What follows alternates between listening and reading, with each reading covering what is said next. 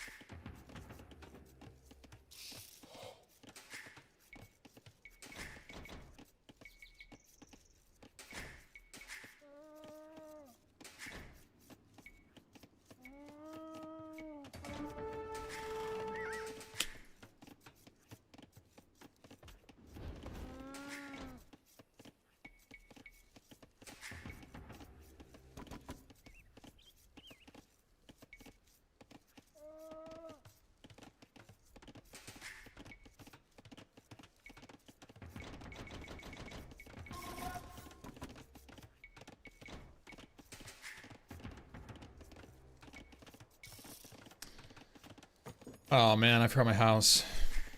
I knew I was forgetting something.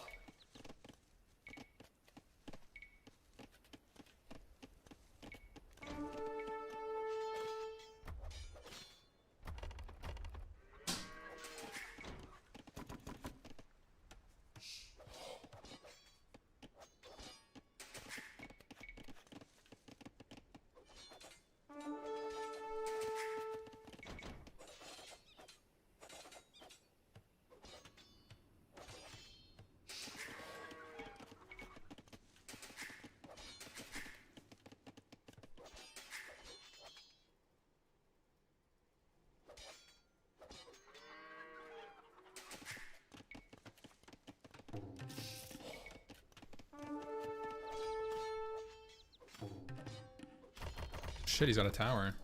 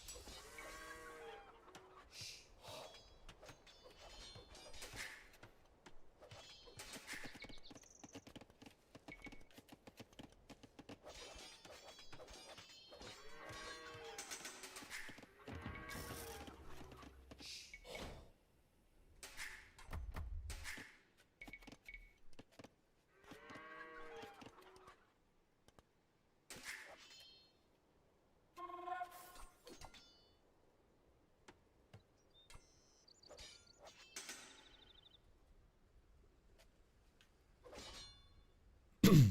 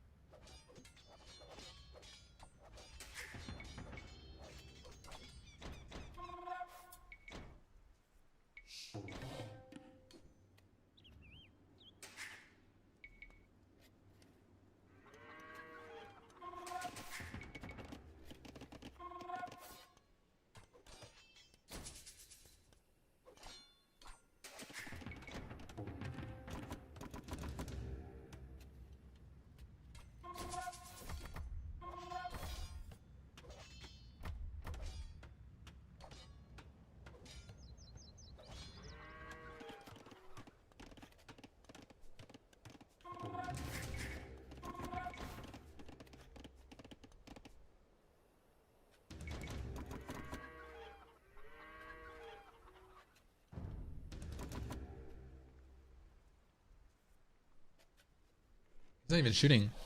This AI is terrible.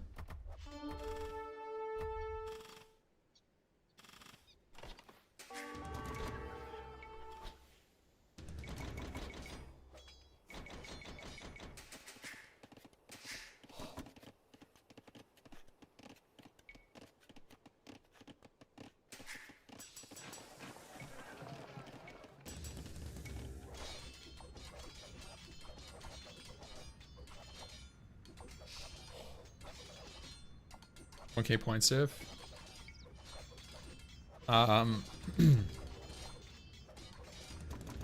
We'll see.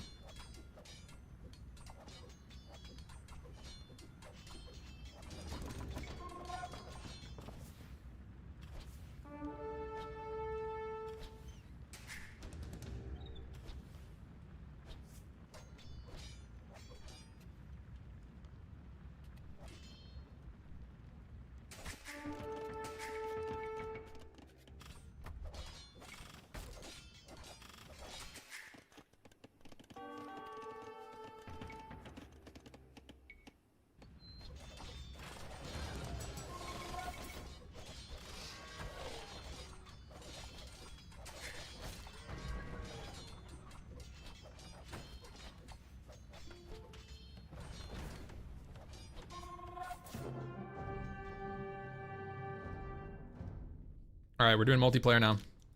Guys, we gotta lock in. We only have 2 hours until the thing's over. Maybe we can get 80 MMR. We might be able to. My cam seems a little high though.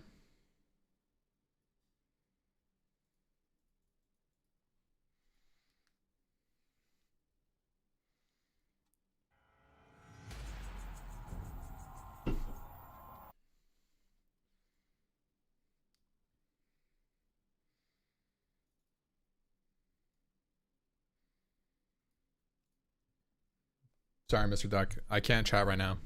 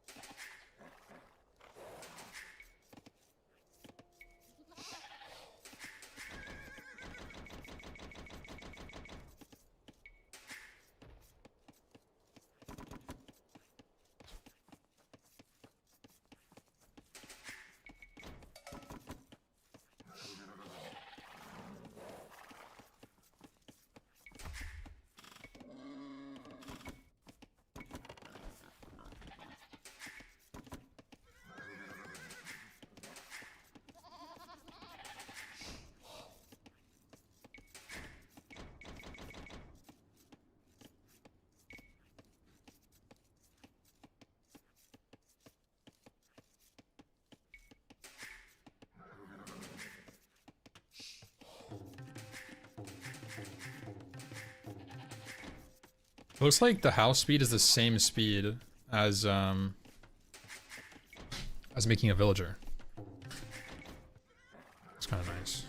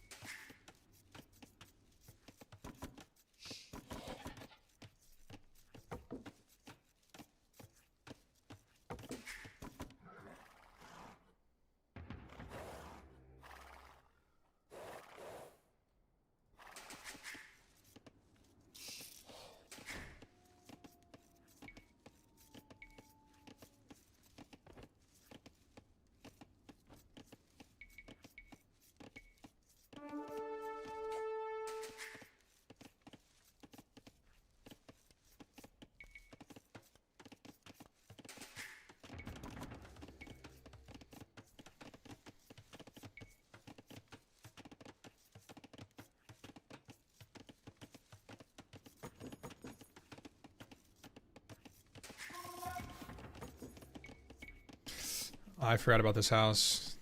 Shit.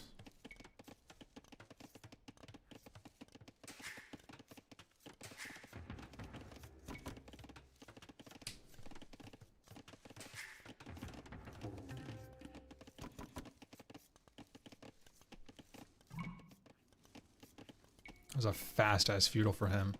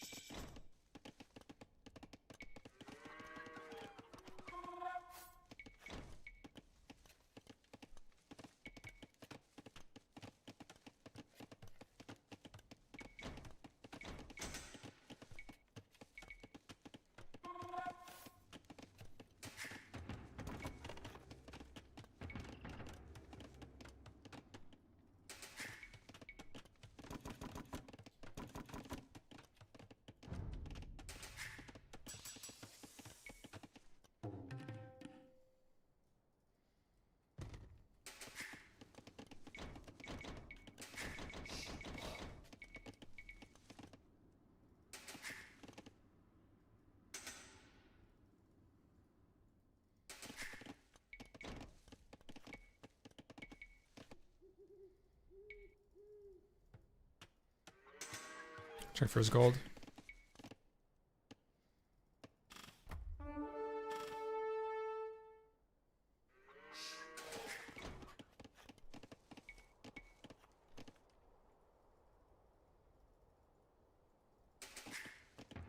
Spear because he's going stables. Let's make 2.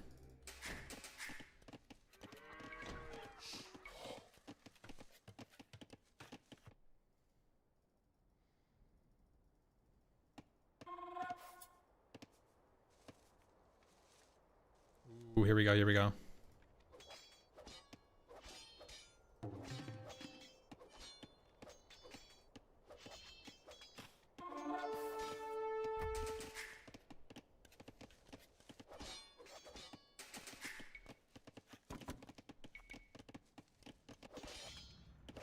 Try to just kill his Mel. 2 spears, baby.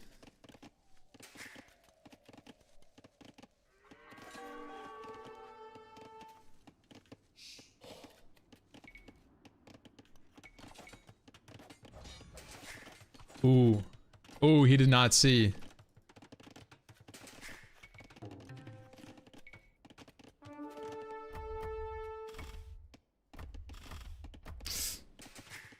Well.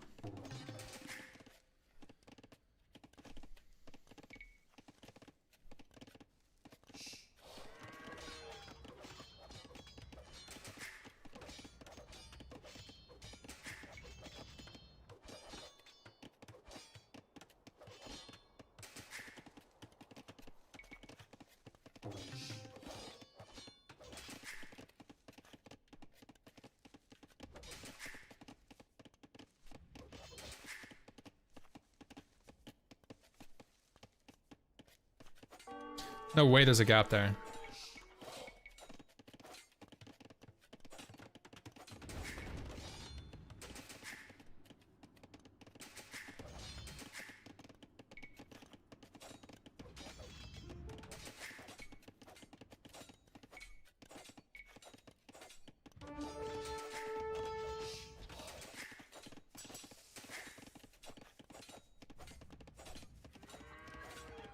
Where the fuck are my spearmans? Bro. Oh my god, they blended in.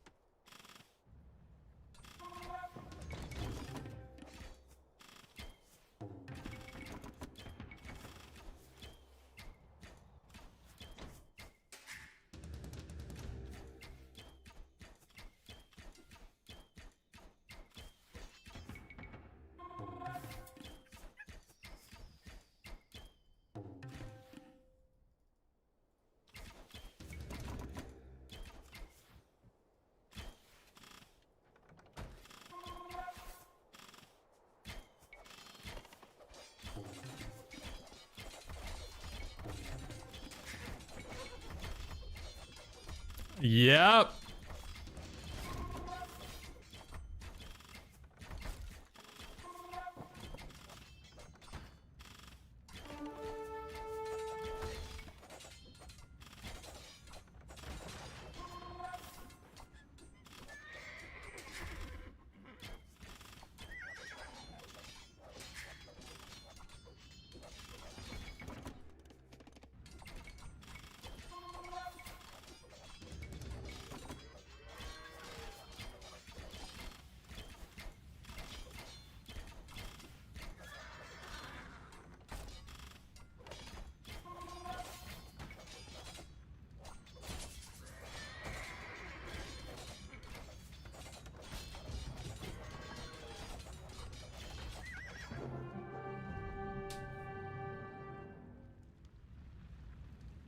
Yep.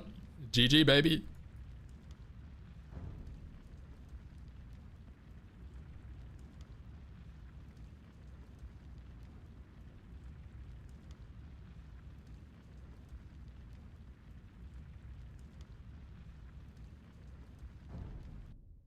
I didn't get a haircut.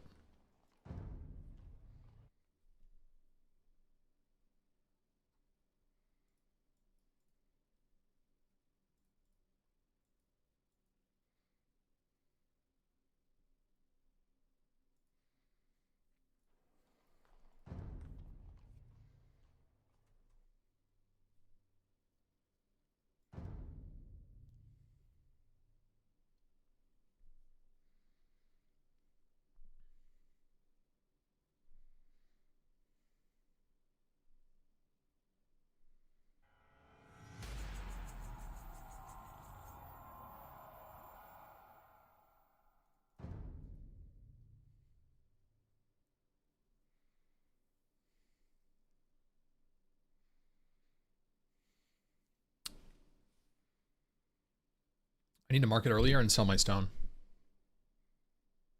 That's what wins the game.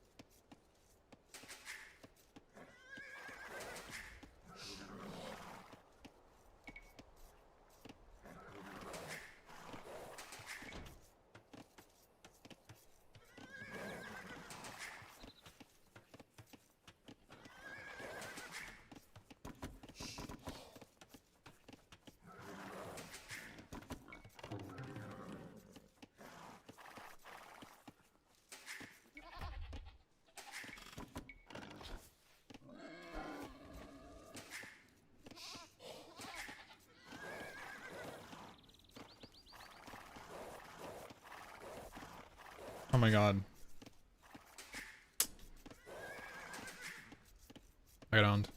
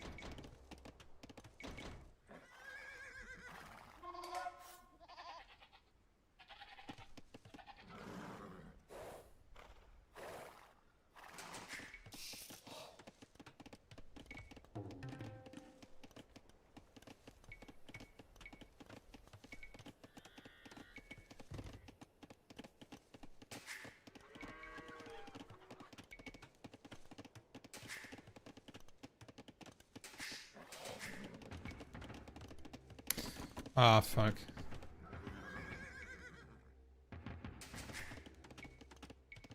It's a little delayed.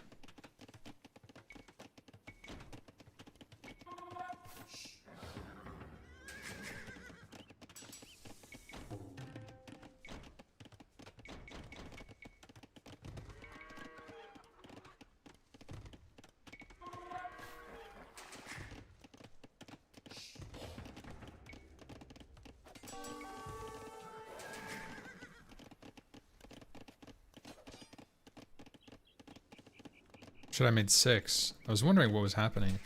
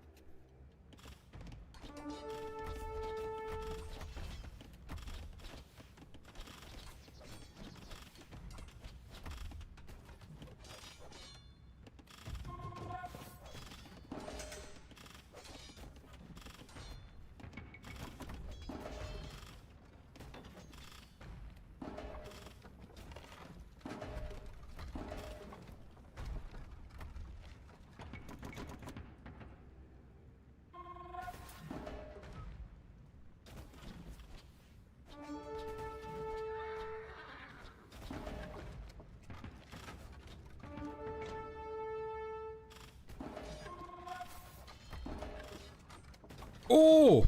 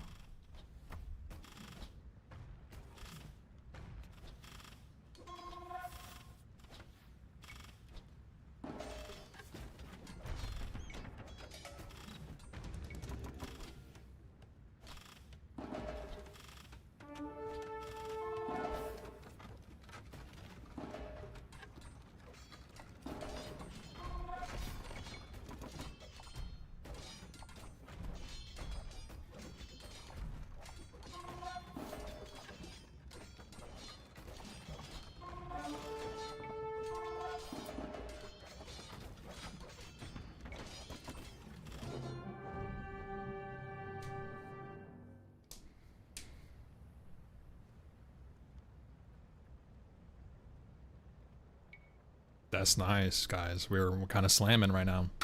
We're kind of slamming.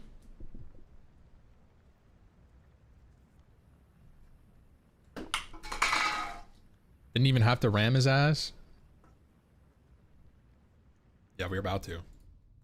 The rams were queued up.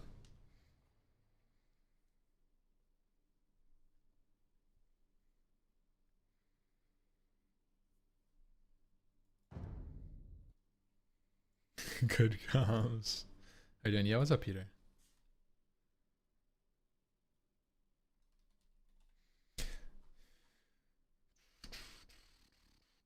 I was called in for some last minute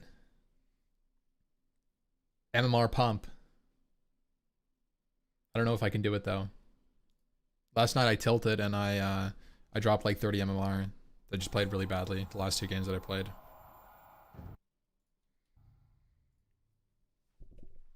But I'm locked in right now.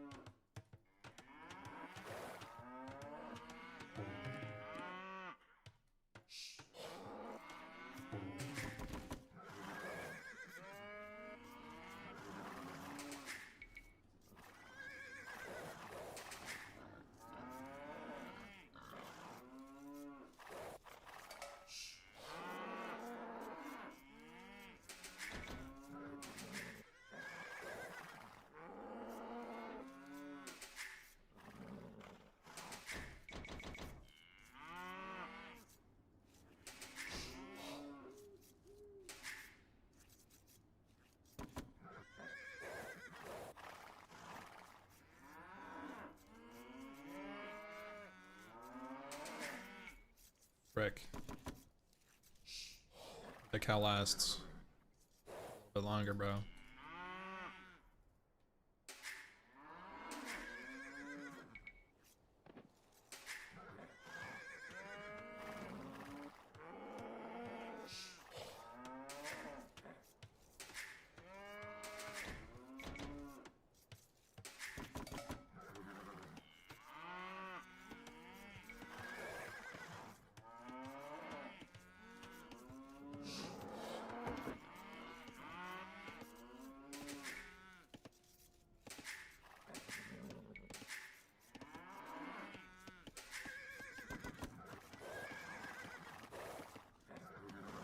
Deers.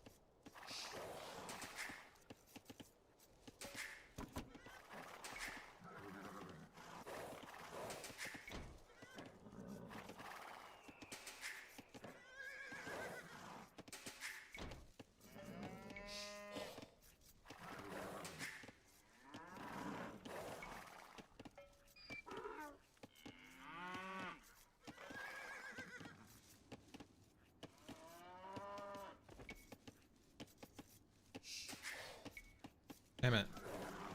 Messing it up.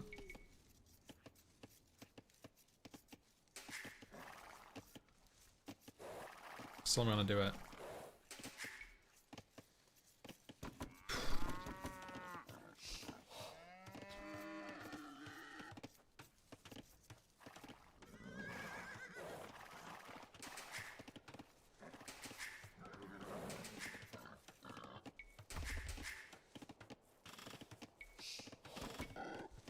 Ah, man. That is a worst case scenario. I tried to save it too. It's okay.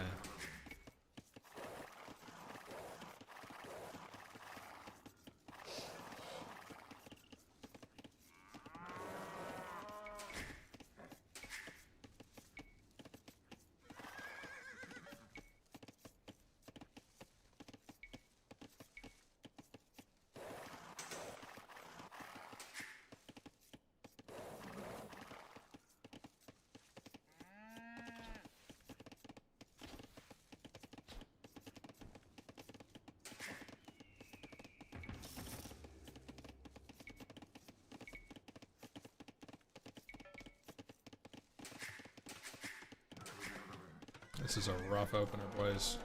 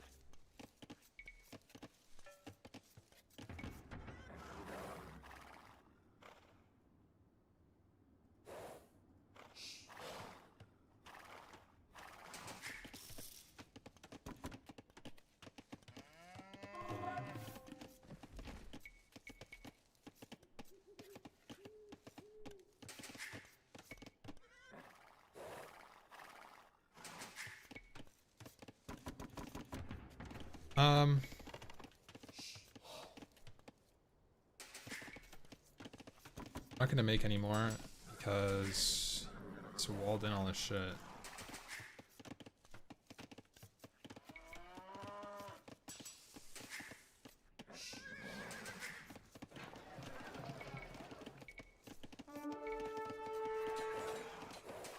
Hasn't.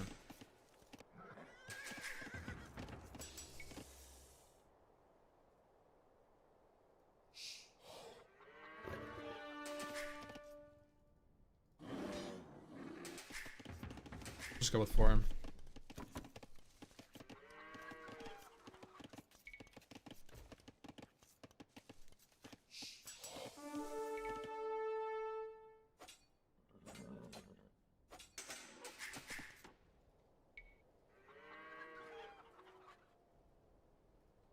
Try to dodge him.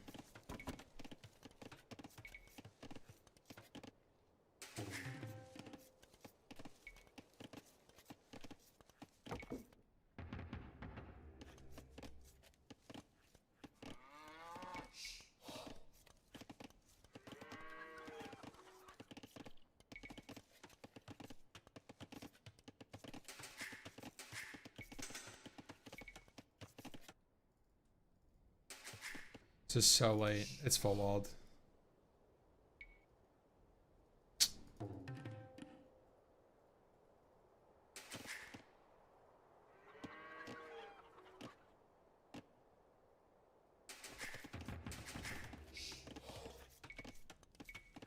Everybody just finished it too.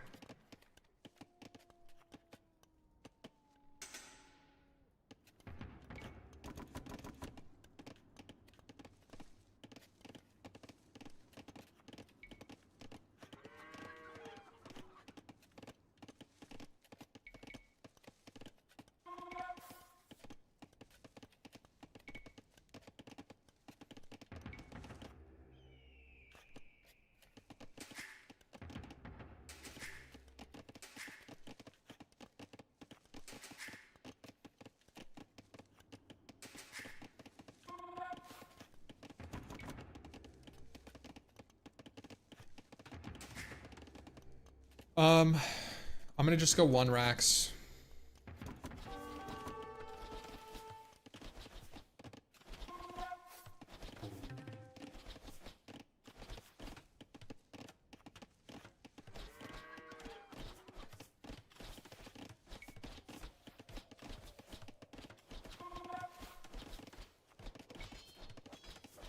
There we go.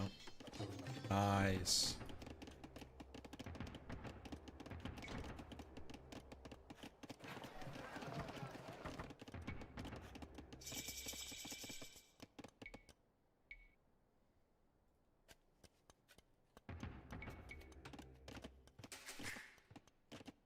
Actually, I need a second Rex.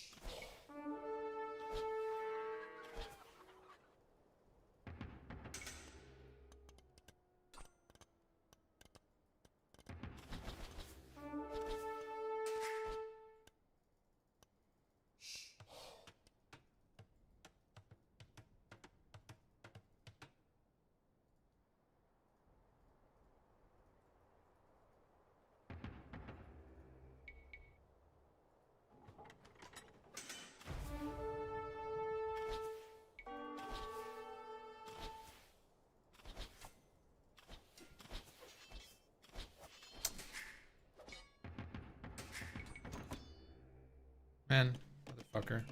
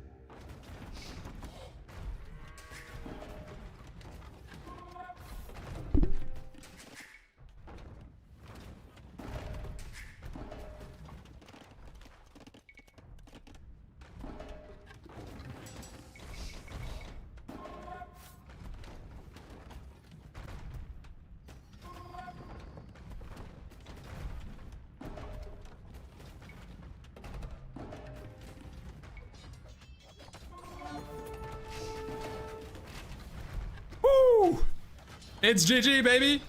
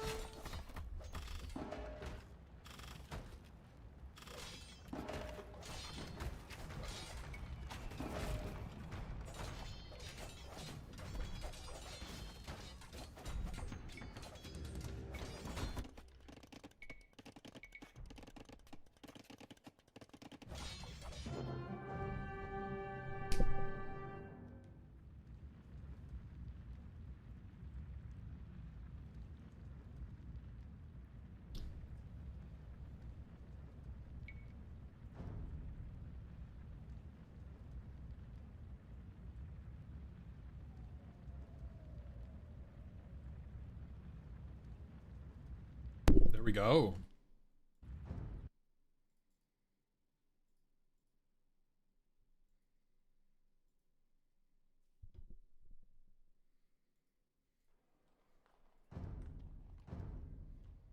I'm in it. I'm in it, guys. You know what you know what I did? Guys, this morning, you know what I did? I watched Huang.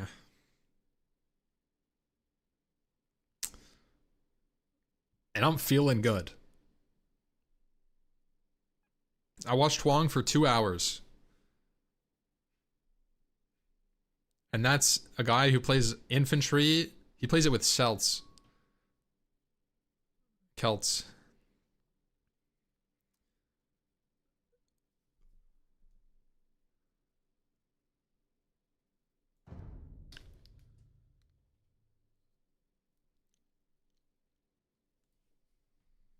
Seltzer.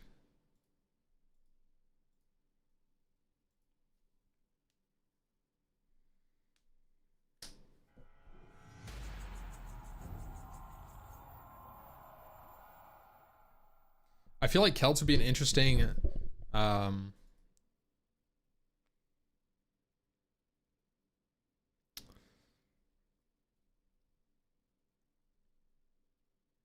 civ for me to learn. I played a couple of games against AI as Celts after I watched them, and it felt harder than Roman. It felt harder. The infantry are so much more squishy, but they're so nice. They're so nice to catch vills. I feel like that's the biggest thing, that like you can catch some vills with some early pressure. You're faster than them. And you don't get kited as easy either. But I feel like at my MMR, ooh, Armenians.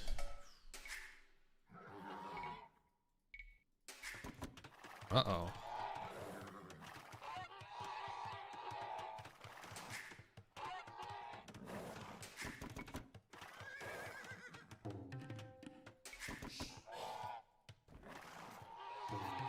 It's probably gonna go infantry as well. I gotta have a tight opener here. No grief, okay? Chat, I'm not gonna grief this.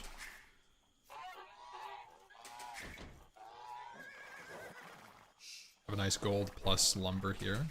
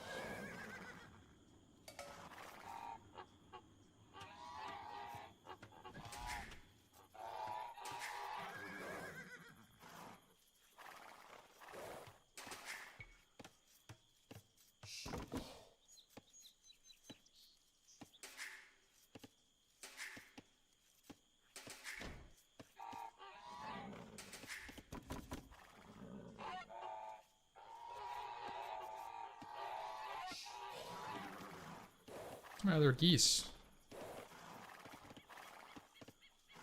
There. I was gonna say, like, they gotta be here somewhere.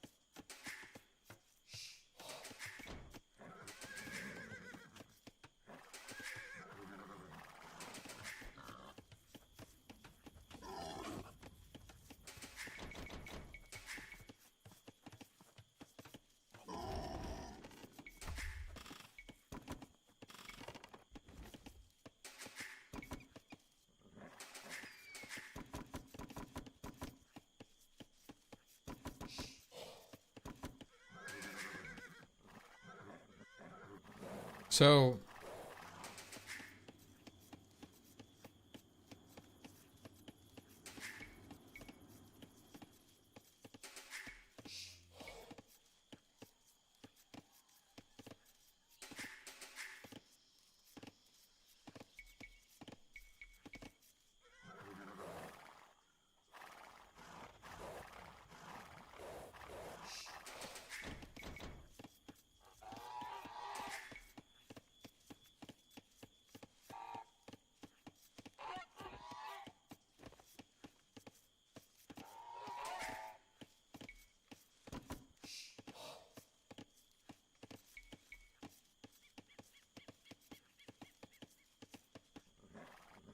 where's this guy?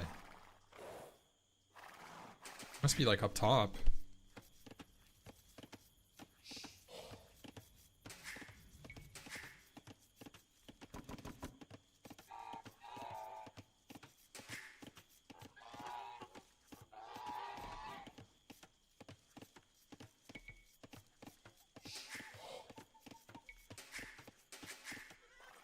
There he is.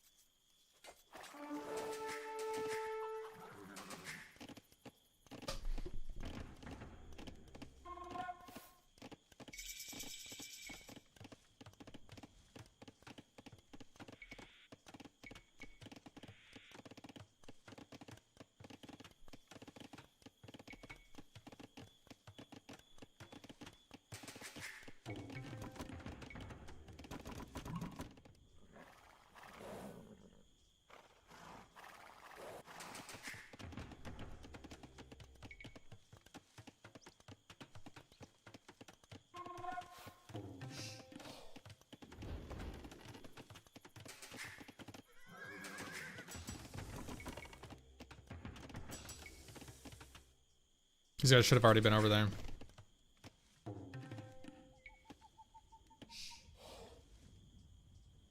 Try to hide from his scout.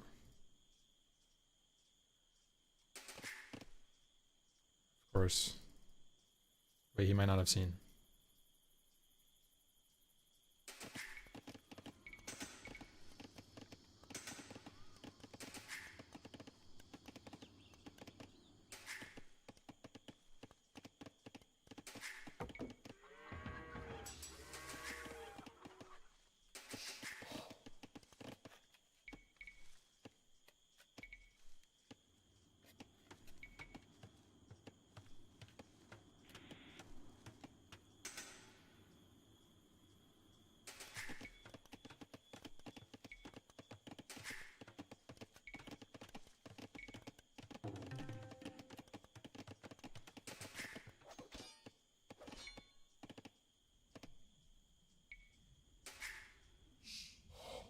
That's a market already. He's going for a fast castle. I'm just gonna die. I don't think he has units. I think I need to like find his carts.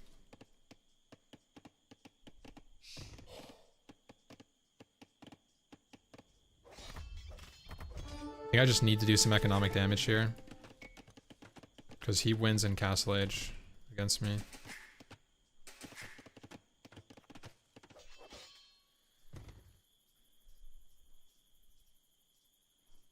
Try to dive here.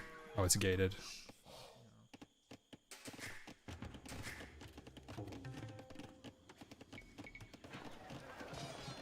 Maybe I can just be annoying enough that...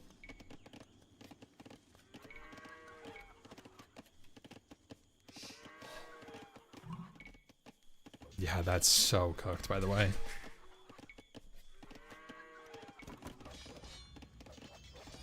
He's not repairing, though. He's not repairing.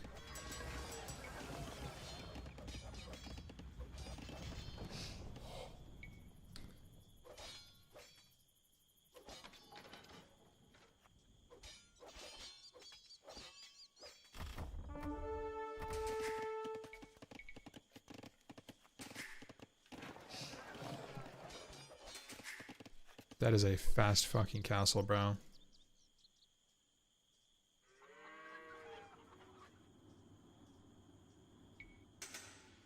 The fuck is he doing?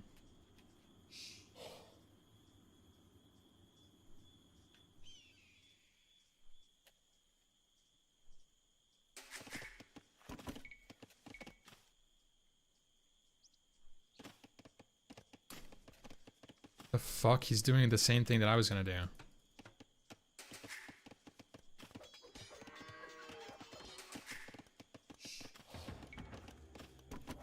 But he's already Castle Age. Holy fuck.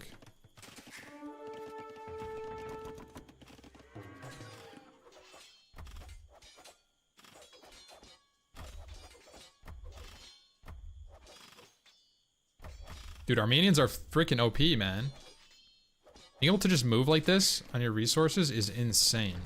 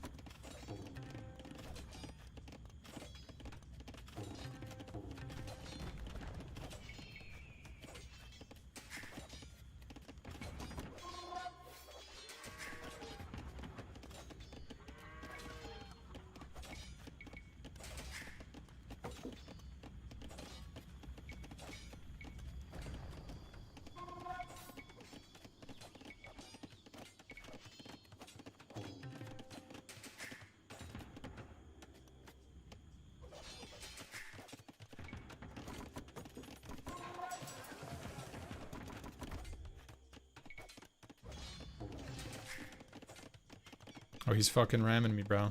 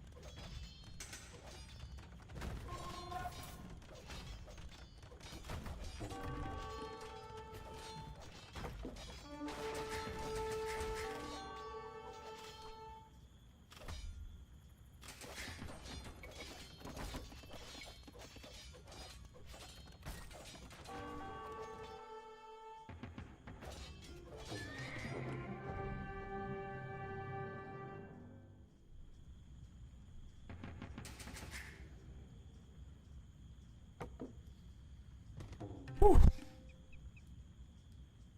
I feel like I did a lot of economic damage to him. He didn't realize, by the way, he didn't realize. When he was doing all of this, I killed his entire economy. He had no food production. He had nothing. I killed all of his lumber dudes, and then...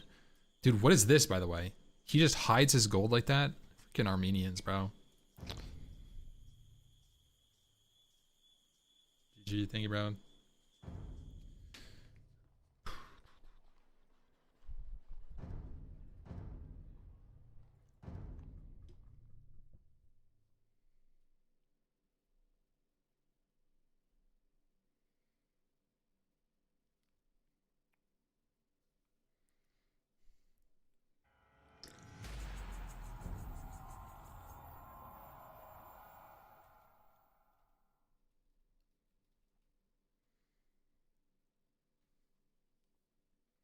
That was a really fast castle from him. He sold his stone. 100% he sold his stone. He made no units at all.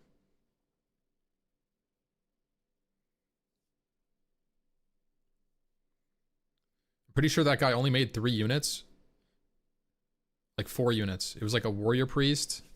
He made like a warrior priest and then 2 rams and a ballista. It was like, I'm pretty sure that was pretty close to the Huang rush. I saw him do the exact same thing. Except not on Armenians. Ethiopians are archers.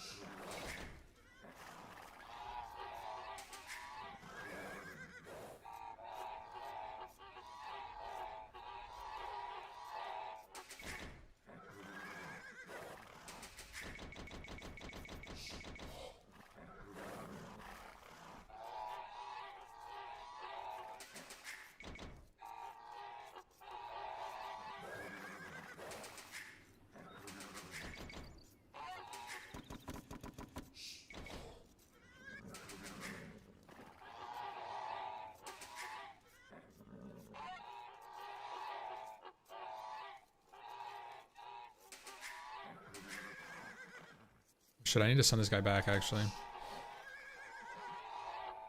Actually, I don't need to anymore.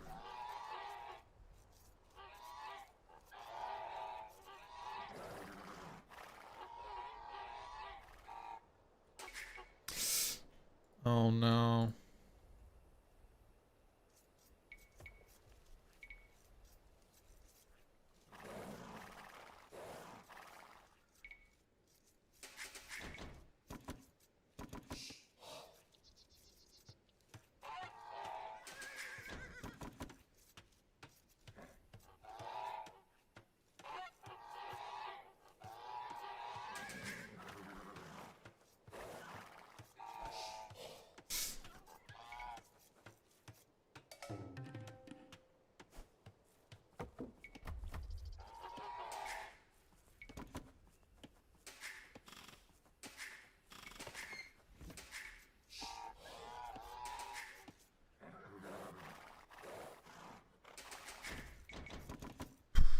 not the best opener, but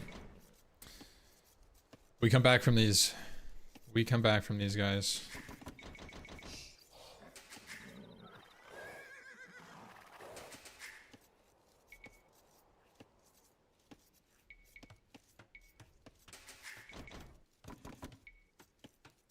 Absolutely not that guy.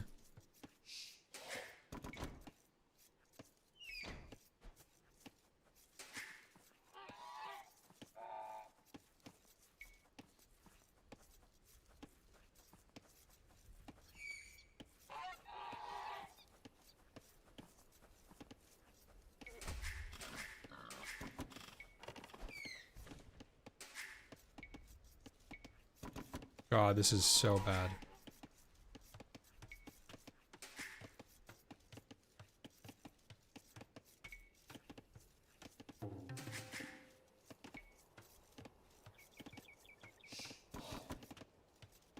Can't make this shit up, boys.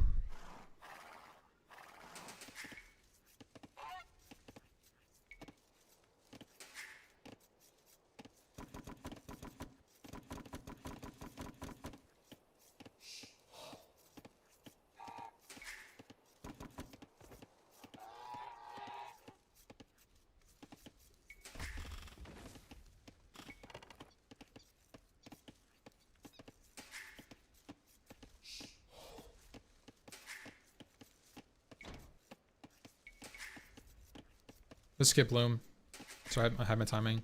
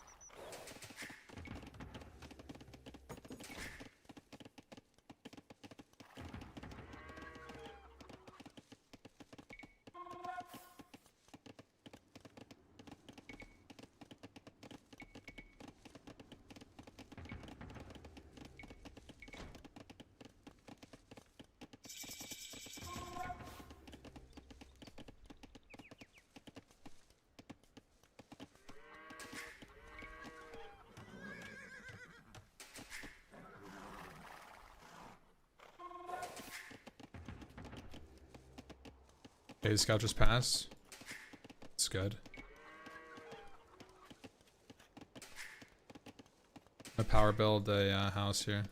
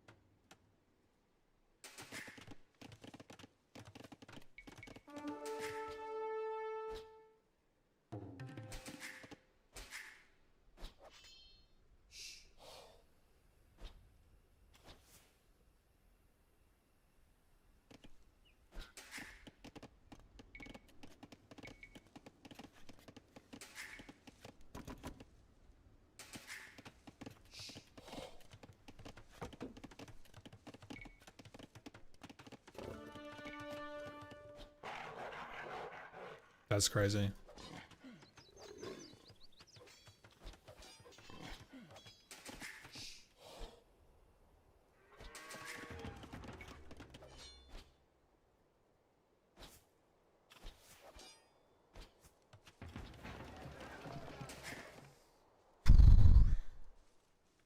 This is really bad.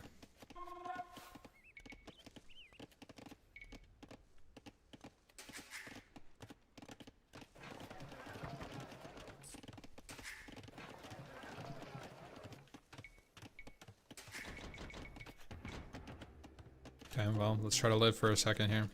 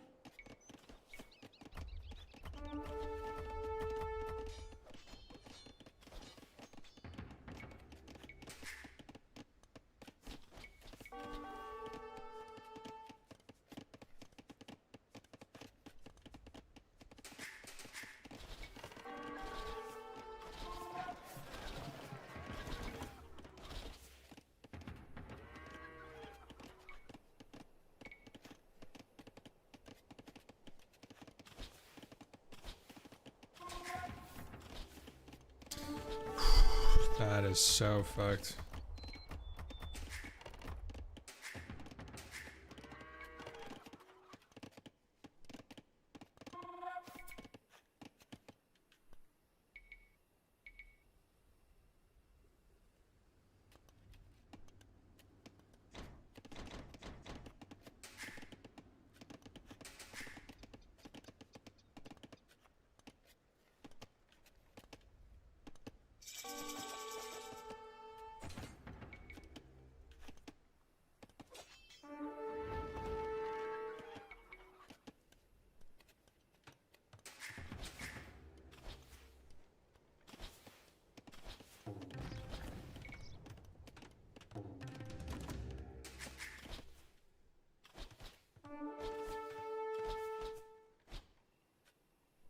Fucking hell, these things are strong, bro.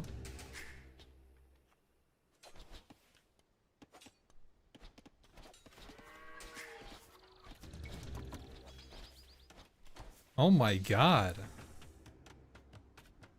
Armor and loom. Yeah, I mean, it's just GG at this point. I have 21 bills. I can't play. Dude, no loom, no armor. It doesn't matter. No loom. I'm not talking about the fucking villas, bro. They shredded my man-at-arms. Like, obviously loom would have saved me some vills, but I have no army. I didn't respect the archer push.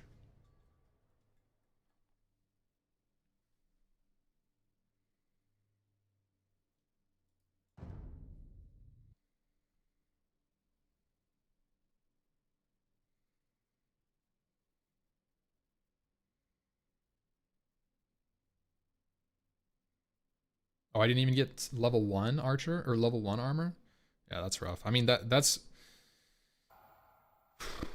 that game was a little weird. That game was a little weird. He had a lot of, he was basically archer rushing me. What is this? What is this?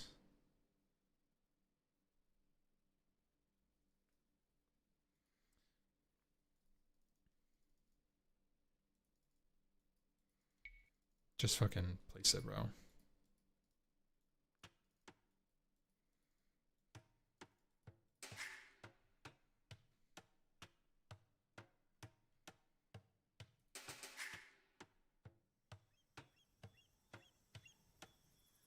It's fine.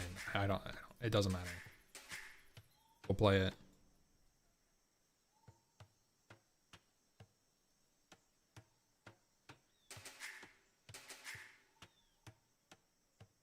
We got a gold.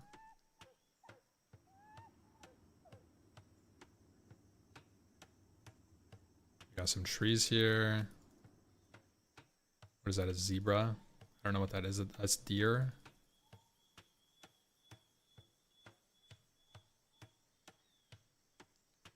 Oh my god. Oh my god. We are in for some early pressure, boys.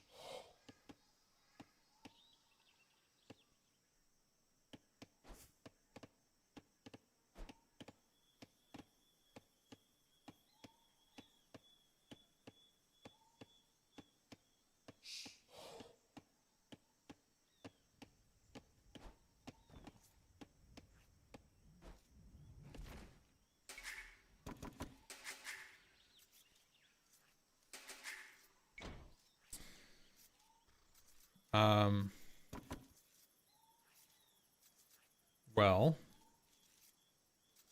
guys, what am I supposed to do? I think I'm gonna get that other one too.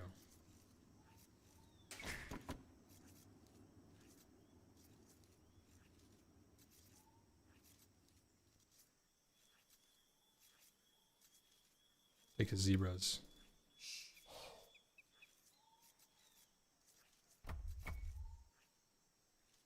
No! Fucking kidding me.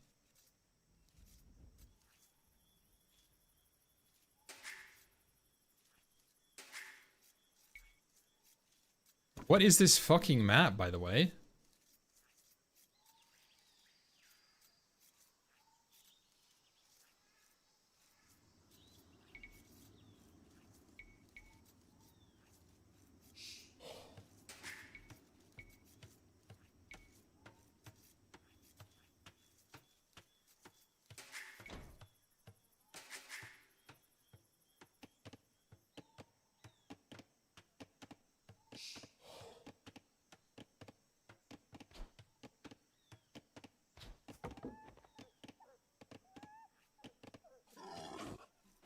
Oh my god, it's a fucking boar. I thought that was a sheep.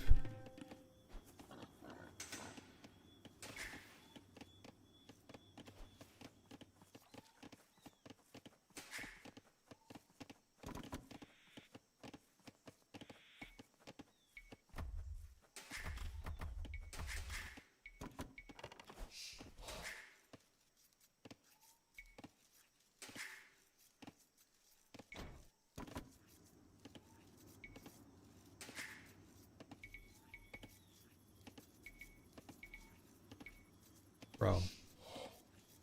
This is fucking crazy. So what am I supposed to do here? Guys, what the fuck is this? Should I make something like, should I make a dock?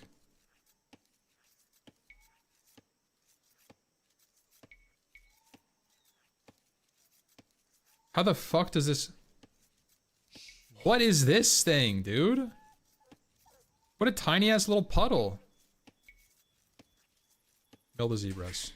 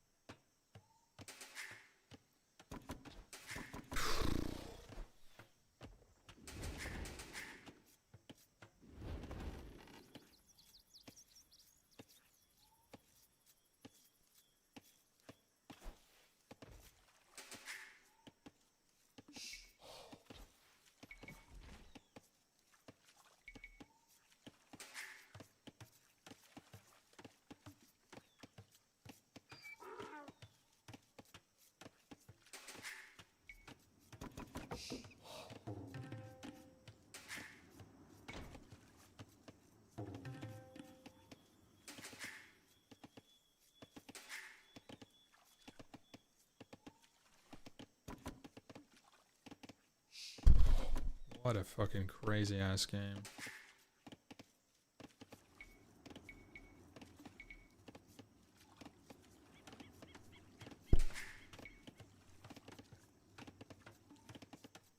What the fuck is that? This guy plays the game. This guy 100%. This guy starred the map probably.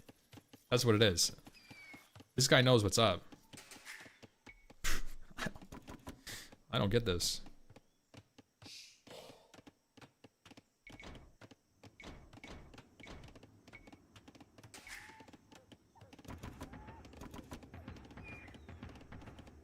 I should not have made a barracks, honestly. Should have made farms or something.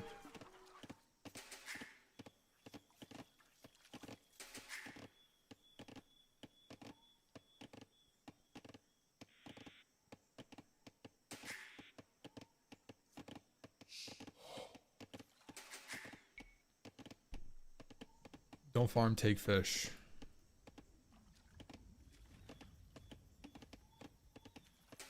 Okay.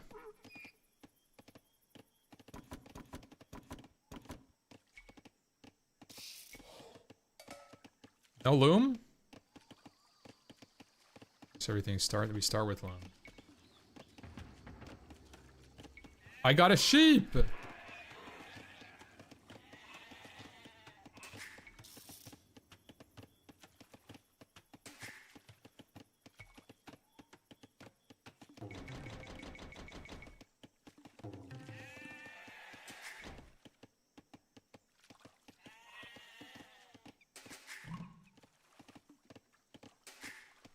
He's a little ahead of me, guys.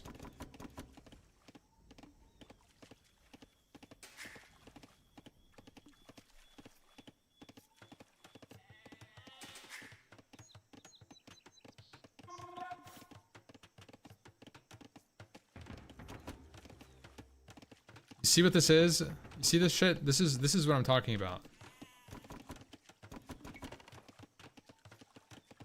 Like, this is the kind of player that plays this map. This guy 100% stars this shit.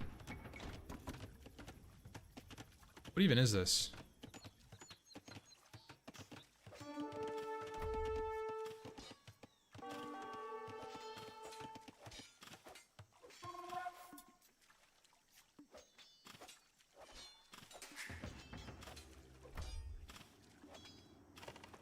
Just fucking leave. This is not gonna be a fun experience, no matter what it is. Yeah, of course he's an Xbox player. He's playing on his fucking 75-inch TV, 10,000th game. Can't wait to get to my African clearing game here.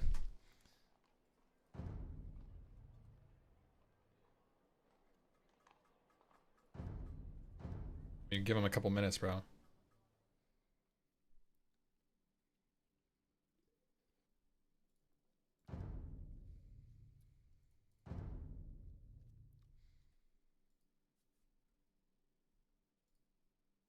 Guys, I'm on a time crunch. Isn't there only one more hour?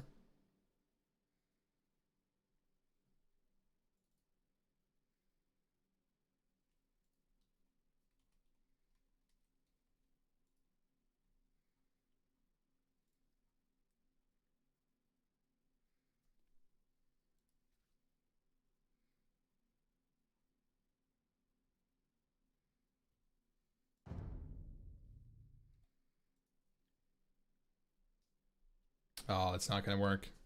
Guys, I don't think it's even possible for us to get past to Team Pig. What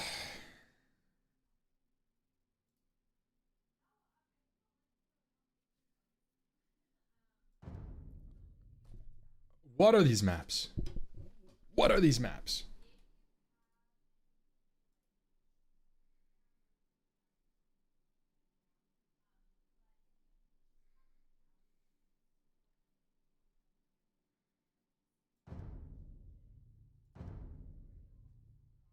SMR? Yo, thank you, Ram. Yeah, I blasted a bit. I played a lot of games against AI, and then I played it. I to like get the build order down, and that was like plus 200 MLR right there. It's the same guy. It's the same guy. I don't care. Yeah, I'm not doing that.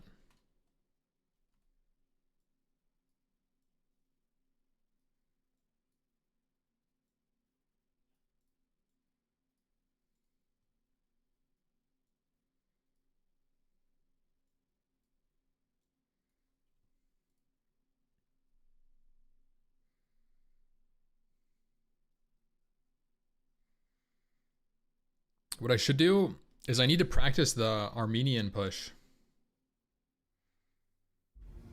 I feel like the Armenian or the Celt. Oh, dude, should I do some?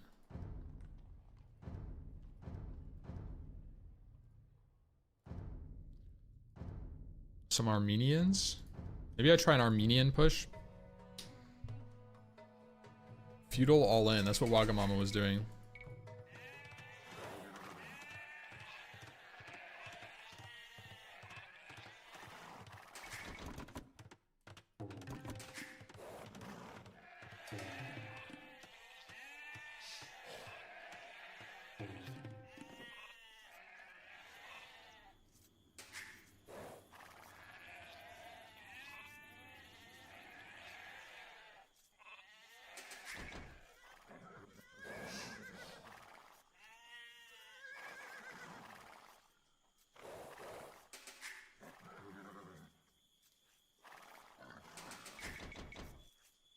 No.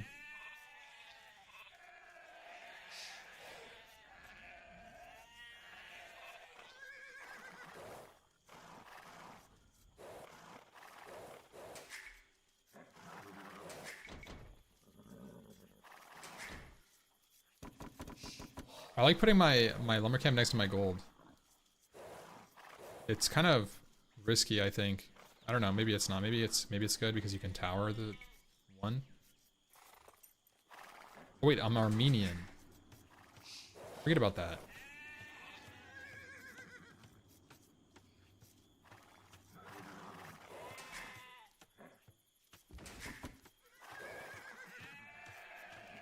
It's really good then.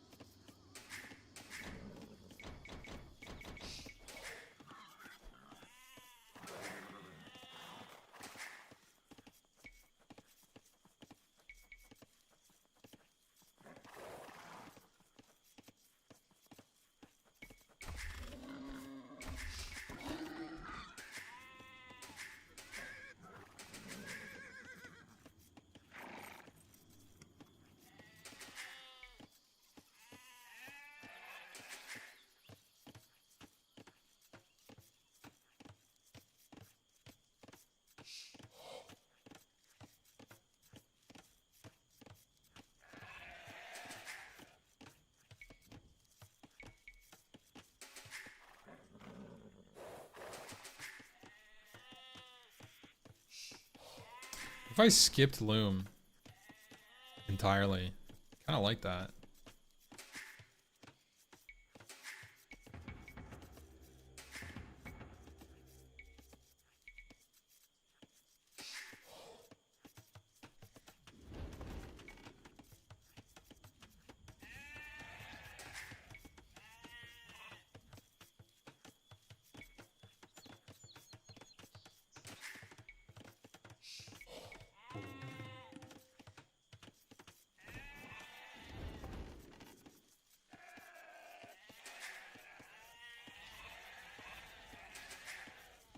So weird.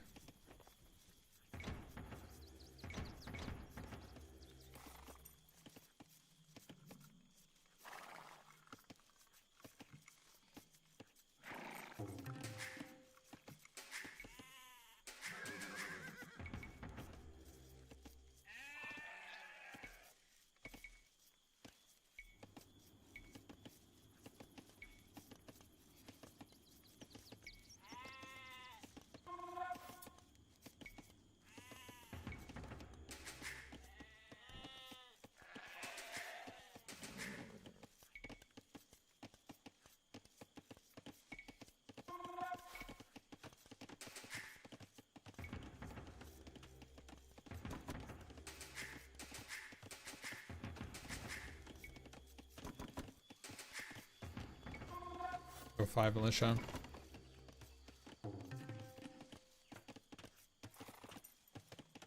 Maybe it's better for the gold miners to just walk farther.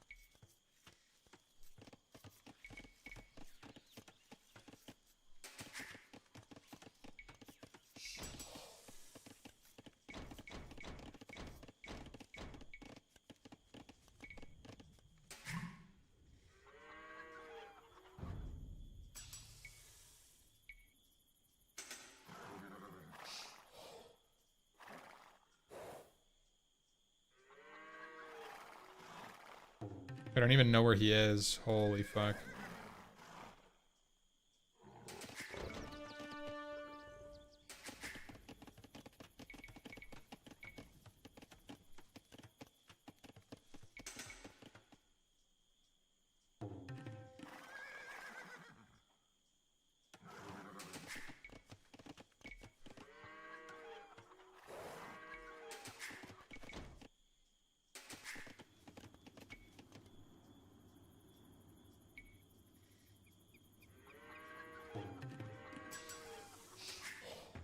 Oh yeah, I'm supposed to get this too.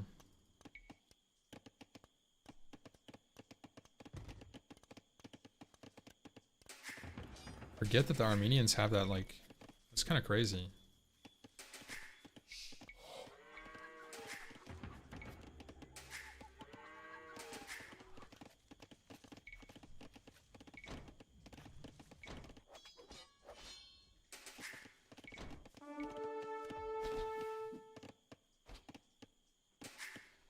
Does longswordman get higher HP? Oh, he's stuck with his scout.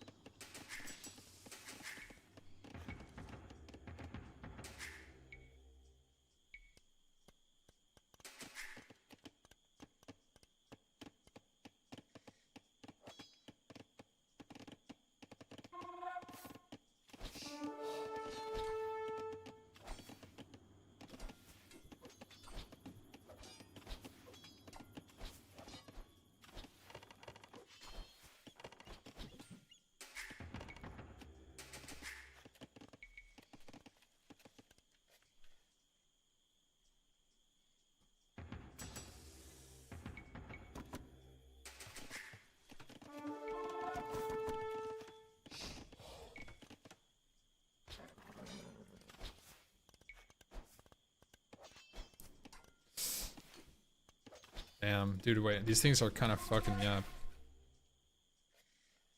feel like this is not good.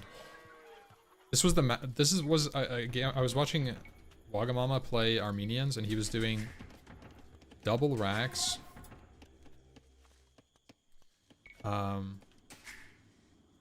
Double racks pressure early, but it feels terrible. I'm not gonna lie. This is ass.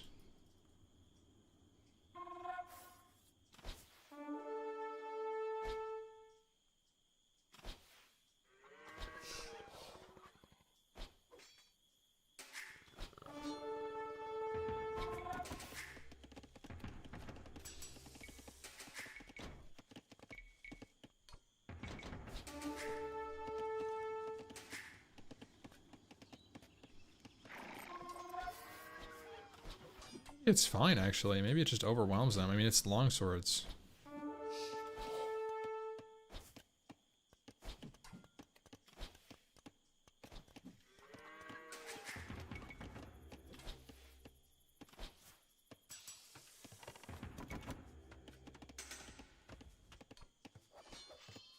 Try to do econ.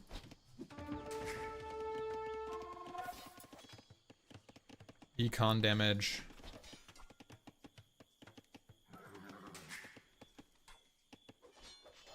Oh, that's juicy.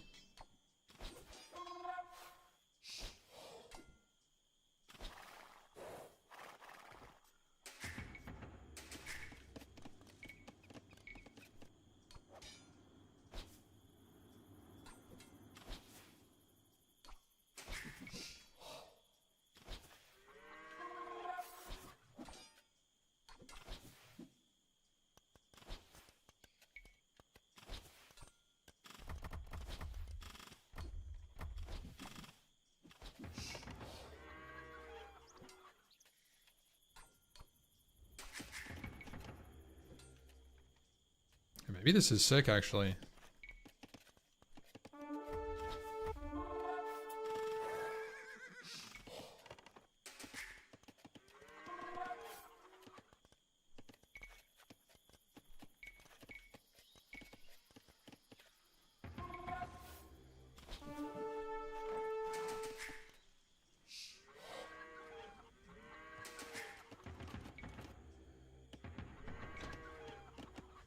Oh! This is not player-like behavior, but we take it.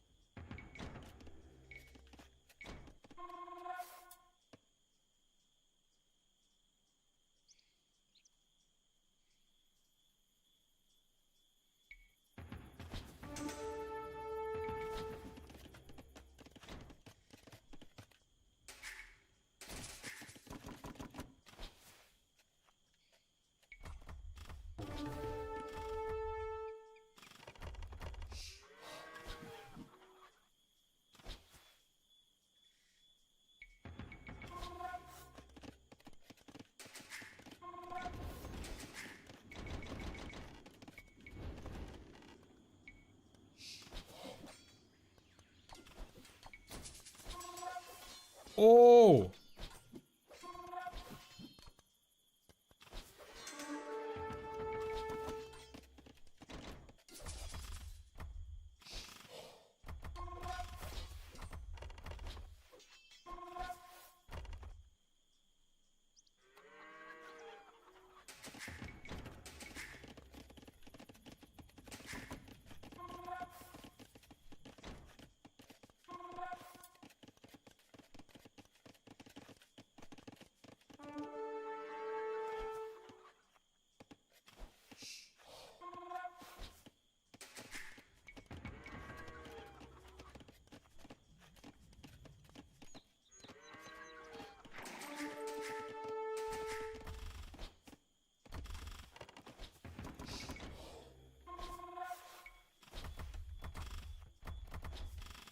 Oof.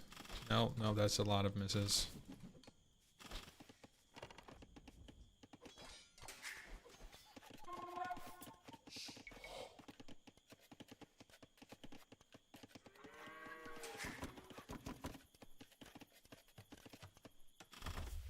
Oh my god. I thought I had the control group and I was spamming 3 to get them home, but no way, he's dying for that.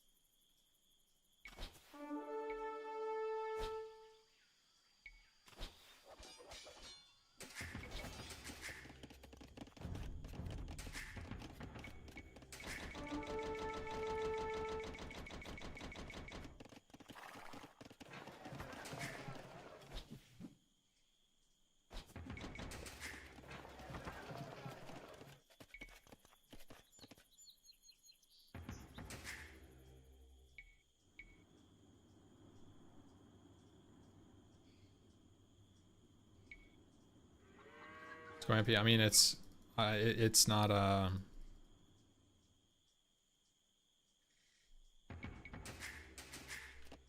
it's not possible. This isn't even a real game. So I lost 2 games in a row, so I'm not even at my peak MMR.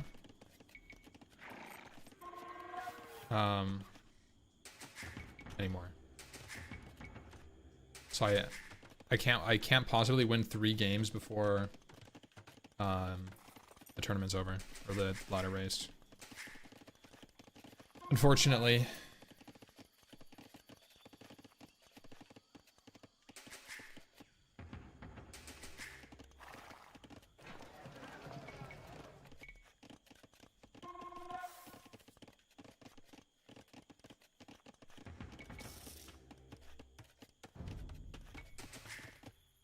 Do Romans not get arson? Wait, do Romans...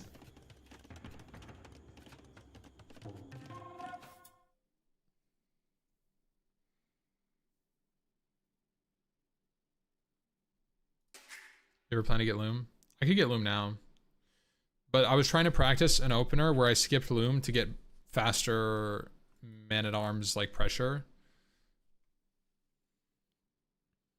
But it didn't feel good. I mean, it felt good, but it like didn't do anything. The idea is like, if I'm gonna be playing super aggressive, like extremely aggressive, why do I need to protect my villagers?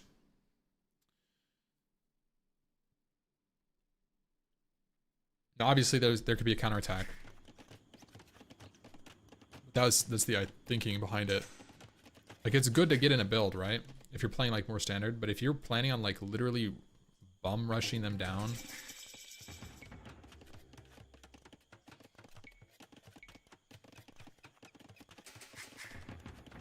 I don't know how that plays.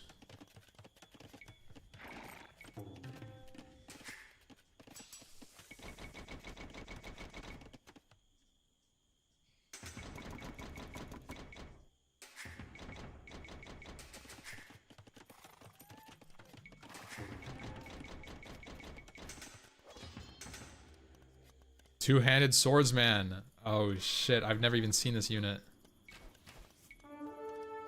Are they faster?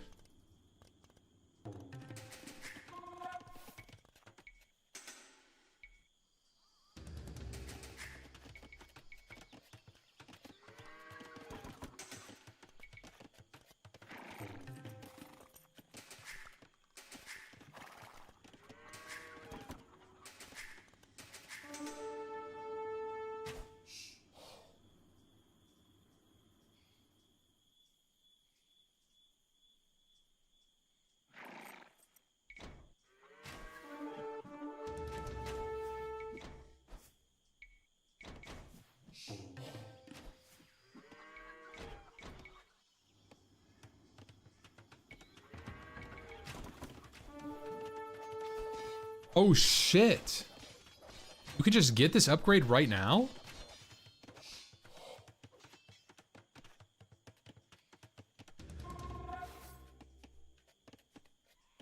Is that good?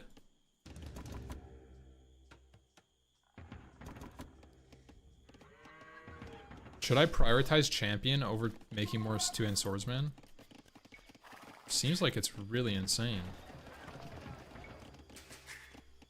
Let's see. 65 HP, 13 damage.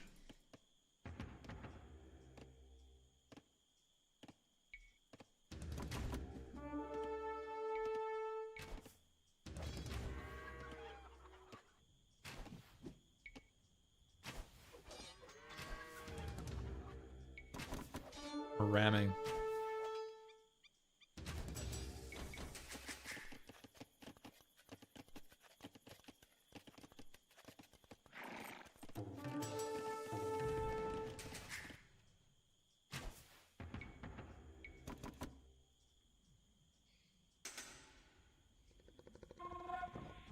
A little bit better. Okay.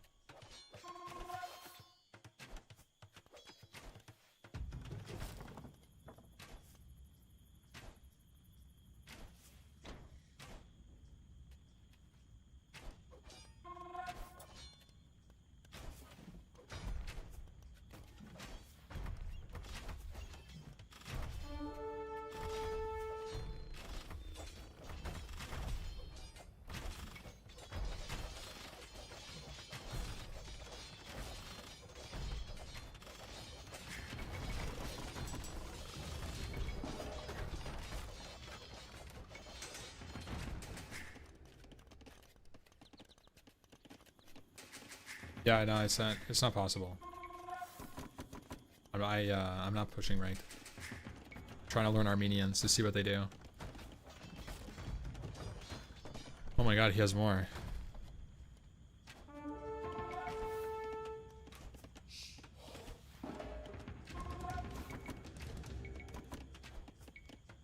Dude, AI stays in the game way too long.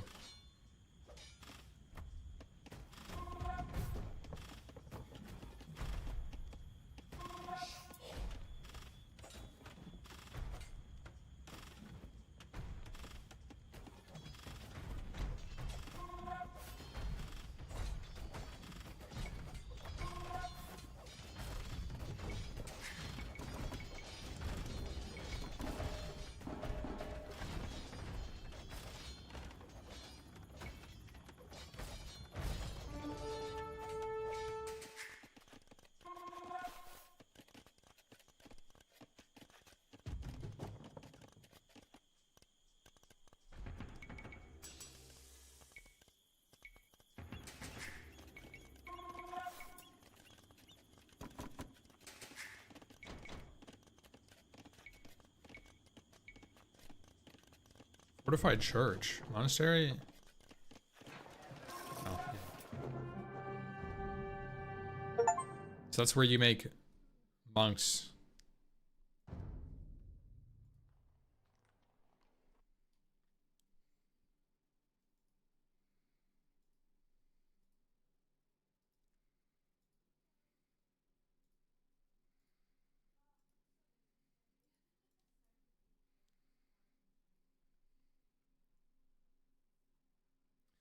Dude, I think it's solidified, guys. I think it's solidified.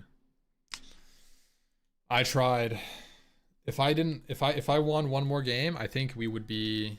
Oh no, I would have to win 2 more, bro. This is impossible.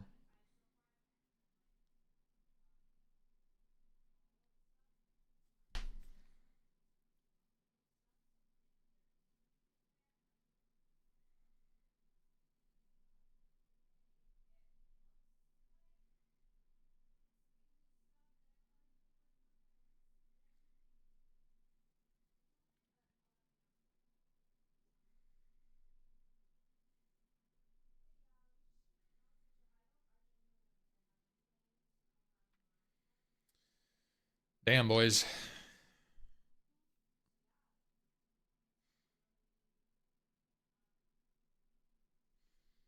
I kind of wish it wasn't peak MMR, but I guess it makes sense. We benefit from it. Wagamama dropped.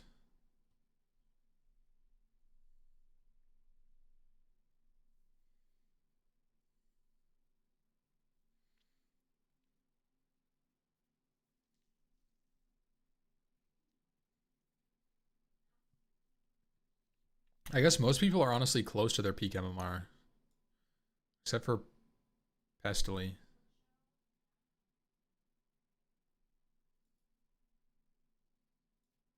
Loco.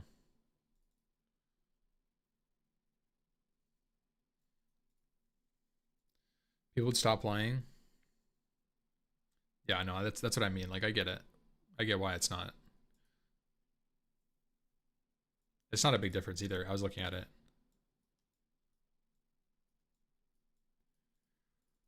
I feel like if you're able to get to 1 MMR, you could probably get there again.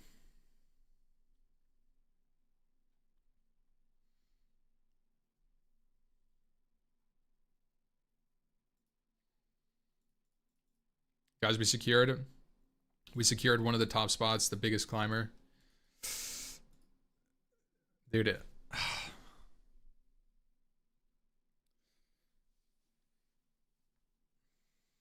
that happened. Oh, really? This kind of thing's happened before? Where they did like a ladder race?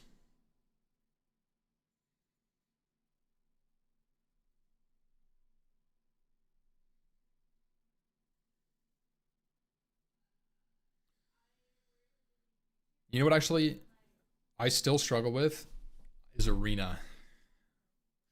Late game is not my specialty. How will this stage affect the overall tournament? They have a good announcement, good explanation on the Wikipedia here. So like the draft here, or the ladder race part. At the end of the ladder race, the non-captain members of the two teams with the lowest combined peak rating, so that's me, currently our team is the lowest, so it's Thermal and Pig. Team Thermal and Pig are the lowest two. We'll play off. The third place team players choose which opponents they play from the fourth place team. So basically Sing Sing, Yamato, Tofu, and Jabo get to decide who they play against. And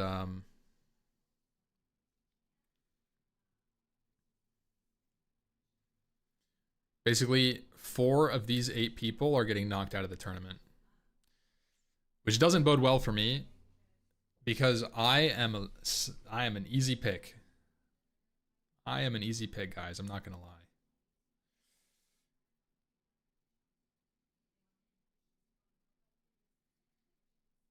Likely Yamato or Tofu. I mean, it's likely to be Sing Sing, Yamato, or O Tofu. I think there's a world Sing Sing doesn't want to pick a Yuxin to give Jabo somebody who's on par with him.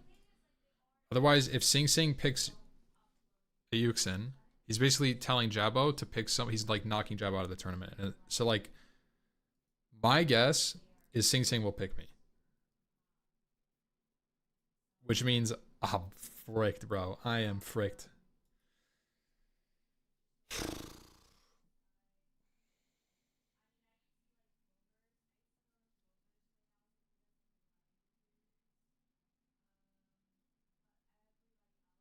Or Sing Sing could go for a fair match.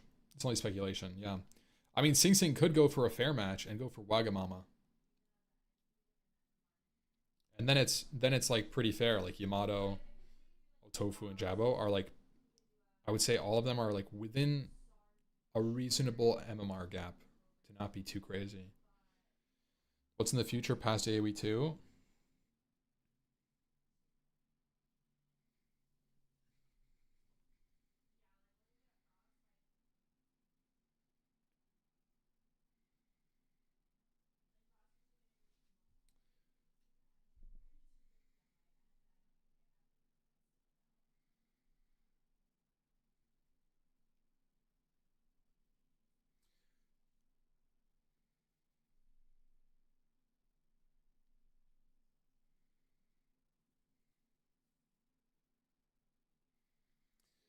Yeah, I don't know.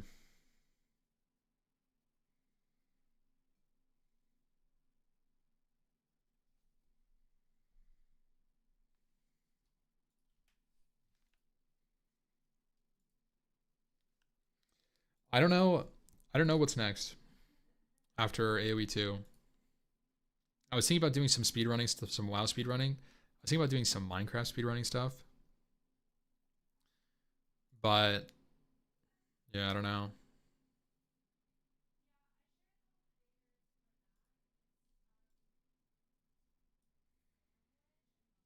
If you play Yamato, you should play Teutons. I don't know how to play that race, so I'm not going to. Yeah, I'm very single Civ brained. If it's not Roman, I'm lost, honestly.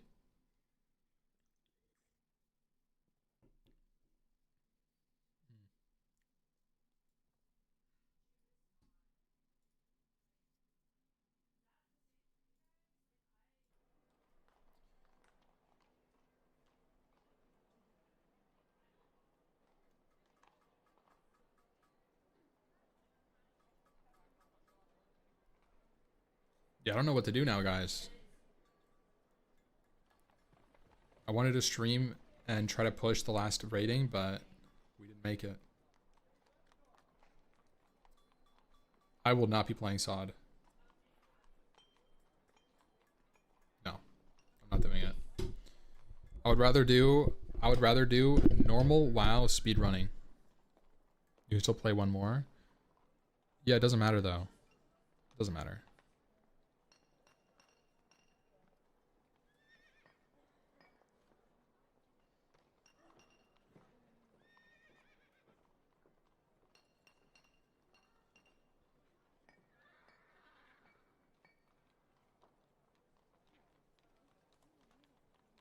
It counts if this timer start.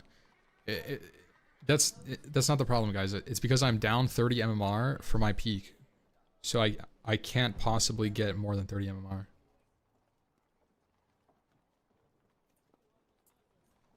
Gothic remake?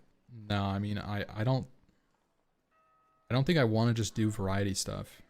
I don't know what that is.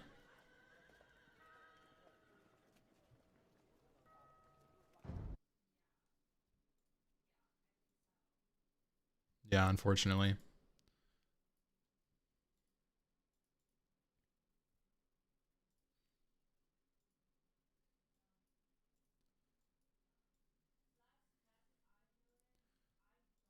I might boot up WoW real quick, boys.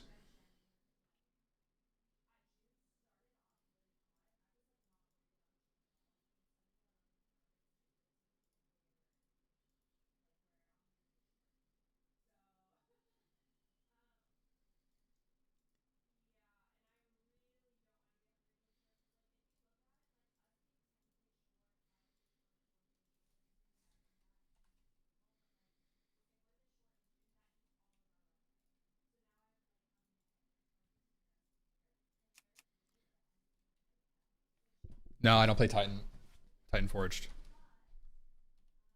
Camera.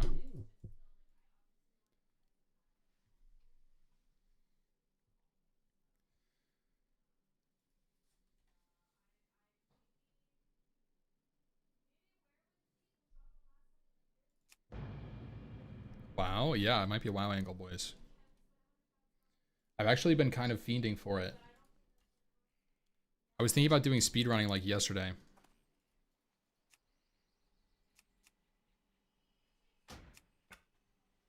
What is going on with my settings? I feel like this is weird.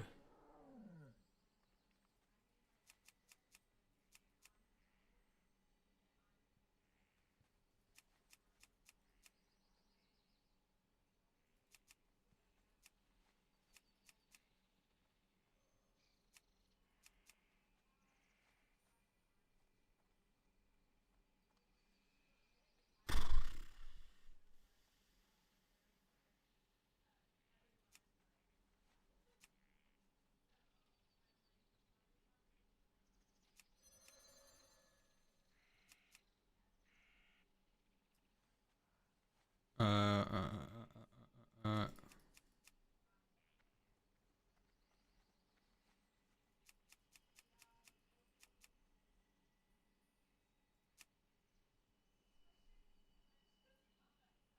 Speedrun for dungeons or raids? No, leveling. Leveling speedrun. I feel like leveling speedrun could be interesting given the idea that Classic Plus is coming out at some point. But it's a little speculative at the same time because, like,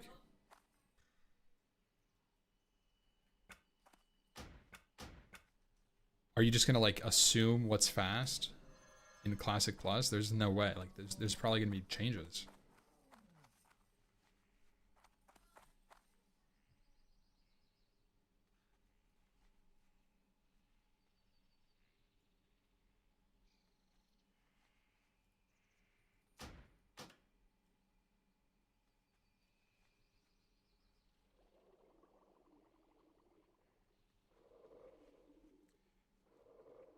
What am I doing?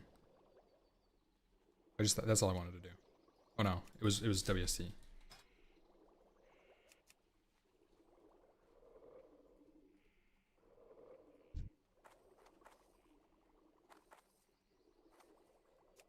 Yeah, I feel like these moved because this seems correct to me.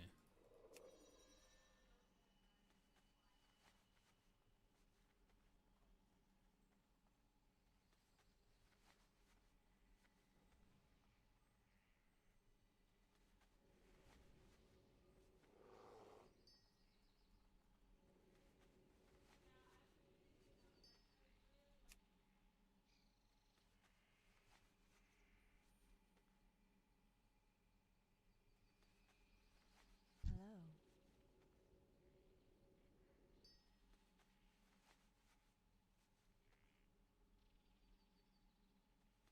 Yeah, the real question is, The real question is, guys, what do we practice?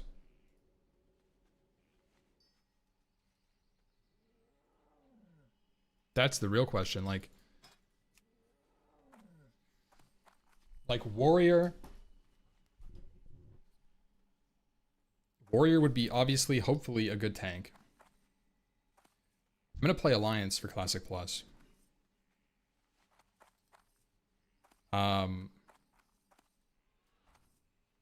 So Paladin could be on the table. Who knows? Who knows? Maybe Shaman's available. I have no idea. Maybe it's Horde too. So Pally's an option. Pally is probably a good option. Is Classic Plus real? Probably. I think it's more likely to be real than not real. I mean, we'll figure out at BlizzCon probably.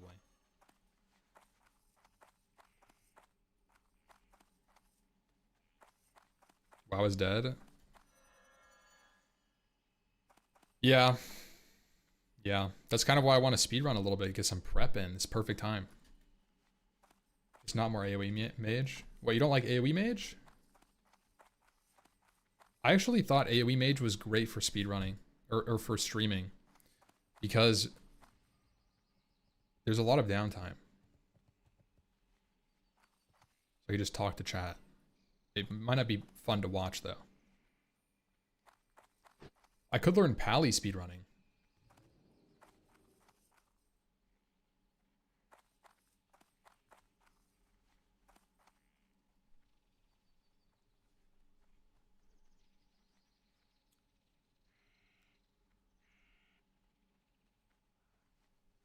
What about Minecraft? I was actually thinking about doing Minecraft speedrunning, but I feel like that's something I have to do as like supplementary content. It can't just be my main thing. I don't know, maybe. Like Savix seems to be getting good viewership on Minecraft, but it's not the same. Savix's community is much more like transient with games. I'm not doing SOD. I'm not interested in SOD. Sorry, you. Yeah, Zaryu's like Zaryu has a really good core audience of like 2 to 2.5k. That's what he got on RuneScape around that too. That's about what he gets on Minecraft. When I was looking at it, just like kind of I was watching him do some stuff. It was so funny. See, the thing is too, like it's fun watching a big streamer that you like watching, you know, already. It's fun watching someone learn something new like Minecraft. Like both of them were super big noobs. Oh my gosh, my sound is so loud. But I'm not a Minecraft noob. I'm not. Guys, I probably have like 5,000 Minecraft hours over my lifetime. So it's not like that for me, guys. It's not. Like I played a lot.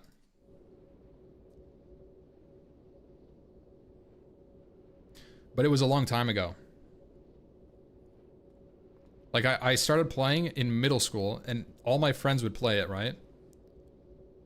All my friends would play it. And so we had like family servers or like friend family servers. I remember using this shit called like Hamachi and then setting up servers with just my friends. Like, dude, I did it. Yeah, what's up, Foss? Hamachi, you guys remember that shit? Tunnel right into their brain and just host a server on your computer. Hamachi's still goated. It is, bro. You know what I was thinking? You know what I was thinking? I kind of wanted to do... Because like Minecraft servers are actually kind of cheap nowadays. And I've been on this kick. I've been really... Hold on. Zoe's attacking me right now. She wants out of my room.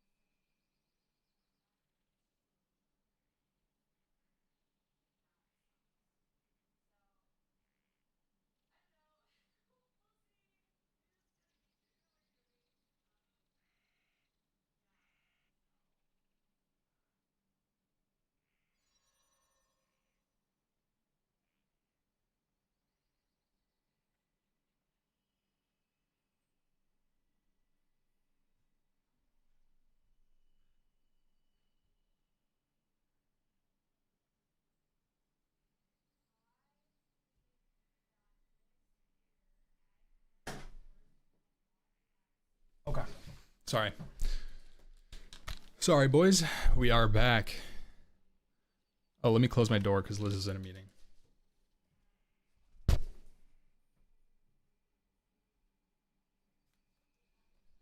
Depending on the draft, you might go against Yamato. Yeah. Yeah, well, I mean, when is the pick happening? Do we know?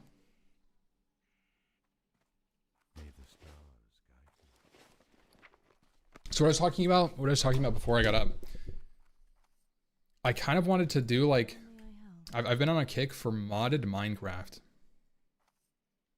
So I kind of wanted to run just like a small community server.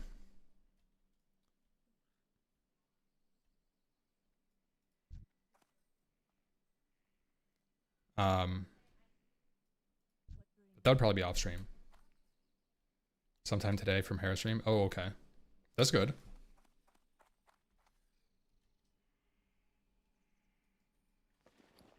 Something like I don't know, dude. I have no idea.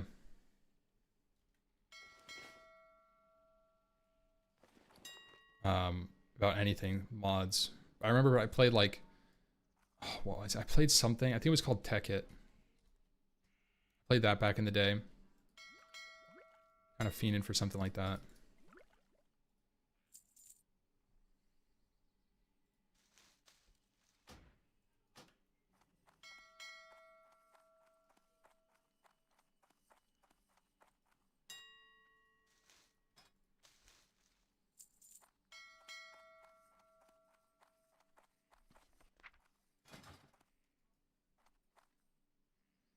What if Cured Rugged Hide is more expensive?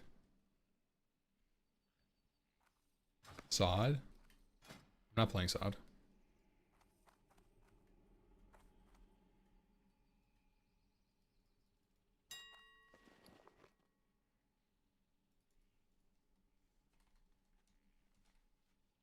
Oh, they are.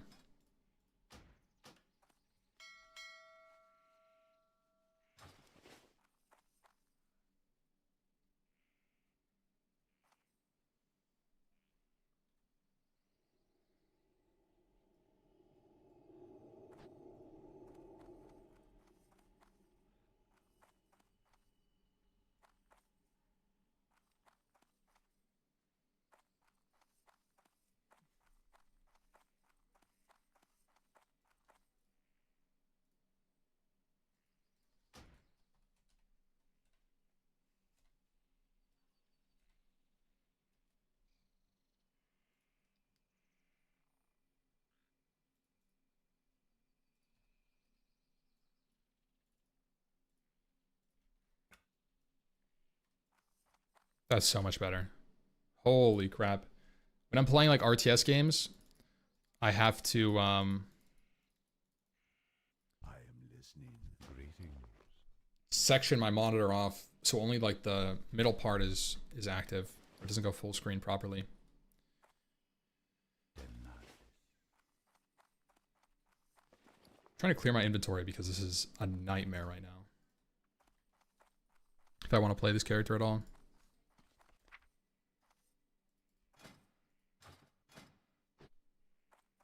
You still play WoW? I haven't played in a little bit.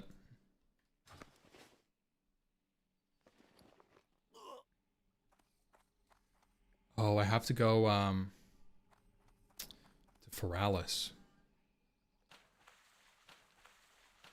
And I don't have a mount, do I?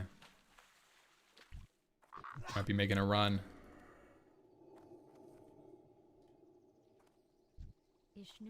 I do.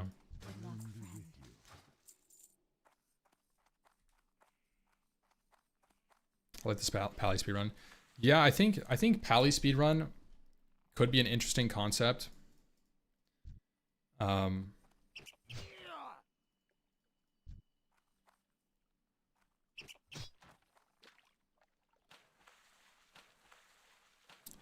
Simply because I think Paladin is a safe option in Classic Plus. Paladin is a safe option. Paladin will be good as either a tank, a DPS, or a healer. No matter what. On hardcore. Probably hardcore. Do you guys think a hardcore Classic Plus exists? Dude, that would be crazy. Starting hardcore on a Classic Plus where nobody knows anything. Although that's probably not likely. It's probably going to be old content and then like slightly new modifications to it.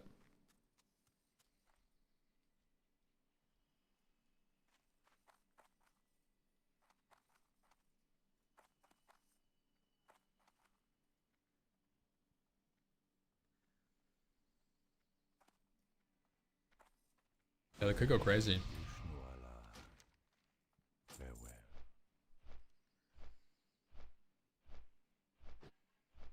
Can I do this?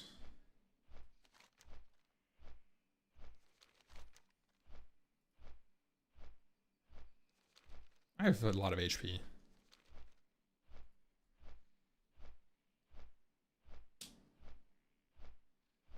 One to 10? No, like a 1 to 60.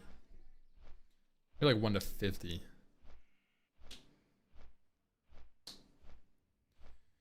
But I might simply just do like something else, like a different rate. Like I could go hunter. I could do some hunter speed runs. I could do hunter speed runs. I could do warrior speed runs. Hera's getting draft decisions right now.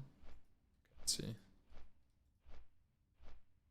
a look at the ELO race. It's going to be a 1-minute race. We're going to speed it up though at ×2. Take a look at how it played out. Team Lance started out in the lead. Team Grubby quickly passed them, and I think we had some back and forth there. Team Thermal and Team Pig were always fighting for the bottom 2 spots though. And in the end, Team Lance pulled ahead with the spiffing Brit, and Team Thermal actually fell to the bottom. A crazy race, and we have a ton more stats we can take a look at. 1956 matches played. 1956 matches played. Almost 2,000 matches from our 20 streamers. Half of which came from Death Note. But no, seriously, I'm beyond proud of everyone who participated in this ranked ladder race. Huge W to all the players and all the streamers. They have really made this event above and beyond much better than anything I could have ever imagined. I wanted to see a ladder race between the players because I like that kind of competition, and I think it's super fun to try your best against everyone at the same time. It made for great content for the viewers. Thank you to the viewers as well for being so present on these streams. Not just mine, but all the different streamers had constant viewership from AOE2 guys, from their own community, helping them, showing them the ways. And of course, a huge thank you to the coaches as well, who took time out of their day to make this event possible by helping the players and help them improve, answer their questions, etc. And last but not least, huge shout out to the admins and the website maker as well as the editors for making such a smooth first segment of our tournament. So a huge round of applause for everyone. I really appreciate all of you guys. You guys killed it. It was such a fantastic event, and I'm really happy. But the main event has not even started. How cool is that? The main event has not even started. This is just the ladder race. This is what's going to happen next. All right? The bottom 2 teams. No, hold on. Let's not start with the negative. I got good news. I got bad news. Let's start with the good news. Let's start with the good news. All right? The top 2 teams. Number 1, first place, gets $2,000 split between the players. $400 each. Congratulations to them. All right? Yeah, I didn't stream it because it's like... Let's wait 1 minute because I want them to hear this. My stream just did not do well on AOE2. So it just felt kind of... Like, I could do it. I could have streamed it. But... I don't know, it felt really awkward. Yeah, hello YouTube. Thanks for being here, guys. How many on YouTube? Over 2,000 on YouTube. Really good. Oh my goodness. 6,800 on Twitch. This is crazy. This is insane viewership, guys. Thank you for being here. Ads are done. Let me know. And we're just waiting for the players to set up the final. Or the draft, rather. Yeah, are you serious right now? Ads done. Okay. All right, ads done. Excellent. So this is what's going to happen next. Team Lance has won $2,000. They got first place, and they have a pretty significant advantage in their bracket. They will be seeds 5 to 8. Is it safer to run from... So Captain Lance will be seed 1. So let me get a notepad here out so we can keep track of what's going on. All right? Sorry, I was just pocket watching Aatrox earlier. So seed 1 equals Captain Lance. All right. He also gets first pick for captain, and I'll explain what that is later. All right. This will be confusing, so pay attention. All right. And then seed 5 will be Aatrox, because he's the first place of his team besides the captain. Seed 6 will be Loco. Congratulations to Loco. Seed 7 will be Pestily. And finally, seed 8, how is the Spiffing Brit seed 8? Hello? Damn, Spiffing Brit is 1200, bro. Seed 8. I think he practiced like a Brit. frick ton off stream, like right? off And they also off get ladder. $400 each. Congratulations. Maybe on an alt account or something. How is that seeding, bro? It's insane. It's insane. But this is technically the fairest way to do it. Seed number 2 will be Grubby. However, due to last-minute arrangements, Grubby gets seed 1. Oh, Captain Lance down the drain. Grubby jumps up to seed 1 in a crazy, unprecedented event. Wow, what a play from Grubby. Just kidding. Grubby will be seed. Grubby will be seed 2. Captain Lance maintains his seed 1. No favoritism here, contrary to popular beliefs. Someone on YouTube said, what? He doesn't understand the meme. Guys, that was a joke. I was accused of favoritism, and I'm playing on it. Not gonna happen. Yeah, I think he is a He YouTuber. belongs to Grubby. He gets second pick for captains. That's gonna matter later. All right. And then we have seed 9 is gonna be Knopf. Wow. Knopf with What is even 4.0 happening? Death Note. What is Seed happening 9. right now? Seed 10. Let me get my keyboard closer so I stop misclicking everything. I thought Alright, we were seed doing 10 it. I is thought gonna there was be like a Death pick. Note. Death Note. Perfect. Mr. Llama at seed 11. Mr. Llama. Zaryu is asking you something right now? And Aqua Huh? FPS at C12. Wow. Aqua FPS Discord? C12. Looking clean. Those are your seeds 5 to 12. Also, Team Grubby will take home $1,000 between the team members, which means $200 each, only from the ranked ladder. So we already have some money for Team Lance and Team Grubby. Grubby, congratulations to both of those. But we have to build the rest of the bracket, okay? Those guys get straight into the main bracket. The last 2 players going straight into the main bracket are going to be seed 3, which is going to be Team Pig, who's the captain. It's actually Pig, all right? The captain always Is survives. Edgy's worth it on our Third gnome pick. only tank? Third pick for captain. And the 4th seed, seed 4, will be, I don't know why I have an equal signs up top, but it's fine. Will be Euthermal. Euthermal, seed 4. Sing Sing scammed. Sing Sing scammed. He actually passed Pig, but he gets scammed. That's the way Is it it goes. worth He was it? not the captain. The captain gets rewarded. It might be. Because the captain It has might not be. responsibility. So they're absolved of the punishment. It's like a lead from the back captain. Like it's a very brave style leading. And Euthermal gets 4th pick. But by the way, the captains get punished. The captains will get punished. You'll see. 4th pick for captain. So, this is what happens here. To build the rest of the bracket, I have, of course, 4 more slots. It's a 16-man bracket. That's what is eating my bit So, rate? Really? For It the doesn't look rest of good? the spots, this is how it works. We're going to have a face-off between Team 3 and Team 4. Team Pig versus Team Thermal. The way it works is that Team Pig will be able to pick their opponents from Team Thermal in a elimination Yeah, I'm match. all tabbed. I think it's just because I an all tabbed. elimination match, and it's one best of 3 for each of these players. I'm so overwhelmed listening to the this. winners Dude. will- Okay.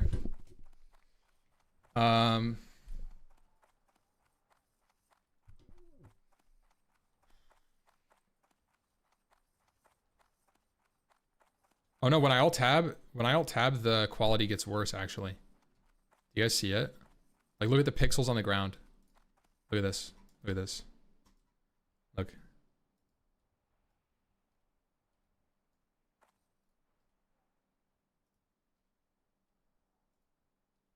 Okay, I'm fucking crazy.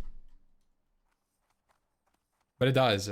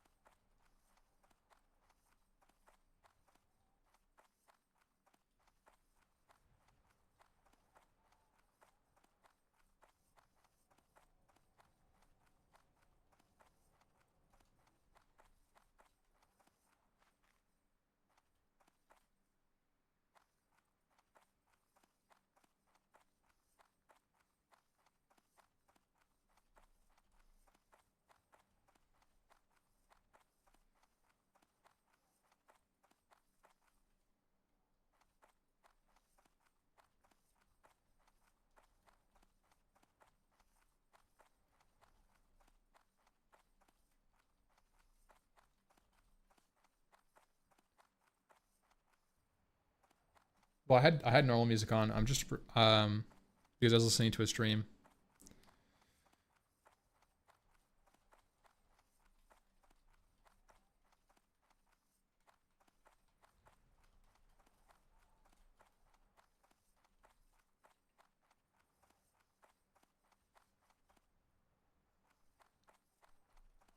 But it's in its own way. I absolutely love this format. I think it's fantastic, and I hope it plays out well. That's all I can say. And again, I have no control from this moment onwards. If Sing Sing, who gets first pick, wants to pick Waga, the hardest player on the opponent team, he can do that. So it's all, the power is not in my hands right now. The power is not in Hera's hands. That's how it is. I feel like it would have been better for the But I tournament will say, keep in mind, please keep in mind, if that it was a closest match it's of double elimination. MMR. So even if Sing Sing loses the first round to Thermal, even if that happens, Sing Sing can still make a hero run in the lower bracket. Oh, it's Double not. elimination. So Oh. there's chances for everybody. There are chances I thought it was for single everybody, elim. all right? So that's how the format works. We're going to get the draft coming later. It's going to be sometime today. We're going to build the bracket together. And then we're going to go ahead and set up for the main event on... Oh, I'm much more excited about it. Last thing I have to say. The main event... Best of the 3 main single event elim will be round. June 18th. The time is yet to be determined. I will communicate the time on all my socials. Wait. Twitter, Instagram... Yeah, I thought it was single Discord, elim. YouTube, etc. And I'll let you guys know when the live That's what I'm stream happens saying. for the main event, the headliner, if you will. Grubby with a question in the chat. When I don't like it. 13 and 16. Dude, as a noob in the tournament, I really don't like that. I feel like that's something... First day of the tournament. So I have actually a Yeah. schedule here open. That's something that's really tournament discouraged me schedule. from like So here tryharding this are- because Here is I the feel tournament like- schedule. Let me show this real quick. we were always on like a weak, like So, low MMR day team. one on Thursday. So all games have a 90-minute timer for the score and win. Day one. And it's like, we have the 4 single elimination I don't matches. know, man. And then the first 8 rounds of the main event bracket. Alright? 4 people get eliminated. All games are best of 3. On Odds Friday, are you're gonna 4 face people Yamato or get Tofu. eliminated. Hopefully. I hope so. That would be 4 sick. loser bracket games. 8 people get eliminated on Friday. All games best of 3. There's no money in the first 2 days. So you could win money from the rank ladder, but you don't get more money from the first 2 days. The only people getting more money from the main event are the people, the top 8 that get into the last 2 days, Saturday and Sunday. Saturday we have the best of 5s as well, and day 4, the last day here, is going to be the grand finals. Here's the prize pool. First place takes home 2,500, second 1,250, third 1,000, fourth 750, fifth and sixth 500 times 2, and then 7th, 8th 250 times 2. And that's pretty much it. For being this complicated, this feels quite infantile, showing this off in a notepad. Yeah, day9.text, guys. I know it's day9.text. I was coaching day9, I just kept it. So now it's day9.text forever now. It's not like a day9 freaking hate pad. Don't worry. Don't worry. Nothing's leaking here. All right, we're gonna try to get the live draft very soon. I have nothing else to do right now, which is hilarious. So we're gonna get the live draft very soon. Let me ask my admin. I think we're missing Sing Sing. He stayed up till like 6 a.m. yesterday. I think he's still playing as well as a little bit, so we'll see. But yeah, just keep in mind the draft will happen soon, and then afterwards we're gonna talk about the. Captains. We're gonna talk about the main event as well. Listen, I'm gonna take a quick Captains break. play each I'll other? show off the ladder real quick. Dude, this is such a And then confusing this format. will I'm not be gonna lie, guys. about I'm 10 minutes, and confused. I'll be right back.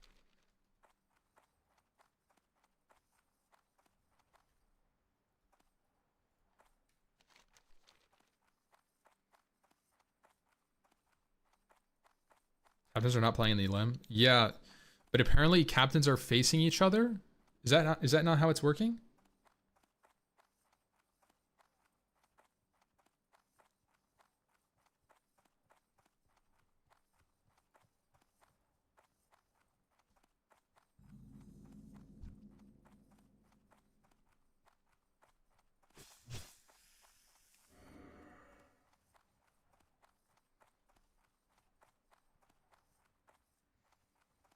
Captains are facing the 4 players who come out. What?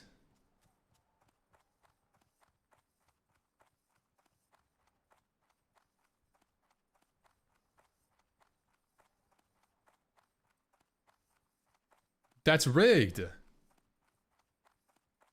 That's so messed up.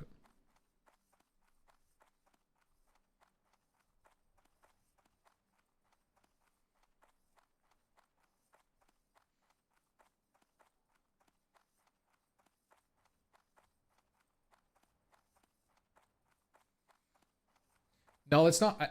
I don't know if that's true, actually. I don't know. I'm like looking at this. I'm like looking at this format, and I'm just like, what is going on? So there's the elimination round, which I'm playing in one of these, and then I get to be a qualifier.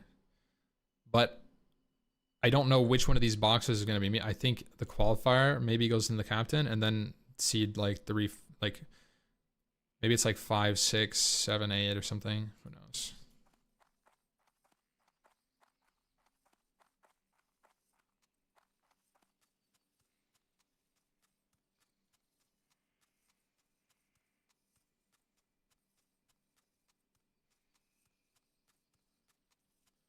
Captains get to pick who they play out of those 4. No way.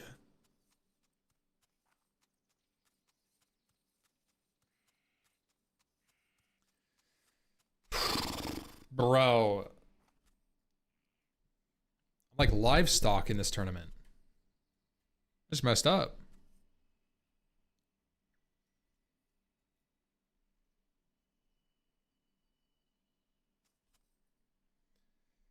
That's one thing, man. That's one thing that I don't.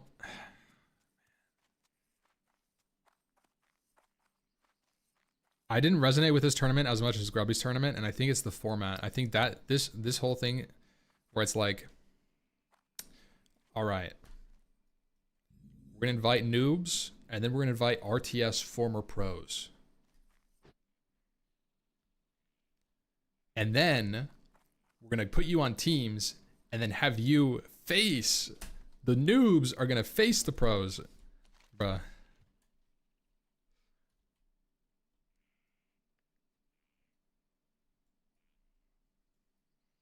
Grubby, there's too many OP guys, man. Like, Grubby?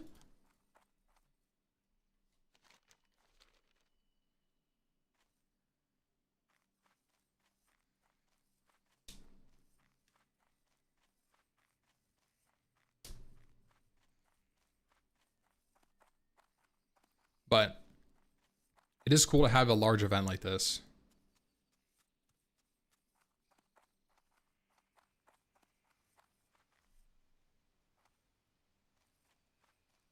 They're about to draft. We're tuning in again.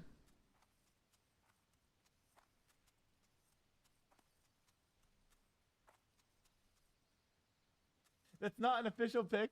We're gonna wait till people pour in here. Sing, you do get first pick, but let's just wait a little bit. Waga's in here. Hello, Waga. Good to see you, bro. Hello. Yeah. I'm just watching, waiting. Were you watching and waiting in your Yo, last 10 what's games? your plan, bro? Oh, plan yeah. is to pick the cripple. Yeah. Last games didn't go so great, you know. But You it have took all to, the bro. pressure You have away. to prove who's the better Dota player, bro. You need to put your fists I'm up, bro. beating the cripple, dudes. It doesn't matter if he's in a wheelchair, he has no hands, if he's occupied by like 17 children. I don't care. It's a little scary being up here. Honestly, doing a favor, right? Well, the thing is, Ayuksen, I just want to say he had a really, really nice performance in the last few moments. So, like, Sing, does that change your mind at all? Like, just respecting that, like, last minute grind. He's a new father as well. Oh, perfect. You see, what's up? He's doing good. It's a good pick then. Okay, because he's That's doing nice. well. You're freeing up his time so he can be a family man. You're such a good person. Good guy, No, he's doing Sing. good, he said. High win rate. Yeah, he does have a high win rate. Okay, so Yamato and Sing, the Asking only people me? that really matter are here. So, Sing, can I have your official pick Oh, for? I know you joked about it, but I need your official pick for the elimination match to be played on June 18th. Can I have it right now, please? Ayuksen, I take him. Ayuksen? Confirmed. Sing versus Ayuksen. Elimination match. Okay. So. okay. all That's right, good. elimination That's good match, for we're us. gonna have Sing versus Ayuksen. Guys, 07 in the chat for Ayuxin. That's good for us, I boys. think we're gonna witness murder on June 18th. Now, Sing Sing. All right, Yamato- congratulations, you finished first in your group, and you got Ayuxin. Yamato, you get second pick. Your captain is safe, of course. Yamato, can I have your official pick, please? Oh, that If scared you me. want a preamble, feel free to talk your thoughts. We'd like to hear them. I grew up watching Day 9, so I want to either die to him or fuck up his shit. So I'm picking Day 9. oh, Day 9, not going for the low-hanging fruit, Amphi, going for the head-to-head match against Day 9. A real man, unlike Sing Sing. Good shit, Yamato. Okay. Enjoy Bro, your day, Alfie's buddy. in here. Call them low-hanging fruit. Bro. yeah, I don't know about that. Oh, sorry. That was kind of messed. He's had one out for me. It's okay. No, sorry, Amphi. I didn't know you were here. Low-hanging fruits, because... Sorry, man, I got nothing. Just move on, bro. my bad, Amphi. I didn't know you're here, bro. I got caught. All right, Yamato versus Day 9. And you know what's funny about this? Is that I don't have the other guys ready to pick because I'm a terrible host. So the draft is technically over for now. Tofu and Jabo What? will be the last two guys to pick. Technically only Tofu matters because Jabo will get whoever's left over. Ampi and Waga, who would you guys rather have between Tofu and Jabo? I think Jabble matters, just for the record. Jabo does matter. Yeah, respect, Waga. I'm looking for a tofu matchup. Oh, you're looking for Tofu? Yeah, nice Head to even. head? Yeah, an even score. I think the best outcome possible. I was worried I was gonna have Okay, to I like face that. like Sing Sing. I'm just like, that is not good, Yeah. bro. You know, Sing Sing murdered 2 people at the same time. He I was murdered thinking Jabba that. Too, you know? That's what I Yeah, was yeah. thinking. I was like, looking at it, if he likes his team, I might be on the chocolate block. To be fair, he doesn't like his team. Like the entire no one saw this, but the entire team pick chat was just Sing Sing yelling at Jabo for not being able to beat the guys with no hands and no legs at 900 elo. So Sing Sing does No not side, like his too. team. I think he's happy that Jabo's out. Look at my captain's MMR, dude. Yes, you captain. You deserve to be the captain. Unironically, you passed him. By 1 MMR. Can you take No the faster, captain yeah. spot? I should have made it like that, but I didn't think of that. I should have made it that if the captain gets passed, then the highest elo becomes captain. That would have been so spicy. Unfortunately, I didn't think of it. But that would have been like very, very well rewarding for Sing Sing. Then no one would have maybe picked for Sing next Sing. No, you can't pick him because he doesn't start as the captain, you know? No, I'm just saying no one would want to first pick him. They're going to be afraid that he's going to overtake them. Ah, true. So then you wouldn't want to pick Sing Sing. But that could be interesting. That could be a nice gambit. Robbie's afraid of think Sing about Sing. that It's more. confirmed. Yo, Next event is not confirmed, by the way. Oh, is that Tofu? Oh, Tofu's here. hello, hi. Oh, Tofu you Hello. just saved my entire broadcast, by the way. Thank you for coming on. Tofu's in the house, let's boys. Go. Let's freaking go, brother. Listen, you have the remaining pick between Wagamama or Ampi. They're both in the voice chat. You can talk as much or as little shit as you want. Those are the two options you have. Which one would you like to play? You can talk your thoughts out. I know that Wagga guy got to like 1600, bro. That's terrifying. That's kind of scary. It is But scary. also, I feel like everyone in here is probably gonna kick my ass. So I don't know. I'm not sure. Wait, so whoever I don't pick plays against Jabo, right? Yes. Yeah? So, yeah, exactly. So you can just send Waga against Jabo, or you can have a heart and be a decent human being and take Waga for yourself. Your call, though. oh, well, since you worded it that way, I think I'll take Amp and I'll leave Wagga for Jabo. Yeah. That's base Doesn't to care. Nice. Yeah. All right, so Approved move. Tofu takes Ampi. That's a good even matchup, though. I like that one. Honestly, I've been watching both of you guys. I feel like you both have some potential. Like, I don't think that Ampi and Tofu are maxed out at these elos. Tofu took a huge break, and Ampi also took a few days break during the ladder grind. I think you guys both have potential. It's gonna be a fun match, and then the last match is gonna be Jabo versus Wagamama. That is doable. Any special preparation, Wagamama, against Jabo? You're gonna watch his replays, counter his franks, or what's the deal there? No, I just, I saw that he was on a tear, though. He put in a lot of work here. So it's nice that his team is, covering his bases here as well after all the 70% win rate he put in.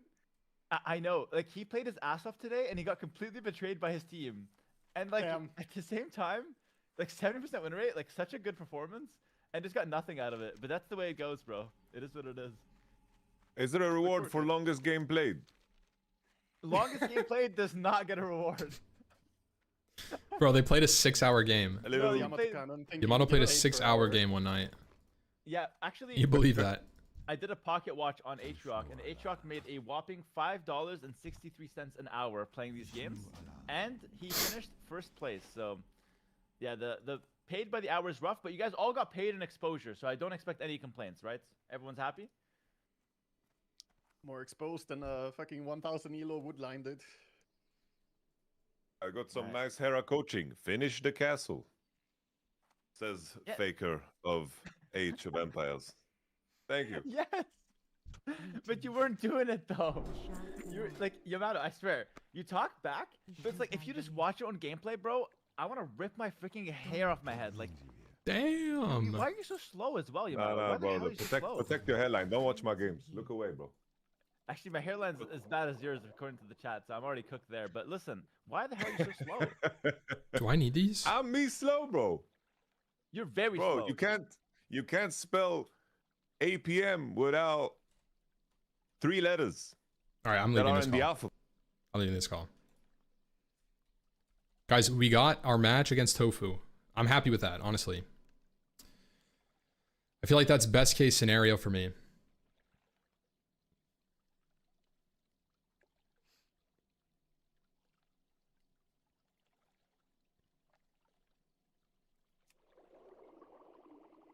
Oh, I don't have any Arthas tier, bro.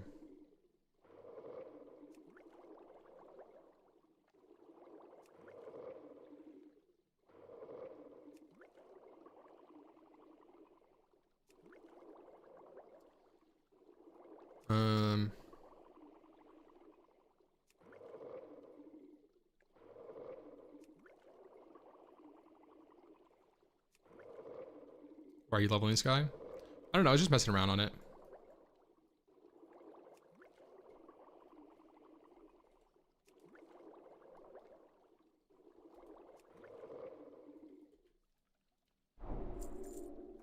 May the stars guide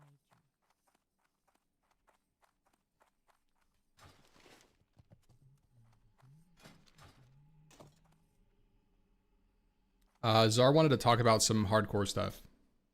So he's calling me. MP! Yo. Yo, how you doing, man? Good. I'm just vibing right now. Thinking about some How's gnomes. what's up? Am I interrupting anything? No. Not at all. Okay. Sweet. I wanted to pick your brain a bit because we have the Gnome Only Molten Core coming up on Thursday. We have a miracle. We have 39 signups. I can't believe it. So it's actually going to happen. But I wanted to. I mean, I guess there's a couple things, but like we have an edgies or two in our guild, and I was trying to figure out if it's worth actually using them, or if we are using them, who to put them on. Our warlocks are playing an imp build where we have low threat, and rogues don't really pull threat, and mages don't really pull threat. So in terms of threat, it's like other warriors, which I'm really nervous about. And in terms of like metagame, our warriors are all kind of having to play deep prot just for effective HP. So our threat is just like, it's just a lot different than it would be in a normal raid. So I kind of want to hear your take on edgies, where to use them, or like strats and stuff like that. I don't think you have to play deep rot, especially on main tank. I think you don't need to. You could probably play Fury prot, but okay. Like if you I'm thinking about this. The warriors are probably gonna have threat problems if they're DPSing, but if they're tanking, then it doesn't matter. The edge masters, if you go Fury, are much better for the Fury tank, but if they're playing deep prot, they don't need it. So no deep prot. That was kind of my edges. thought process. Yeah, because it's mostly the biggest thing is offhand. It helps your Right, offhand so much. Right. Okay. I don't think we're gonna have any warriors play deep or Fury prot just because the shield. I think we always want on for shield wall. Like so, the main tank is really only going to be tanking as long as shield wall's up until we have another tank to take over. We have enough warriors for 100% shield wall uptime. So the person taking hits should never be using an offhand. Is kind of my thought process. Does that make sense? Yeah, maybe. I mean, if you had a cracked healing set, you take like, I don't know, like 400 damage per second as a tank in like dual wield on like a Magmadar or something. It's not too crazy. So you might be fine. It would be scary, but you might be fine with a Diamond Flask to like last stand, open with dual wield, Death Wish, and then throw on a shield after like 20 seconds. And then that would help threat for the rest of the tanks. Right, because they can taunt off that threat lead. So I think that could be a play. The one, but only one probably. The cool thing about Fury Prot 2 is while they're not tanking, like I like deep prot, but what are you actually getting for survivability? It's 6-second shield wall, right? That's it. Well, the extra shield wall is massive, but you can maybe make a Fury prot build with it anyway. But my thought process is like every hit, like, so I'm just thinking about like effective HP, right? Every hit with a shield wand is going to be a little less, which is like kind of like getting a little bit of a heal. So like, I don't know. My thought process was like, we always want the person tanking the boss with shield wall and a shield on. And we're just kind of spamming taunt, mocking blow, AoE taunt into another taunt. So like threat, we're just spamming taunt.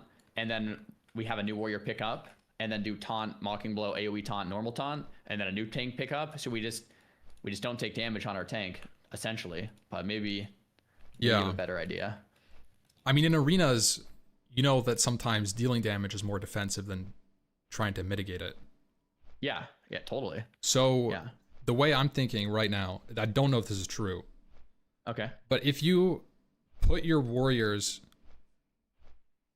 in full tank gear, with at least like maybe not like full Omega tanky gear, but like plate, stamina, strengths type stuff.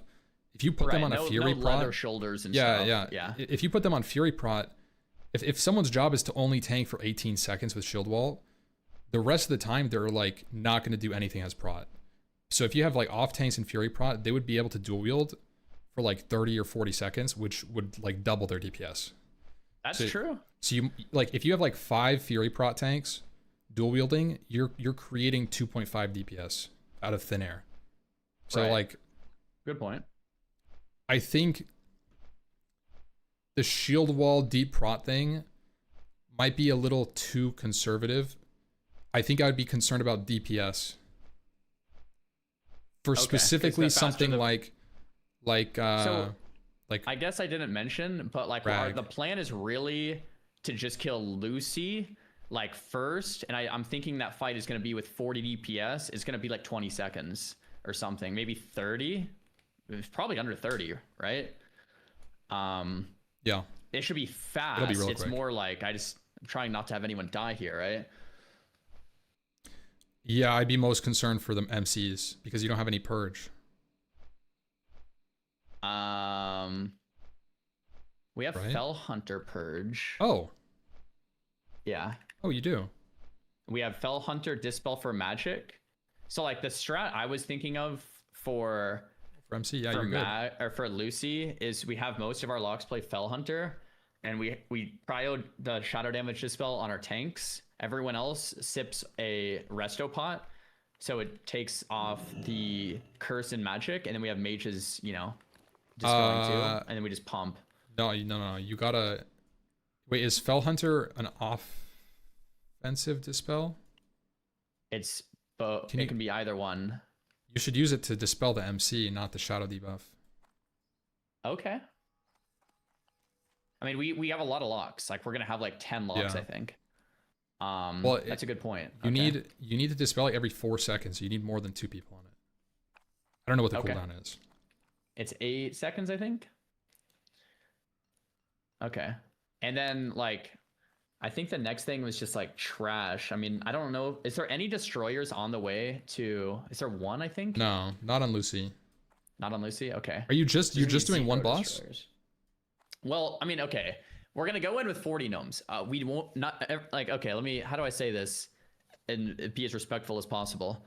Like, not everyone's gonna be level 60. Oh, gonna have oh, some really? 55s. Okay, okay. I didn't realize that. dude, I didn't realize yeah, the so we- situation you guys had. Okay, let me. I thought you back guys up. had 40 gear to level 60s. I was like, No, you no, guys no. got Let this. me back up. Let me back Okay, up. Let me back okay. up. So there's a lot. Okay, so we like it's a tall ask. Tall. It's a tall ask to get 40 gnomes that are self-found like to 60. We are guild found now at 60, but like you can only go guild found if you're self-found at 60. And we have right now 39 signups that are 55 plus. So not everyone's 60, not everyone has great gear, and like everything is very limited since we're guild found, like with Frontier, right? We can't just like use everything. So not everyone has great gear, not everyone's even going to be max level. We're going to be attuning people the morning of. So we're kind of like scrapping this whole thing together. That's crazy. Okay. Oh yeah. So the goal is really we're gonna go in and see if we can kill the first 2 Molten Giants, which I think we can. But if we wipe there, that's it. Like and then if we can kill the first 2, we're gonna slowly move in, deal with the Annihilators, the Searchers, Fire Lords, and I think there's Core Hounds, and then double Molten Giant packs, and that's kind of it. And then the Imps, which I think we can deal with Lips. We have Lip in our guild. Okay. And then we're gonna try Lucy. Yeah. So then there's the dog packs and then Lucy. So it's like if we can kill Lucy, we'll go to Mag. But like the goal is really like, well, we're gonna dungeon crawl it. You know what I mean? Like we're just gonna do one thing at a time and see how far we can go. I think those Molten Giants are going to be really hard. I think those Molten Giants are going to be really hard. There's a real chance our raid ends after the first Molten Giants. I'm not trolling. We could die. I see it. There. There is a possibility. I mean, like how many 60 tanks do you have though? Like I was kind of thinking about this. 15 warriors signed up, but a lot of them are like full greens. We have 1 tank that's pretty much full Priebus. That's like the tank I've been running with. And Stingen, I think Stingen was in your guild, right? Stingen has like some pretty good gear too. So we have like our other main tank ended up quitting, so that that happens. So we have like 2 tanks with some decent gear, maybe like a 3rd one with some decent gear too. But like a lot of them are like pretty subpar gear.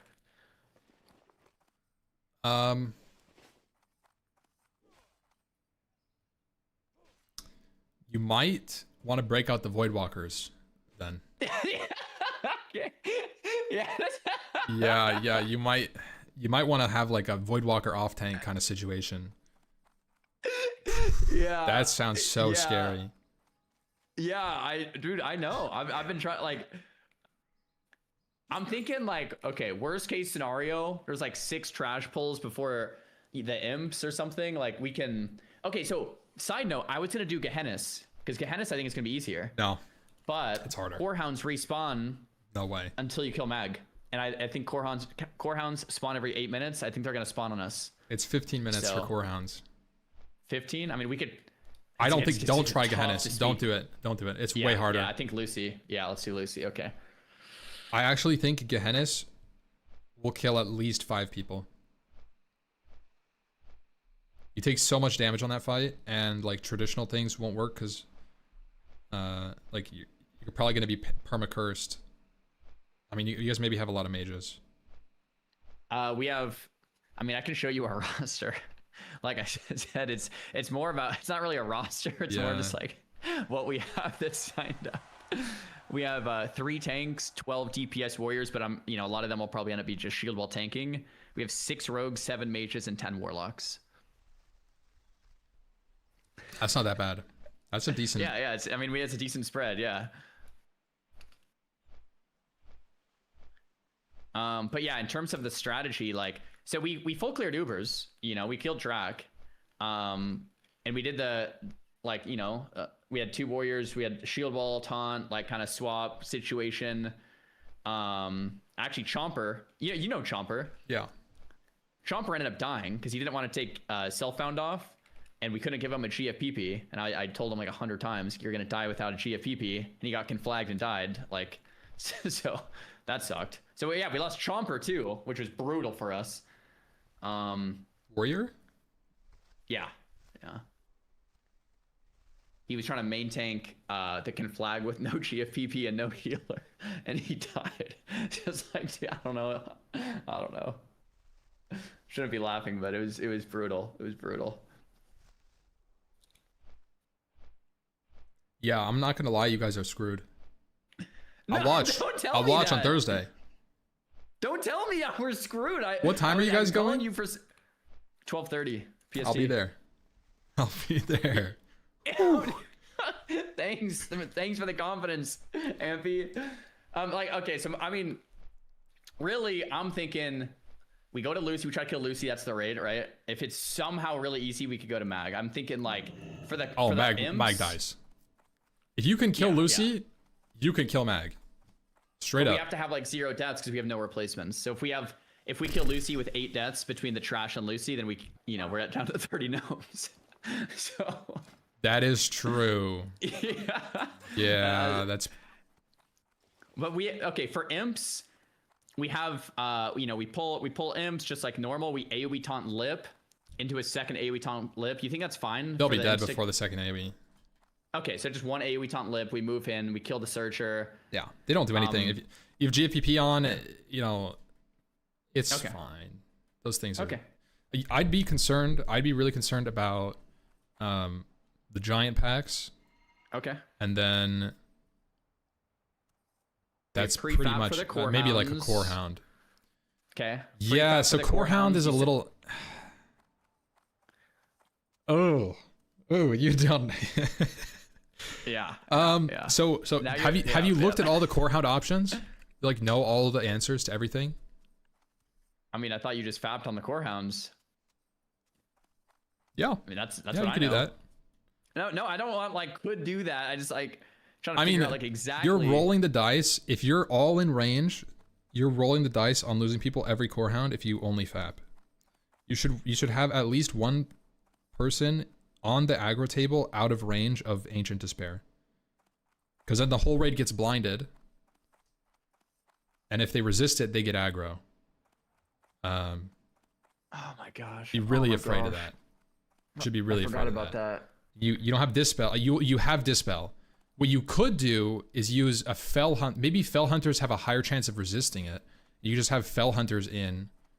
You do no DPS until it shows what it is. That's probably fine. And if you have a lot of Fell Hunters, then you can just Dispel the tank. You're supposed to be like really like calming me down here. Now I feel way more stressed than before this call, man. Wait, that's I mean, yeah. Sorry. It's like before I just didn't know what I didn't know. Now it's like I know what I didn't know, and now it's like I'm feeling terrible about it. You know.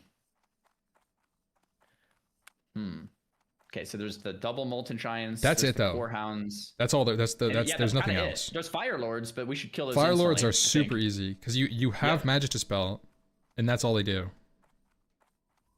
Okay, so I'm a dispeller. Okay. Let's see what else. I'm not 100% certain, but you could probably also just drop dummies permanently on every trash mob, and it's fine.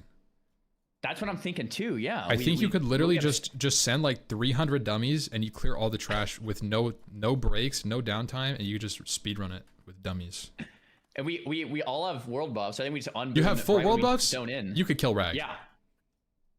Can kill Rag? Okay, we did MC hardcore with no world buffs. World buffs make you like BWL level gear, even if you're wearing full greens. Very well then. Okay, so that's good. I mean, that's good for us. Yeah, I your mean, tanks are gonna have more HP. Well, do you have Titans? No, we haven't found it. No. We have Petri. I take funny back what I enough, said. You know, you guys are. We dead. don't have Petri for. Or dead.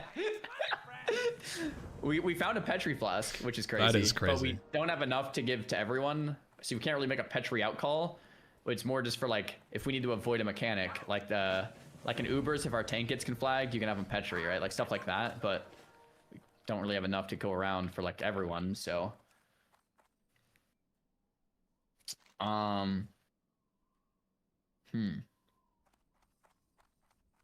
For the core hounds before, not core hounds, for like the dog packs before Lucy or like at Lucy, is AoE taunt lip fine? Or do we want like 5 warriors tanking each one, you think? I think you should have five do each one. I would be concerned with AoE lip taunt Someone getting 10 stacks of bleed, and then they die. Yep. Okay, so we'll have one warrior on each, and we just AOE. Normal. Yeah, you might want to like. Honestly, you might want to assign 2 warriors to each dog, and then they taunt off if the guy is taking too much damage from the like, thing. I feel like all of our warriors need to be ready to like tank. They do. Like, They do. Yeah. Yeah. At okay. least be in plate gear with his shield ready. Okay. Cool. We'll do that. Let me think. I had other questions. I'm trying to remember. Also, I was gonna have everyone roll a resto pot on Lucy just to help dispels. Yeah, you'll kill it before it's over too. So you don't need to dispel like at all, pretty much, if they do that. Okay. So everyone roll a resto pot. Just don't pop it like until the first thing goes out. You know? Right, yeah. Okay, what else? Do you know about the giants? They threat drop. The giants threat drop? Yeah. Just the main tank. So like you guys, the tanks need to be taunting off each other. Is that destroyers or giants? Giants. Destroyers don't drop. How do I not know that? It's always assigned, probably in your raids. Yeah, okay. Also, okay. So lava 2 annihilators. tanks. Annihilators, I know about the threat drop, so we spam taunt there. Yep. And then Surgers, I was just gonna have a warrior stand far. Yeah, that's good. Yeah, cool. Fire Lords are easy. Trying to think. I think there was like one more thing I was gonna ask you. Oh, for assignments on Lucy, there's 3 mobs. There's Lucy and the 2 ads. Do you think we should just have a warrior AoE taunt shield wall, and then another warrior AoE taunt shield wall, and another warrior AoE taunt shield wall? Or do you think we should have a warrior to each ad? I was just trying to max the shield wall time. You see what I'm saying? I see what you're saying. Yeah. I think warrior to each ad is still maybe better though.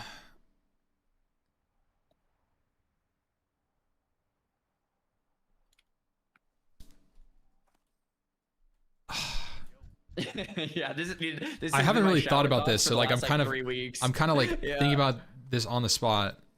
I think, dude, I've been thinking about this like on the like in the shower for like weeks now. Like, how are that's we a gonna lot do of this? showering. That's a lot of know. That's Yeah. so.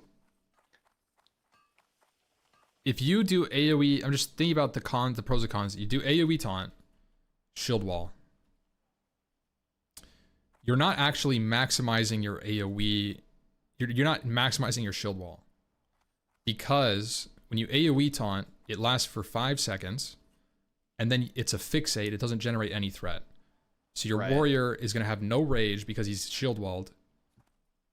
Presumably in full tank gear. Wearing a shield. Deep prot.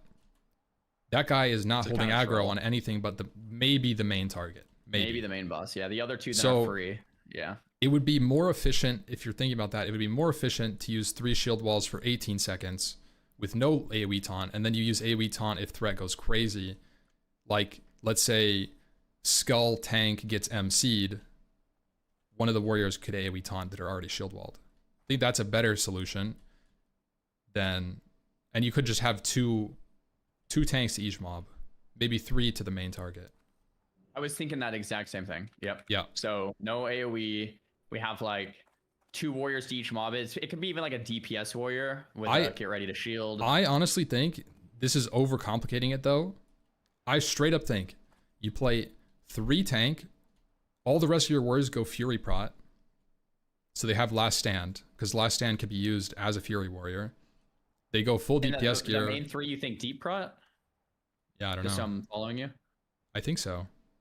Yeah, that's what I was thinking. We have 3 like main tanks that are like prot, and then the rest of our warriors are like Fury prot. They're ready to pick it up, but they can also DPS. That's exactly what I was thinking. Yeah. So like this like brings me to the next point. Like if you're doing that, you have 37 DPS with world buffs and cooldowns. Right. It should die in like 15 seconds, like maybe 20.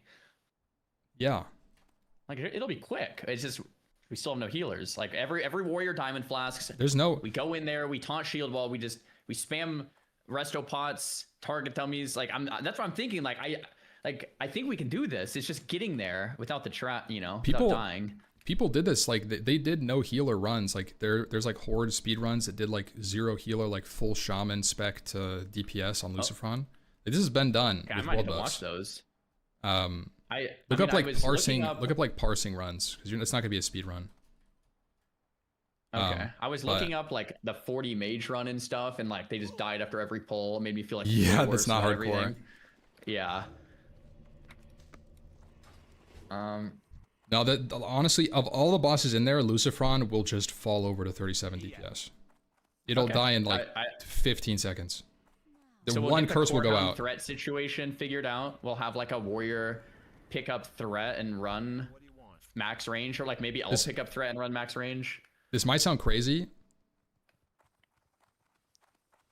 but I think Just spam dummies. I think you do focus boss on Lucifron and you just commit to dispelling the MCs and nobody does AoE at all. Like, Wait, sorry. Say that again.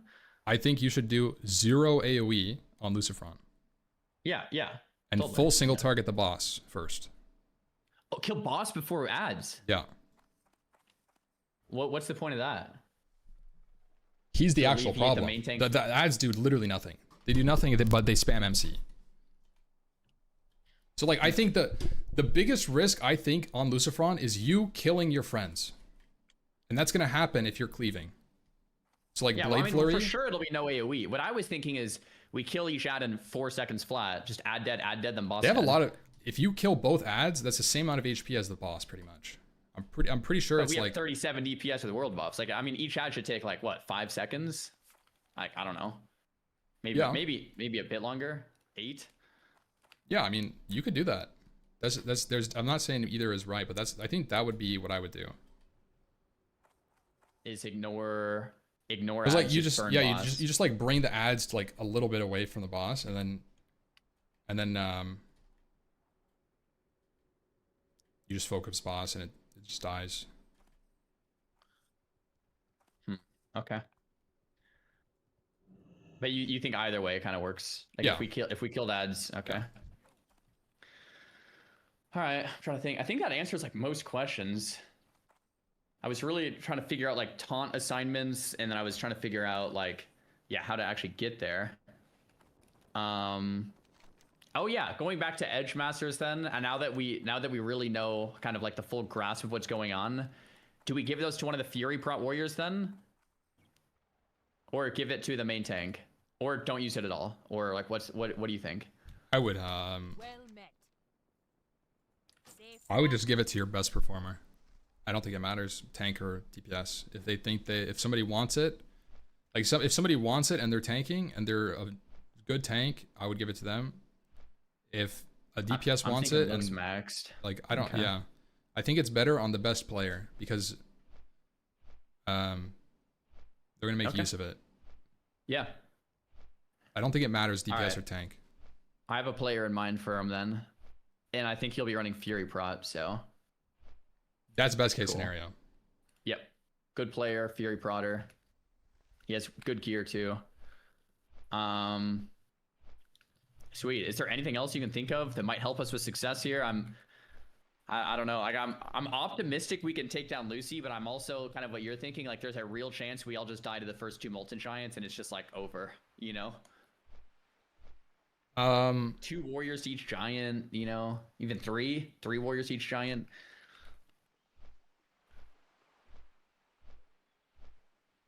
No, I mean there's not that much to it. If you're just doing Lucy, you guys got it. You guys got it. I'd be more Okay, afraid feel of the confident trash. again, and it's then. just- no, I mean, yep. Super confident in you guys. Okay. I think. I'm glad you think you're feeling super confident. That's better not- than not. Yeah. Yeah. Cool. Yeah. Thanks for the vote of confidence. That cute. Okay. Huge. Okay.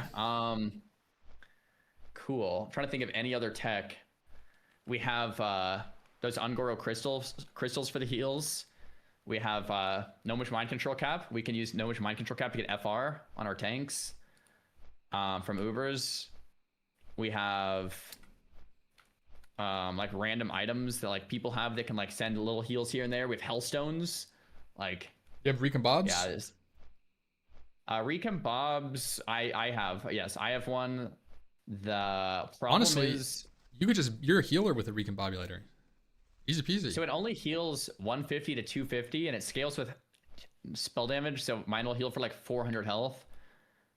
I think I'm gonna run it, but I don't think it's that good. You know, like, you know, Yeah. I'm losing like a trinket slot too. It's like a couple hundred HP. We have marbles too. Yeah, I forgot about marbles. Marbles on Lucy. Oh my gosh. Cool. Well, I'll let you run. I know you're probably doing in the middle of something, but if you have any other ideas, feel free to shoot them my way. I'm excited, but I'm nervous, man. I'm like really nervous, but I'm excited. You know, I think we can do it. Yeah, So I think so too. cool. Well, yo, thank you very much for all the help, Ampy. You rock. Yeah, of course, bro. All right. You guys got Have this. a good one. Later. Peace.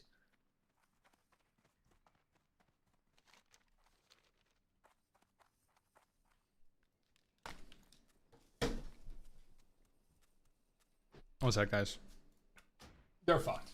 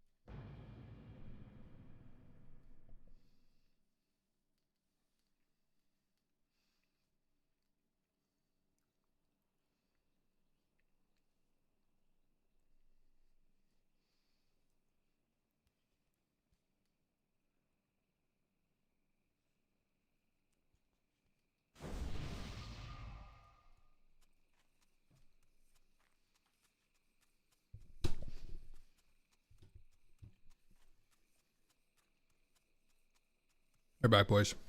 Have a little snack. Bagel with cream cheese.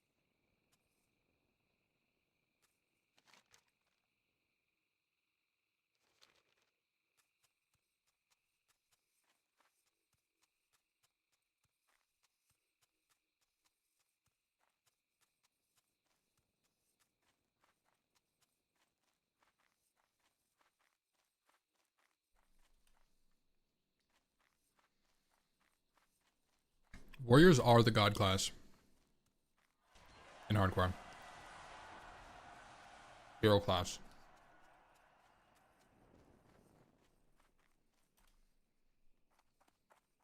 Yeah, this is hardcore.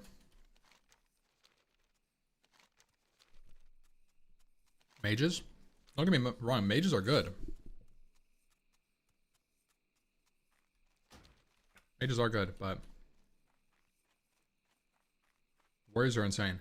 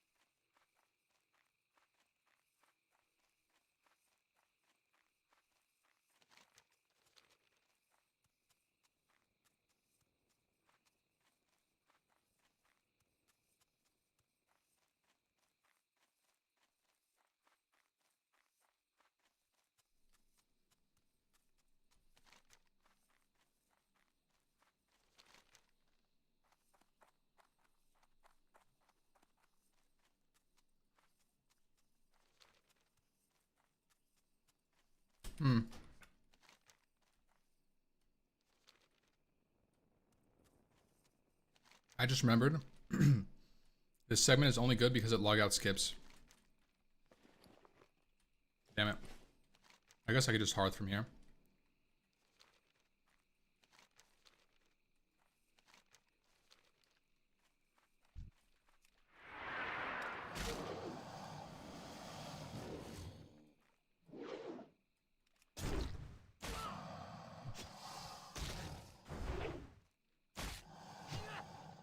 Unstuck? Yeah, but I can't do RFD.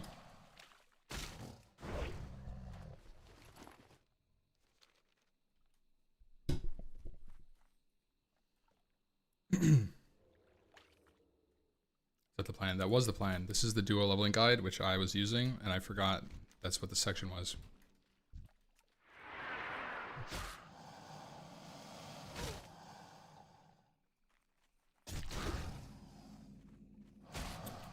Also, when it comes to like hardcore speedrunning, I would like to do the solo dungeon stuff, but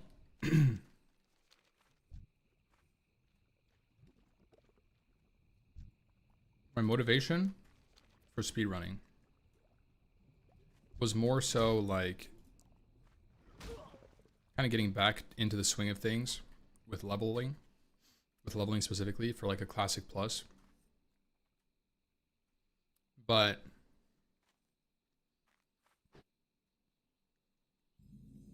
there's so many question marks when it comes to that.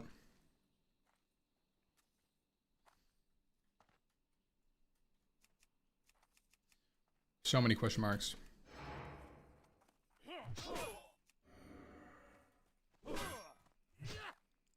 I think the only answer would be to just know everything. How do you feel about Classic Plus housing? It sounds terrible.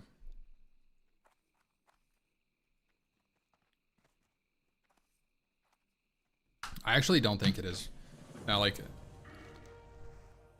I actually think that like housing is a decent system, but I don't think it should be in an instance.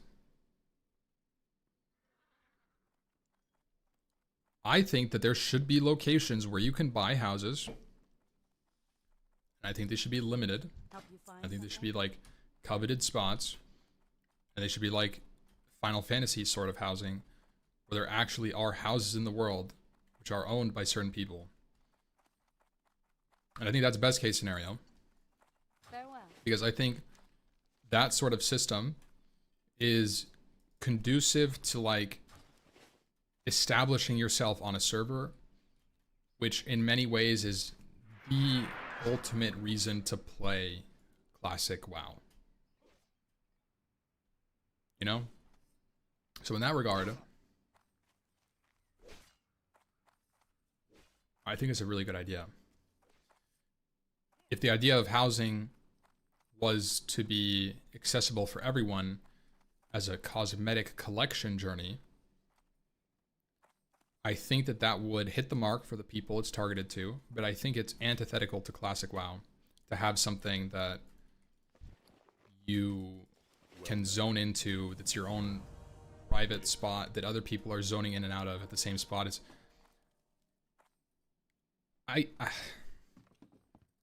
so like it's good and bad at worst case. That's my worst case is like, and then also it depends on the implementation. If it's like forced, you know, there's so much like, do you have to have a house?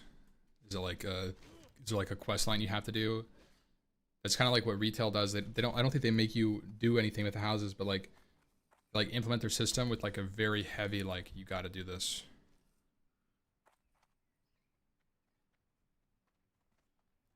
What about the people that can't get the houses before others? Do you not care about their feelings? Not at all. And I think it should be up for revisitate, like in Final Fantasy, you can outbid someone, right, on a certain house. The distribution of housing would cause a lot of drama, probably, just like in real life. Yeah.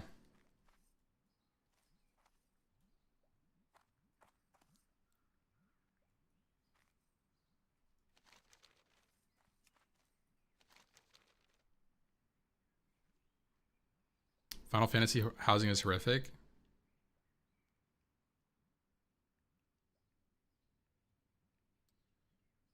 I don't know. I've never played it.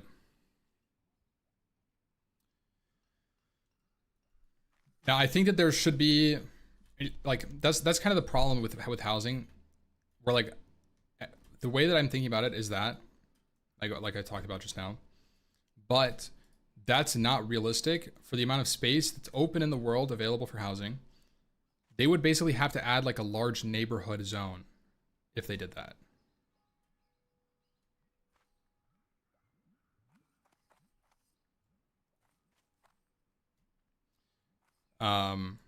Maybe like for example, what if like Ironforge and Stormwind had like another district added, and it was like, and Darnassus and all like all the cities, you know, like Ironforge could have like old Ironforge. Yeah.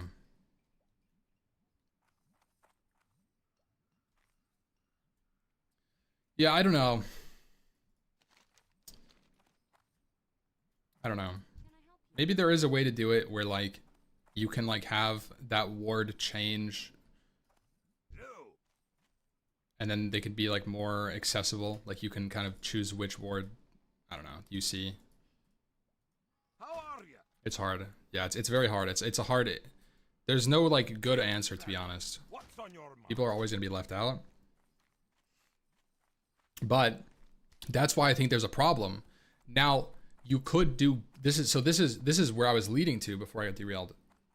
So I don't think it's very conducive for housing on the individual player level, but I think guild housing could be very good.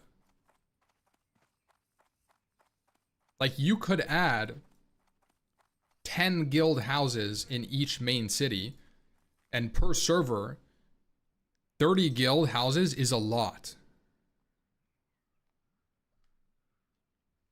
Unless they're like huge Omega servers, 30 is a lot. You know, like that just in terms of like scale, if you have like a, let's say like a, I don't know, 8,000 pop server, 30 is probably enough to get like high-end guilds. And they're coveted at that point. It's like, oh, we have a guild hall. Like our guild has a hall. Like, that would be cool. And then maybe it's like a large like upkeep fee they do or something. I don't know.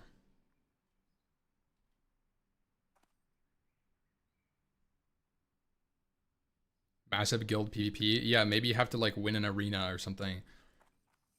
Maybe you could have multiple facets for guild houses, like, you know, one of which is won through like guild PvP events. You know, the other one is like, maybe it's through a PvE event. Maybe there's a couple through like a gold or something. Maybe there's like some world event that happens and it's like win a fucking guild hall or something. And they could be like monthly things. Could be interesting.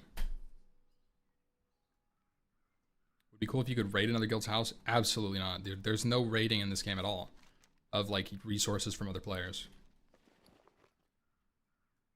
I'm telling you, that shit is so bad. In WoW, Ascension WoW did something like that, and it was fun, but it's like you really have to be like super transient with what you have. It's super toxic. People start going out in like naked characters and trying to like take your shit. You know, you did raid your house with a bunch of naked characters and like take all your stuff. I don't know. It gets weird. It turns into Rust. Yeah, exactly. It turns into Rust.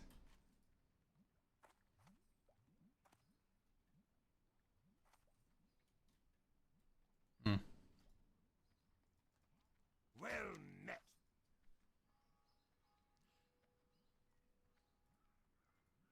Claim plots? Nah, it would ruin the world. If people could claim plots, it would completely break the world. Like, imagine if there was just a house right here with like a big penis on it out of fucking wheelchairs or something.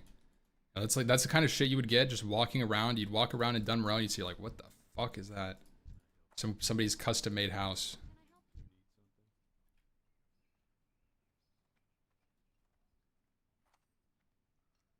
TTP, time to be, yeah, pretty much. instant. You guys remember seeing like the Twitter posts of people when the housing came out first, and it was like a beta housing thing for retail, and like within the first couple of days, there was somebody who had like made like some crazy figures. Would you want to see any changes with World Buffs and Classic Plus? I don't want World Buffs and Classic Plus current meta. I think World Buffs should disappear when you enter a raid. I think you should be able to enjoy World Buffs in PvE content that are not raiding. No open world, nothing. I think it's fine.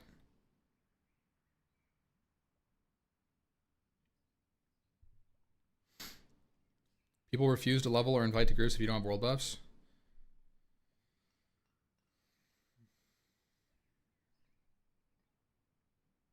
Nah. I don't think it's that big of a deal. Yeah, I don't think so. I mean, like that might have happened to some people, but like, nah. What the fuck? I don't think I could show this on stream. Kitten just sent me one of these crazy housing, classic like retail housing situations. Show. I actually don't think I can show that. I think that's bannable. See you soon.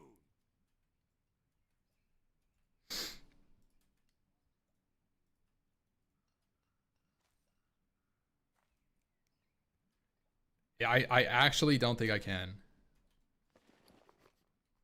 Well met. No, don't put that. I mean, you could put that in the general. That's crazy. I'm not linking it, dude. Be good.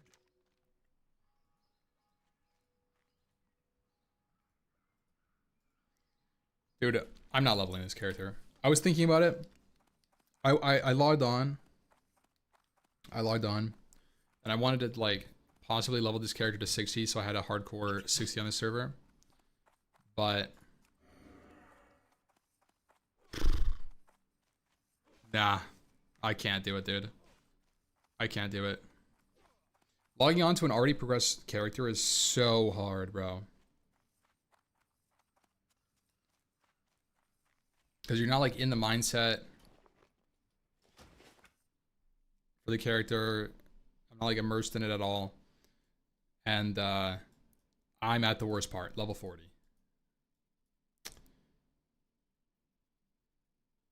That's worst case scenario.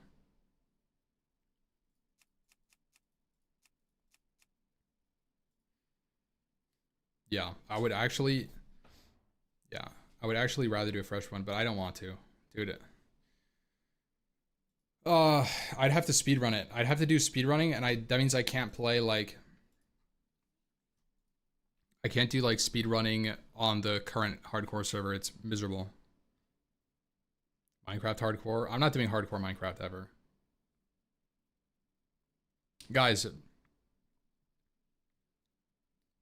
I was actually thinking about doing Minecraft speedrunning. Because that's something I'm noob at. I would be a noob at. Doing hardcore Minecraft, and it's some guy who's played Minecraft for like 15 years. That's not it, dude. Guys, I would demolish it, and it would be over.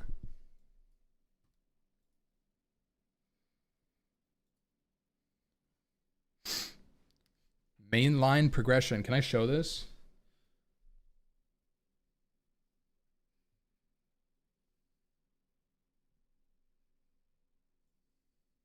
What is this?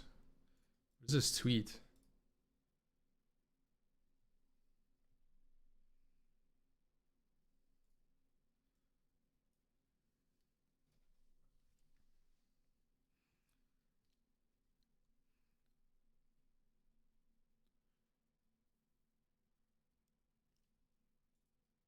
Looking at this tweet?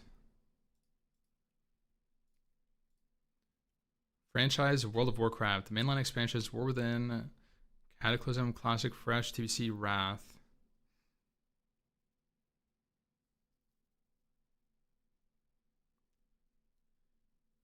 Classic / Camelot? Brother, what is Camelot?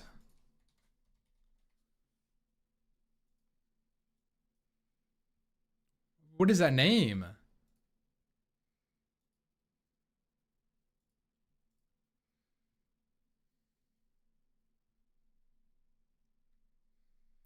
Q3 2026. 1, 2, 3. Yeah. That's what it says. Q3. What the fuck? What is quarter 3? When does quarter 3 end? September 30th is standard quarter 3. What even is that? What is BlizzCon? BlizzCon date. September 13. There's no way. I don't believe that. I don't believe that.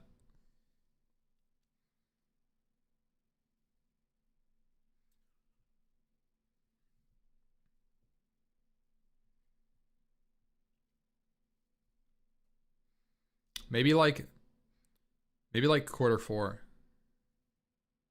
Company quarters, not financial quarters. Oh, Blizzard quarter 3.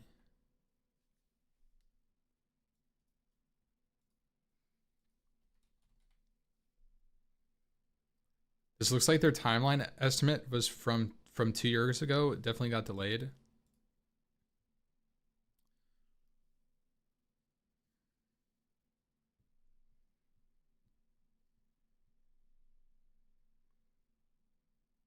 Oh yeah, it does kind of look like that.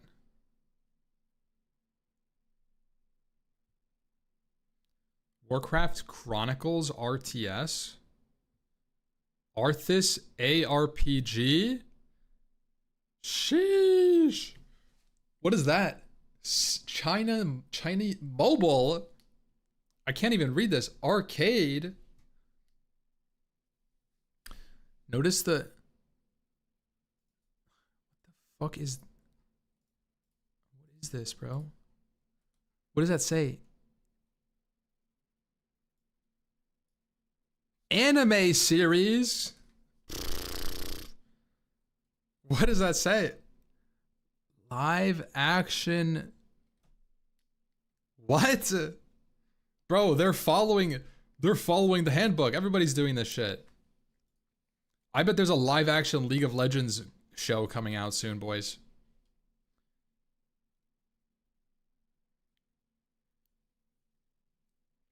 Arthas on Netflix, baby. Anything is possible when you're planning 4 years ahead. Yeah, I mean, what is Era / Camelot, by the way? What does that even mean?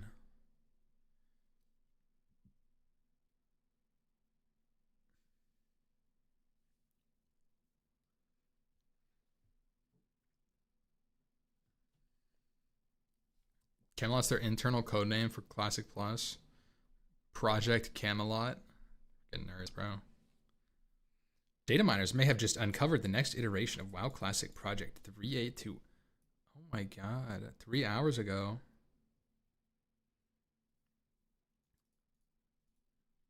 Community speculates about the future of WoW Classic. Steven. Who is Steven? Recently shared that heroic and epic versions of a WoW Camelot were discovered. New heroic and epic licenses for World of Warcraft Camelot were pushed. Not much information about it, but it looks like a brand new WoW game, unrelated to the current Classic Plus.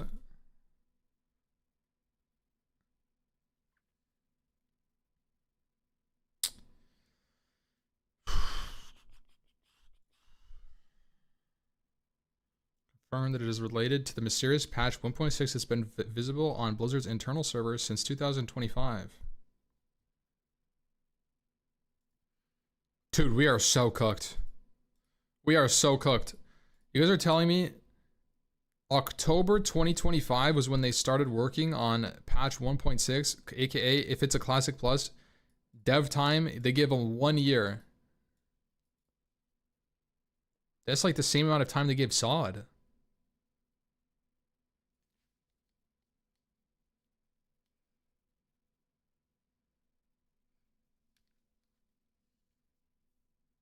I mean, a year's a lot if they have a big team. Vax with the prime, thank you, bro.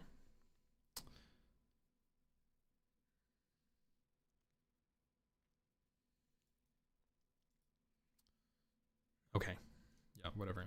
This is a nothing burger. This is just a Wowhead post of a tweet.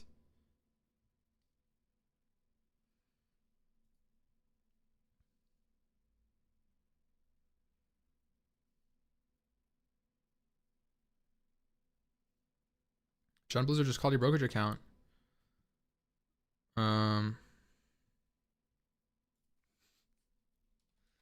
That's crazy. That is crazy. Microsoft is down bad today.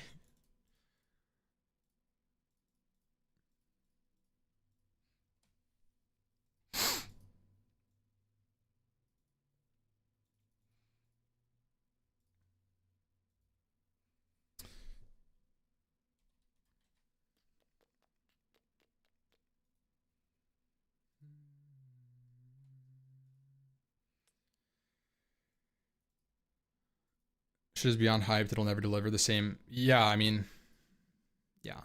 People hype up Classic Plus because they are super excited about what it could be. And they're right in a way. I think Classic Plus could be like better than Original Classic, which is a game that people still come back to this day. 20 years later, like religiously. And obviously there's other games like that, but it would be a game of time for sure. If the original like team behind Blizzard was working on a Classic Plus, I think it would be like so cooked. It would be so good. I mean, like cooked. They would cook it.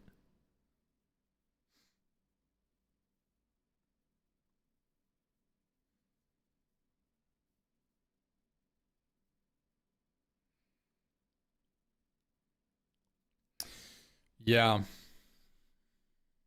I mean, like, what do you guys even want? When it comes to Classic, what do you guys even want?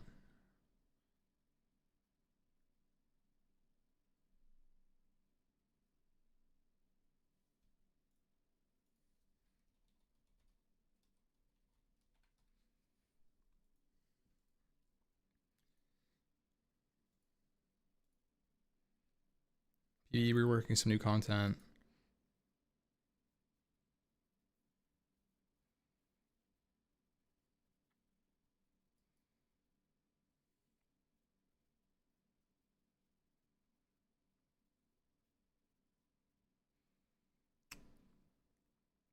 New zones, new dungeons, events, new class. Why not have a new race?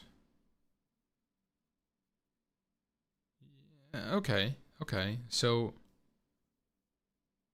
it's just, I mean, that's kind of the general gist.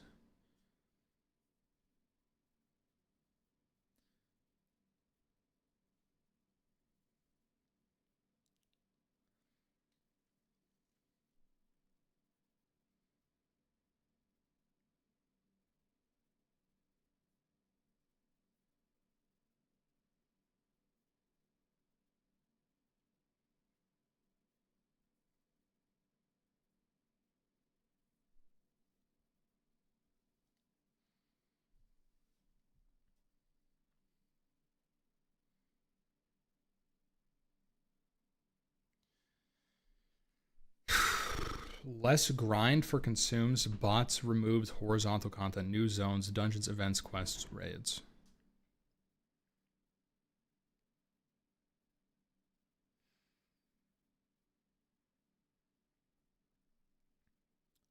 Is consume grind bad?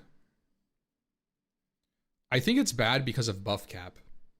I think consume grind in Classic with the buff cap being in the game is okay.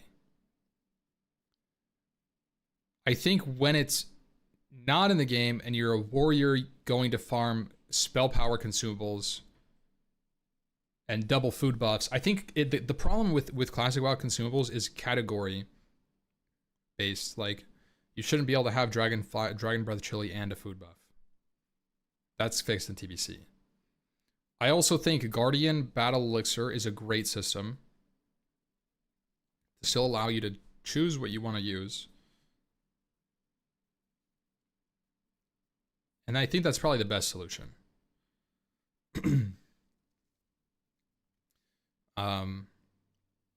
Maybe even you could expand it and be like Guardian Battle and then extra. And you could pick like a certain, because there's a lot of consumes in Classic where it's like, you know, you're a Warlock, so you use Greater Arcane Elixir and Shadow Power.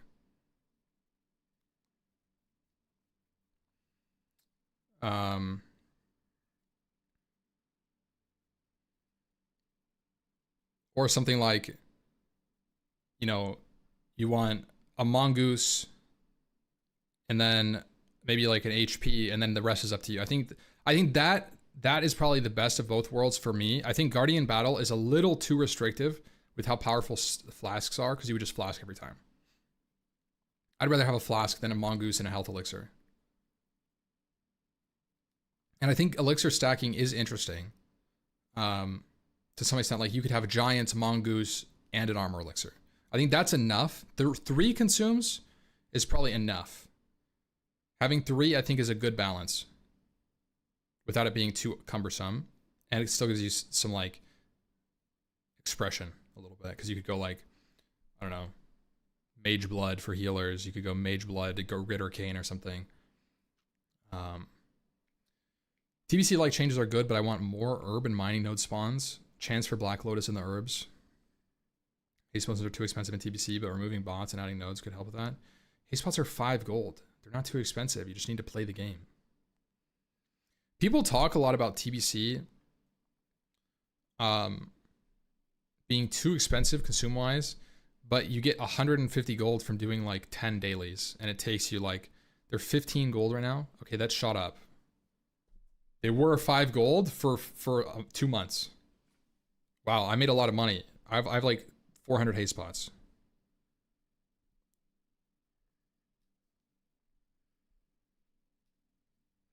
So I will say, when it comes to nodes, Anniversary, okay. I always loved being able to sit around and farm if I wanted to. This is a problem that I have with Anniversary servers specifically. The way that the servers are, the way that they exist is like, there's no downtime ever. Does this make sense? It's not like, oh, you know, like in the old days, or like, let's say private server days for me, because I didn't really play TBC really, I was like 8 years old. But like in TBC, it's like, oh, it's like 2 a.m. my time. There's not going to be much competition. I can go skinning Cleftuff if I want to. Nobody's going to be there. The problem with layers and the way it exists is like, let's say there's 3,000 people online. It's going to put people into buckets until they fill up. So there's 1,000 people on one layer, and then there's 1,000 people on one layer, and then there's 1,000 people on one layer. It tries to balance them. So if there's 2,500, it would be balanced between these three, right? And the problem is, like, it never gets so low that like this layer is playable and then this layer is full.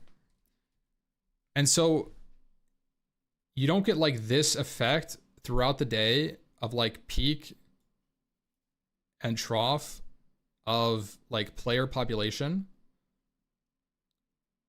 where on a normal server you would. So you could go mining here. You could go like pick nodes. There's actually going to be herbs. You could actually find herbs here, but you're not going to find them up here. And so like the problem with this is like the amount of people you're going to see around you. If there's 2,000 people online, well, there's just 2 full layers. If there's 5,000 people online, well, there's just 5 full layers. And so it's like, bro. So like the people you're experiencing is almost always like this. Like there might be some fluctuations, but like you're pretty much always in a very contested area of like, this is like the top of the graph, right? You know what I mean? And so like, this is a problem that I have with the anniversary. It's always like this, which is good and bad. The world is definitely alive, but it's just, it sucks to farm, bro.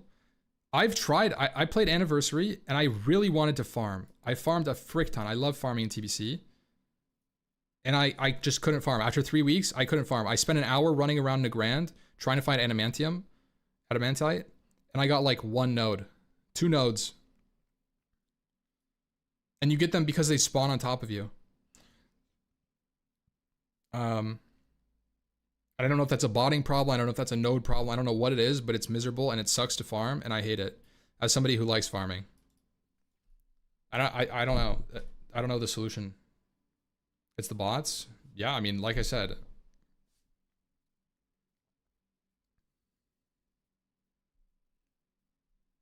Dynamic makes 200k gold. I only made like 40k gold in the first 3 days, and I spent all of it on like 7 characters.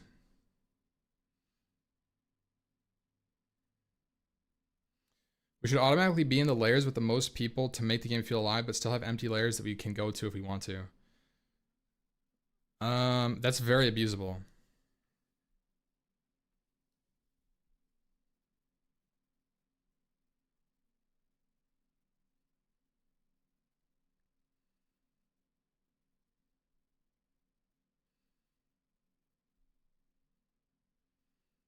Layers solved a lot of problems. This is just an edge case. Yeah, exactly. But this is a problem that needs to be addressed, I think, for playability. And I think this is the problem with layers is the way that mega servers currently operate makes it so that you don't get to play the game sometimes.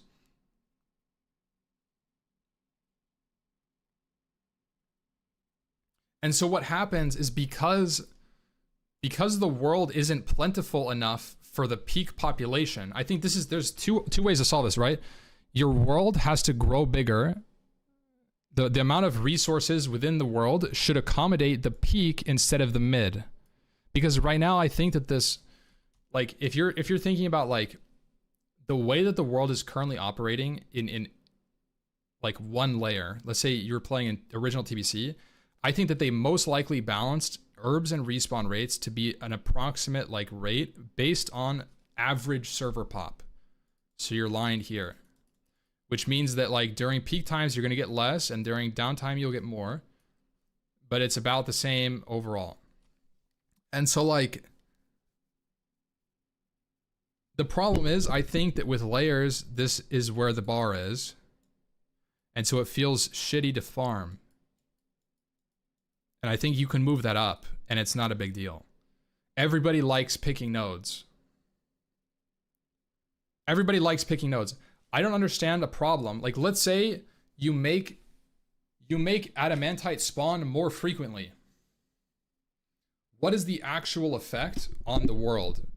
Well, more people get than mine, the price goes down. Best of both worlds. Honestly, in my take, best of both worlds. People don't have to spend as much. People don't have to waste as much time. Price plummets? Yeah, but you get more. It's all relative. Like, you know, price plummets relative to the amount that's available. So if you're a farmer, you're not influenced. The only thing that changes is the amount of bag space your farm takes up.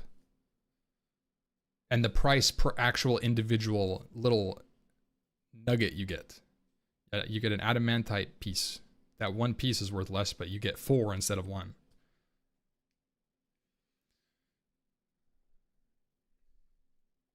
Node inflation should be a thing during peak pop. I think that this rate just needs to meet max pop instead of mid pop. Whatever it, like, you should feel about what it's like here. Maybe. I think this is where it should be. You know, this line I think is great. Like this experience where if you're playing like during downtime, it feels so good to farm. I remember back in Wrath of the Lich King, I actually did this. They could boost the respawn rate and tweak the node location so it's more natural. Tweak node locations. I don't think node locations matter. I think it's more annoying to have randomized nodes than a route.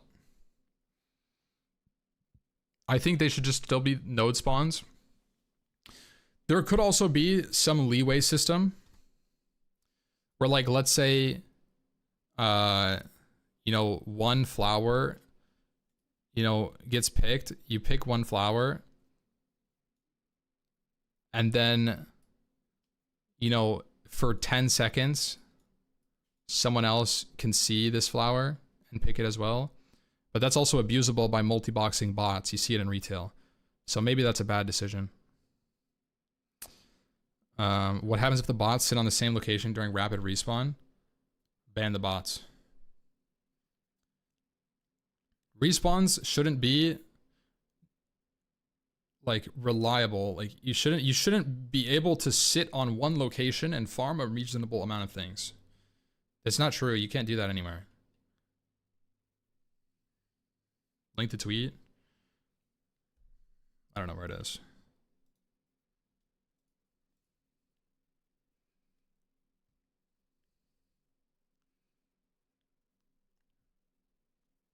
But maybe you only have it available to one person.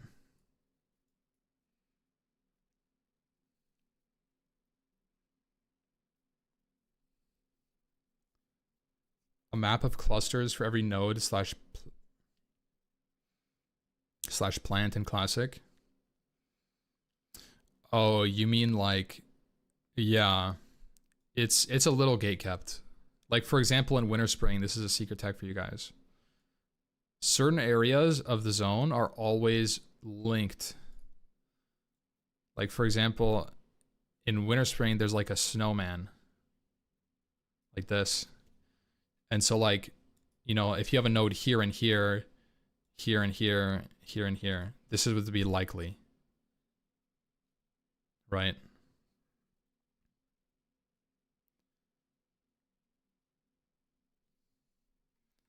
But it's weird. I don't know how it works because sometimes you can get 3 in one area, even though it shouldn't. Like, it's likely. I think that what happens is that zones are clustered in a way that, like, if you have a zone like this, they've split the box up and said, you have one node to respawn, pick a location, and it's weighted towards empty zones, empty clusters. Because it's not guaranteed. You can't just sit somewhere. So like over time, if you only pick on this side of the map, right, and you pick these, then they'll move around. So like it'll be like this, and then all of a sudden you'll have nothing on one side. Like, you know, it tries to do this. I think that's probably what it is, but it's I don't know how many boxes. And on Grow, for instance, you have 15 nodes of RTB and it's divided into 3 clusters. Yeah. Yep, that's exactly what I'm talking about for Winter Spring.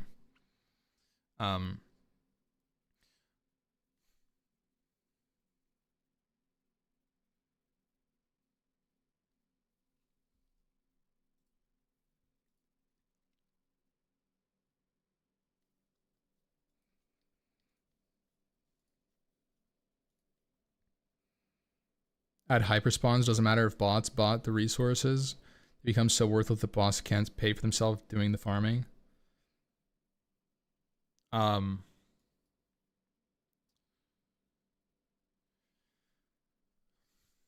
because then it's not profitable to just farm a resource. It's like, that's kind of the downside. Like, I think that you should try to strike a balance that like resources are scarce enough that you could farm them for profit, but not so scarce or not so plentiful that anyone can get them at a whim without paying for it or spending time. Because it reduces the value of that too much. It's like, well, why am I even mining if it's so cheap? Why not find other gold farms and buy the resources? Because some people like farming certain ways. It's like asking somebody It's like asking somebody like, why do you fish? You don't have to fish. It's like, well, they like fishing. Like they can do it, dude. And I think you shouldn't just delete ways of people playing the game or ways that people like playing the game to do something like just make everybody have 1,000,000 ore. Like just why?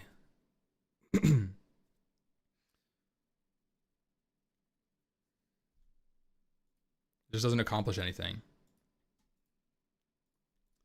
And I think one of the big problems right now that I see is that the most profitable things you can do are not in the world. And that leads to a bigger problem of not spending time in the world. Like for example, let's say you were playing classic WoW. If you wanted to farm RTVs, where would you go?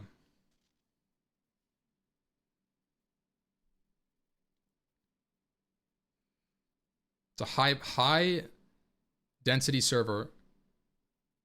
There's people in every zones. You go to Dire Mall East. Okay. That's the real answer. Dire Mall East. You always go into the dungeon if you can. Okay, let's say you want to farm Dark Iron Ore. It's in Burning Steppes. It's not really a meaningful thing, but like, you know, you go into Blackrock Depths. Let's say you wanted to farm Dreamfoil. You maybe go to Ajara. That's good. What about Plague Bloom? It's only available in Plaguelands. That's good. Like that kind of stuff, that should be the answer. It should be like go to a zone. RTVs and like farming DM East, I think it's so bad, dude. I think it's so bad. I think they need to solve RTVs in Classic Plus, bro. And I think the answer is making them more plentiful. Grom's Blood. On a populated server, Grom's Blood is miserable to farm. Open world. It's like Ashenvale. Desolus. Those were the ones we went to on hardcore. They had the best yield. One node every 10 minutes. Yeah. It's miserable. I think like Black Lotus and RTVs should be farmed in the open world only. And they should up the rate at which you get them to match and reward people for spending time in the world. I think Dire Mall East nodes and herbs should disappear from the game. Or maybe have just one. So it's not like, it's like flavor, but it's not like insane. Like ghost mushrooms. Like you shouldn't be able to farm ghost mushrooms in Maradon and Dire Mall. Like that being the go-to place. You shouldn't get that. Because people leave the world and it's all about like interaction with other people in the world. Obviously, there's some things that have to be farmed in dungeons, like LBS, large build shards or something, or righteous orbs. But I think that's okay. Having some dungeon farms is good, but I just don't think every answer should be like find a dungeon with what you need.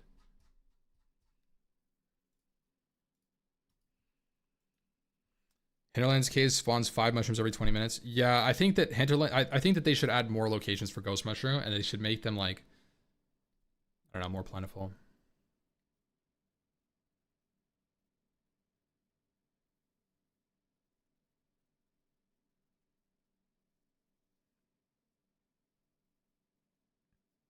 Doesn't matter if you increase the spawn rate, the drops in the dungeons won't be the go-to place to farm it. I don't know what you're saying. That doesn't make any sense.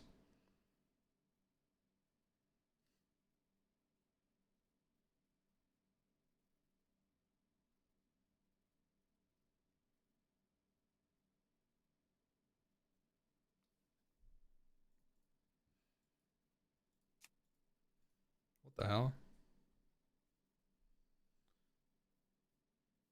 You increase the world spawn rate, then people wouldn't go to dungeons. Yeah. I mean, they might though. That's the thing. Like there's a balance to it. There's a balance to it because if the world isn't plentiful enough, they will go to the dungeon. That's the whole problem. That's like it's like a tuning thing. They just have to be like kind of on it. My idea was always like put world events in the game that draw people to certain places in the world for like high risk, being that you could lose the nodes and not be the one to find them, but like, you know, kind of like how you guys know the Nax event where like Nax Ramus citadels spawn across the world. Like you could have that kind of event where it's like meteor shower. There's a meteor shower in I don't know, blasted lands. And then like random nodes of like RTVs like kind of spawn on the ground from a meteor hit or something. Like it's like high risk because if you can get a spawn like near you, it's really good. But if you don't, then it sucks. So like stuff like that could create some dynamic interest in like certain zones. Or like, you know, spawn a world boss in Ashara, spawn a world boss in Ashara, and they make the like a bunch of flowers pop out of it. It's like a giant tree or something. Or you make them spawn in it. It's even better. Make them spawn in Feralis or like Ashenvale, and it's like a giant tree world boss that spawns, and like when he patrols around, he drops like Black Lotus and like Dreamfoil in his steps. Dude, that would be so fucking sick. If you're listening, it is a work day today. If anyone is listening, let me fucking cook, okay? Oh, they're on lunch break. GG.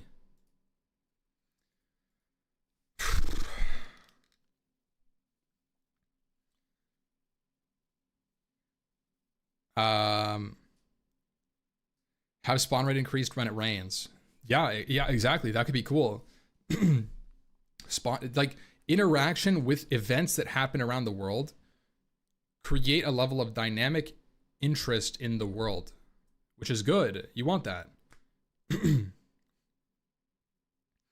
best bet is to get into a guild with one of them. What are you even saying? That's like the last thing people want.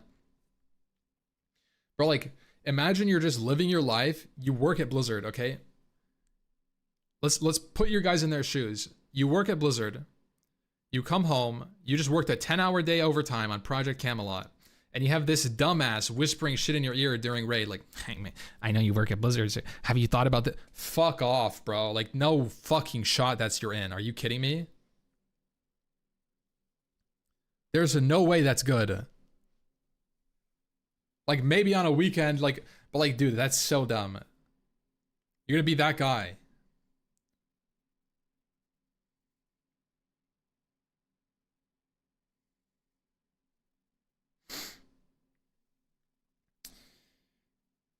It creates too much FOMO, in my opinion.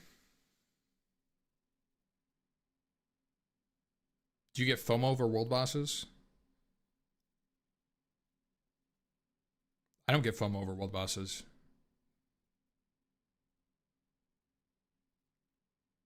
Genuine question though, guys. How are world bosses? I don't like them though.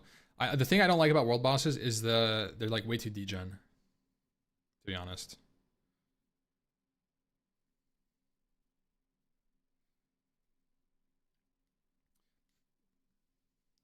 If they drop a lot of things of value, sure, but like, it's not gonna like that's a tuning thing where it's like, obviously you're not just gonna randomly get 20 arcane crystals in your inventory and like you're hit a lottery ticket. It's not. It's like an enhanced way of farming that's like more dynamic and not just running laps of the same zone you do all the time. I think that's kind of the thing. Like that should be the goal. Like I think that it should be high risk and high reward, meaning that like you could go out there and you could get nothing.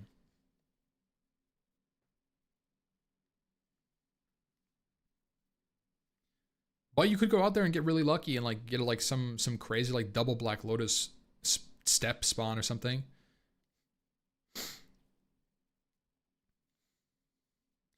World bosses that can spawn anywhere in the world and they roam from zone to zone. Yeah, I mean that's interesting. Quit if I get nothing. Good. That's good. Currently playing hardcore. Yes, I'm currently playing hardcore right now as we speak. I was thinking about doing some speed runs though, like normal, some normal leveling speed runs, not hardcore. Kind of just talk about Classic Plus. The thing, whoa, it's a big window. Holy shit. Can I get some like Classic Plus energy, you know? Sod hype? No, don't type that in the chat.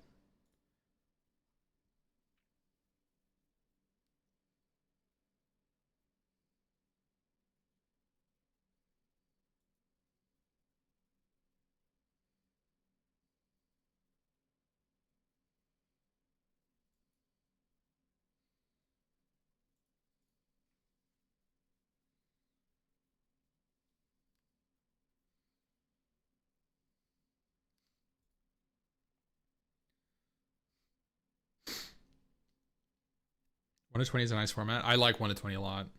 It's just long. Dude, I still think like running like a tournament, a speedrunning tournament would be really cool. But it's so hard to like do the format and host something like that.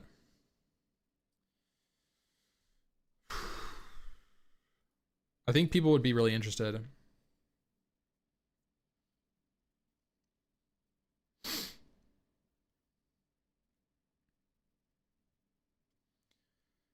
I actually like the Kazakh spawn. I like the Kazakh spawn during the pre-patch of TBC.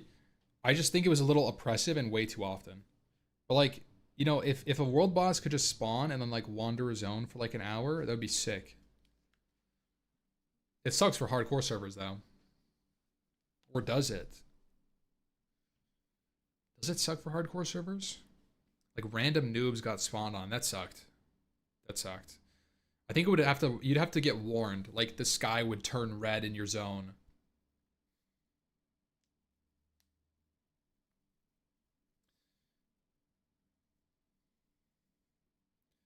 It's like, oh shit, get the fuck out. A dragon's coming in. You still have the GigaChat hardcore? No, I don't. It's on Mancrick. A login warning too? Yeah. Yeah, login warning would be perfect. Although that's very hard for them to do. Maybe it's something like anyone that logs in a zone where the world boss is active gets teleported to a safe location based on their faction.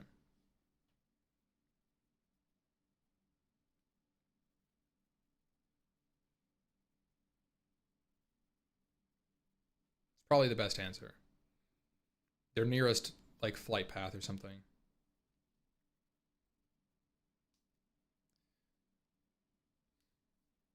So then like if you log in Duskwood and a world boss spawned on the graveyard, you get sent to Darkshire. Something like that. That would be my answer probably. I'm sure the tech exists to do something like that. Because they have like log out skips where it's like passive unless you attack it.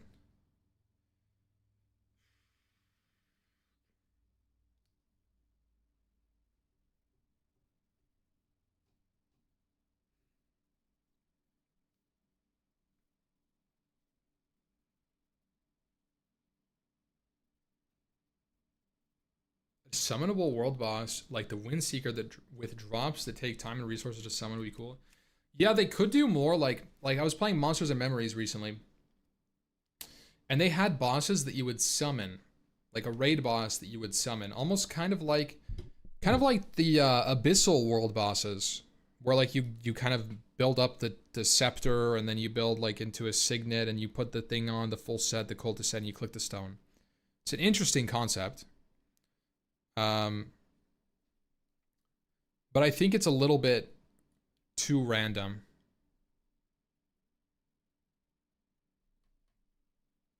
There's so many different moving parts. So degenerate to get items that you want from that grind. But like maybe you can have like rare materials that spawn or something and you bring them somewhere. It's not random, you just need a beckoning. Yeah, those are hard to get though, right? Pretty sure those are really hard to get. You have to turn in like a ton of texts, right?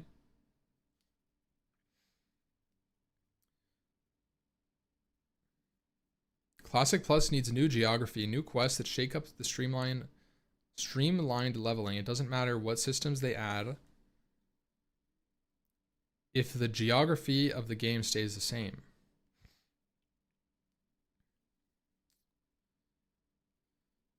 I kind of disagree with that take. I actually kind of disagree with that take. I don't think that... So now, geography being a loose term, I think that they must do some sort of new zone or new dungeon or new raid at some point. But existing geography, I don't think needs to change in the sense like of Cataclysm. But like at some point they need to put something new into the world, right? Like at some point they have to do that, which I think is obviously good. But like I wouldn't want them to redesign Elwyn Forest. Unless they went with like this is how Azeroth looked, this is how Kalimdor and Eastern Kingdoms looked 1,000 years before the Dark Portal happened. And then like your whole world perspective shifted. Stormwind was small, Lordaeron was big, Ironforge was a separate area. It was like Cosmodon.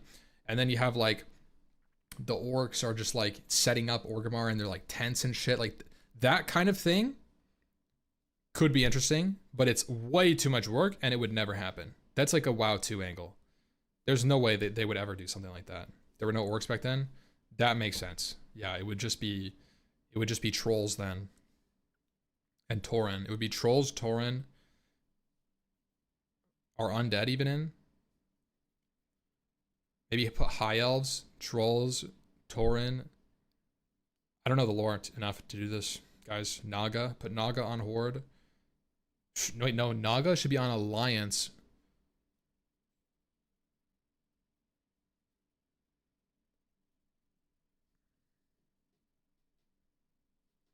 Yeah, Undead are Forsaken, super tied to Warcraft 3. Yeah, that's what I was thinking.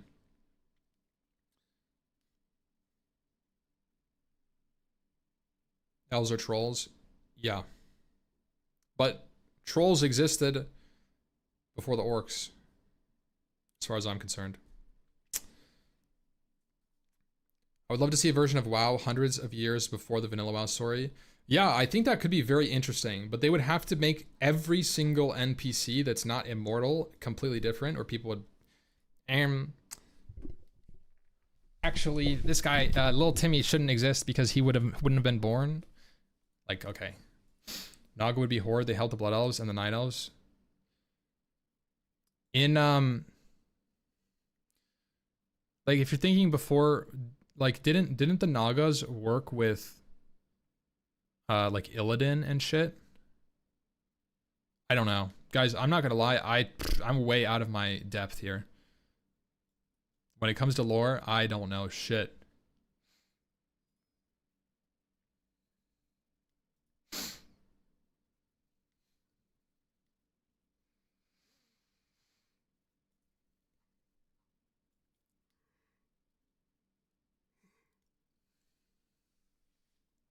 Love to see a series with WoW like the movie. Hey, that's in the leak. That's in the leak. Do a lore stream time to replay the Warcraft 3 campaign and just talk about lore for Classic Plus. Playing Warcraft 3 for Classic Plus ideas. Honestly, it would work.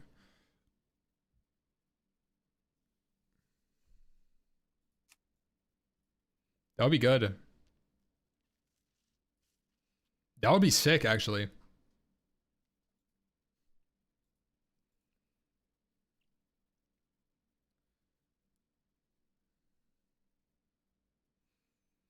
Hardcore Anniversary server still alive? Yeah. Yeah, you can start on it. Do you ever die before 60 if you're trying? Rarely.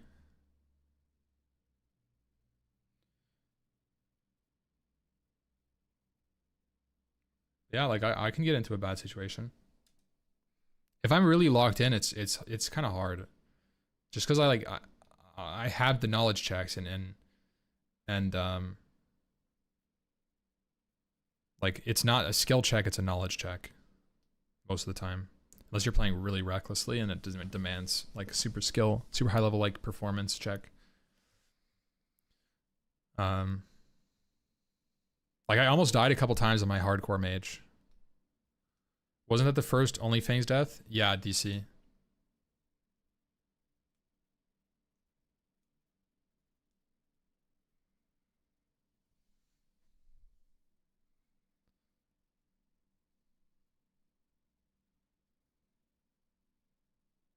I think the most risky part of the run is actually like 1 to 10.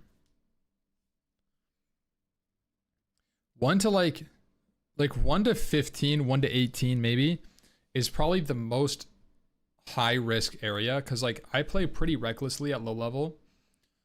But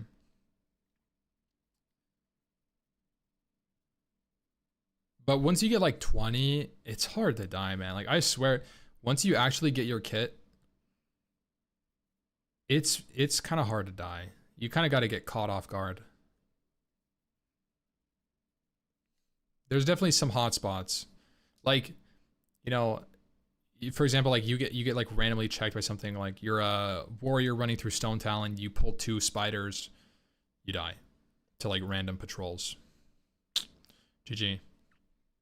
Or like you don't know about the poison slow mobs in Fellwood and then 3 stealth mobs spawn on you or walk over to you. A mob respawns on you. You have 4 mobs, slowed for 30 seconds, can't play the game, you die.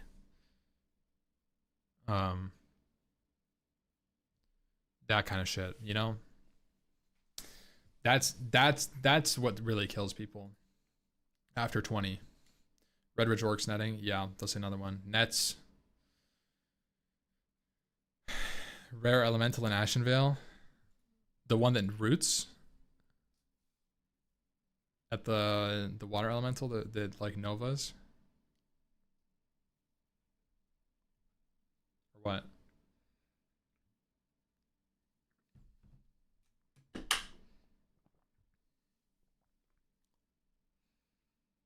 Ten-second stun.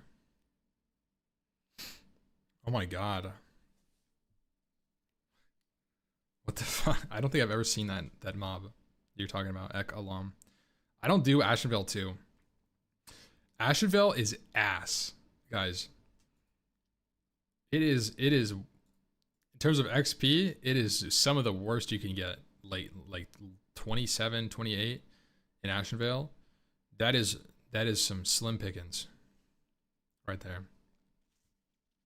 No, thank you.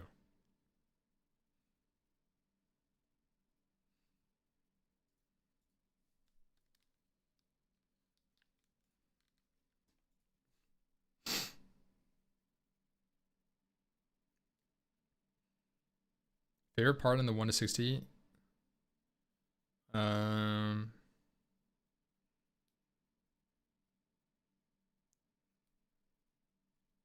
It's not a zone, but I like the trifecta of like Duskwood, Red Ridge, and Westfall.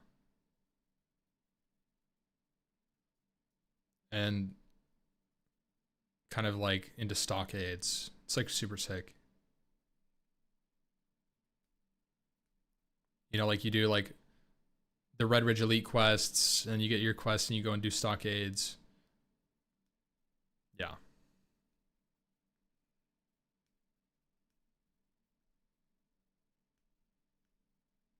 There's new technology to finally cut through mountains, which makes it less ass with the high FPS jumps. What? That's crazy. New tech, always new tech. Barons. I'm not a Barons enjoyer. I don't like the Barons. I've done way. You know what it is? I've just done it way too many times. God, every time I level a horde character, I'm just doing the Barons. Like all of the dungeon drafts, Barons. Barons. Barons. You spend all your time in the fucking Barons. It's like Duskwood or Darkshore, but it's ass. Or anybody else says it, Darkshore is not ass. 36 Sunless EF? That is ridiculous. No, I'm not gonna watch right now, but that's crazy. Horde Andes will never understand the Red Ridge, Westfall, Duskwood. Yeah. Feralis underrated. Feralis is a really cool zone. Feralis is always like, if somebody asks like favorite zone of all zones ever in Classic, I would always have said Feralis. I like Winter Spring too. But both of those are Feralis and Winter Spring is like a symbolic area for me, because to me, like when you're doing Feralis, you're like level 46, 47. You're kind of like out of the slog. You go Feralis, and it has good quests. The arcs are solid in terms of XP per hour. Very fluent, easy quests to do. And then after that, you're probably going into more easy quests soon. You're going into like Searing Gorge, maybe doing a quick like Hinterlands loop. And Winter Spring is the same way. It's like almost there. Yeah, exactly. Yeah. Oh yeah, you do like Feralis plus South Tenaris. Great zones. Into like Searing Gorge, into like a Western Plaguelands loop. Small loop, and then you're doing like Ungora, which is another great zone. You're doing, dude, it's so good. Winter Spring quests. Oh, the quests are kind of ass in Winter Spring, to be honest, but there's a solid like half level that's nice. 60s transferred? Yeah, my 60s are transferred.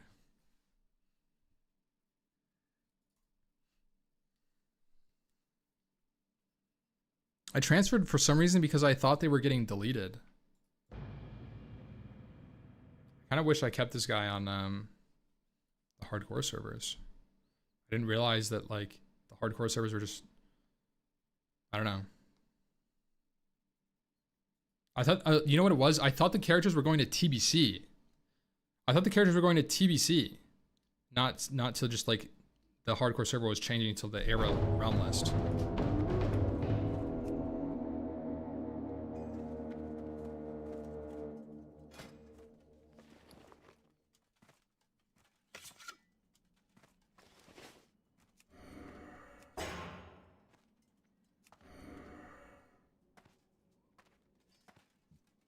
We log in, yeah. That was the horn.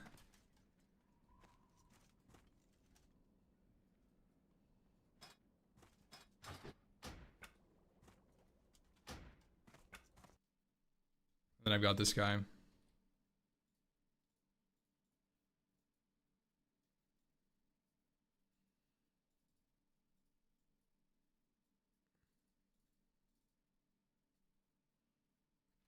V server, yeah. Ampy Blaster. Yeah, that's my worry from Only Things, yep.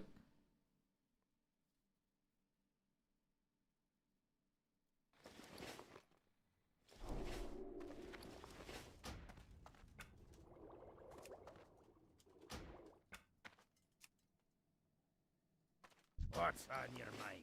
What's your back?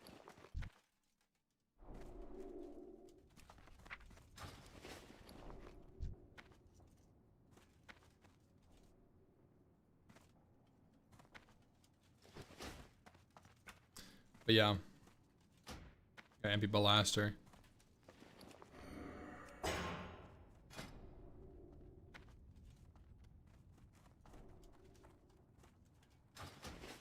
Yeah, no buff run, yeah.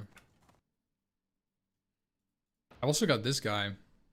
This is a throwback for you guys. What do you guys know about this dude?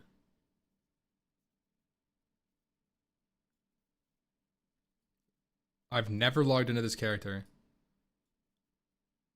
since I died. Still in Nax Ramus, bro.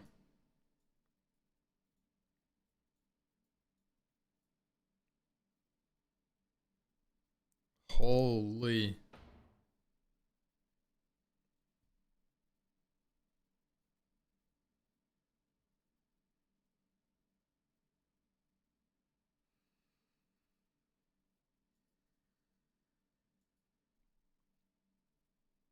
Yeah, that was in the Nax World First hardcore.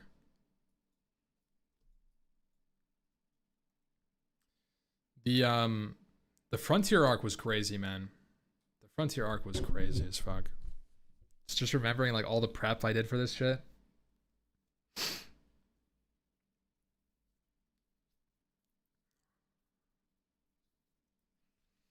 I think I would do it again. I don't know if I don't know if I would do a classic. Let's say if they did a classic plus hardcore, I think I would lead a guild. But maybe instead of leading a guild, I would just tank for a guild. Like,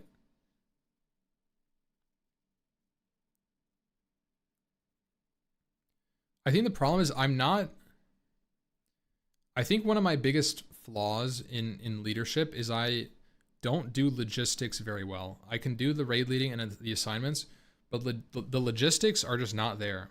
I need like somebody else to handle that shit.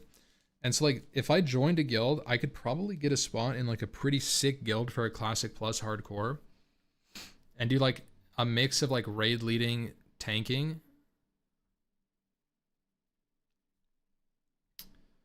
That would be sick.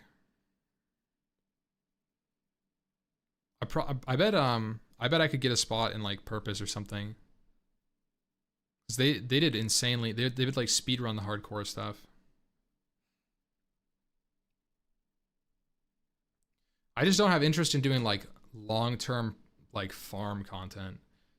When it comes to like not being prog, that's like I couldn't level and then play on Doomhowl now, you know?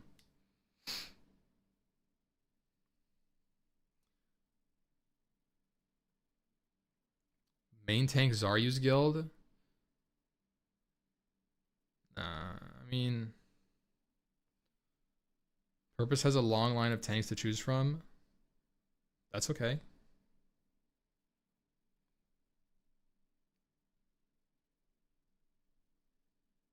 Just play however you have fun. Yeah, I am.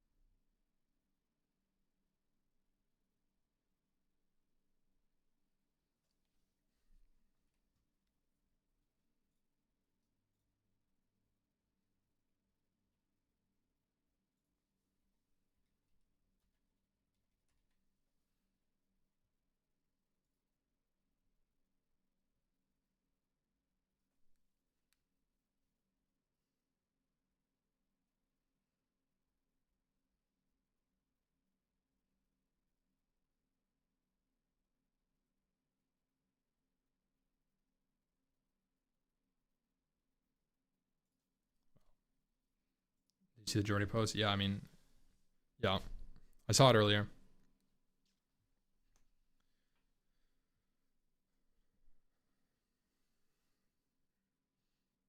You can tank for my guild but no loot, but you get 1,000 gold per raid. That's crazy. That's criminal. That is criminal right there. WoW is a dead game right now. Yeah, I don't have anything to do, bro. This is the problem. I don't have anything to do. People are grasping at straws. Like there's a SOD rerun. We're running back a fake fresh on SOD.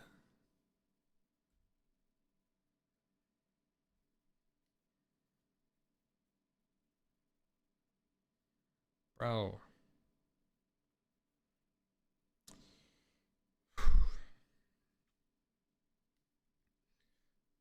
Hop on Monsters and Memories. No, I don't have anything to do in Monsters and Memories either. Dude, Monsters and Memories really fucked me up, bro.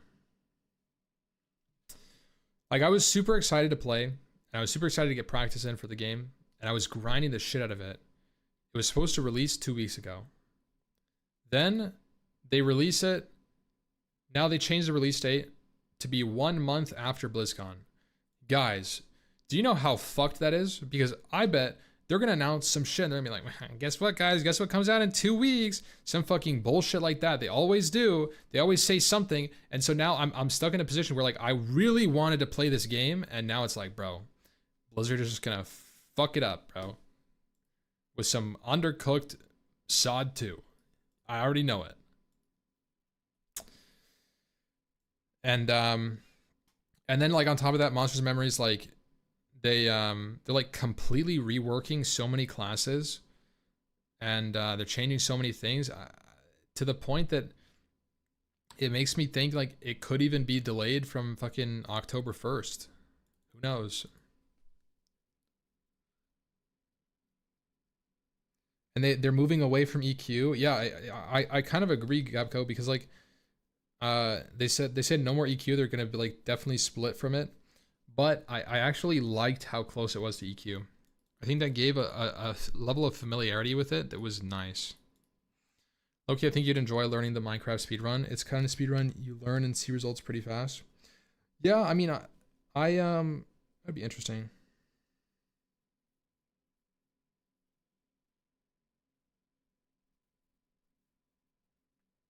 I think it would be interesting. I wanted to try it, but I'm a little concerned about viewership, honestly. And like at the end of the day, bro, if I have like 300 viewers playing some Minecraft speedrun, I can't do it. I can't live off that.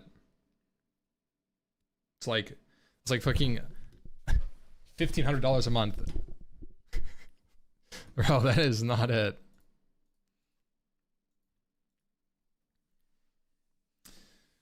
I heard they hired the EQ2 and Pantheon devs for the class reworks look exactly like that. I heard they hired... Oh, yeah, I don't know. You can't even watch Czar play Minecraft? Fellowship Season 3. That's interesting. Maybe I'll do some Fellowship. I had a lot of fun with Fellowship like the first couple of days, but it wore off once the progression stopped.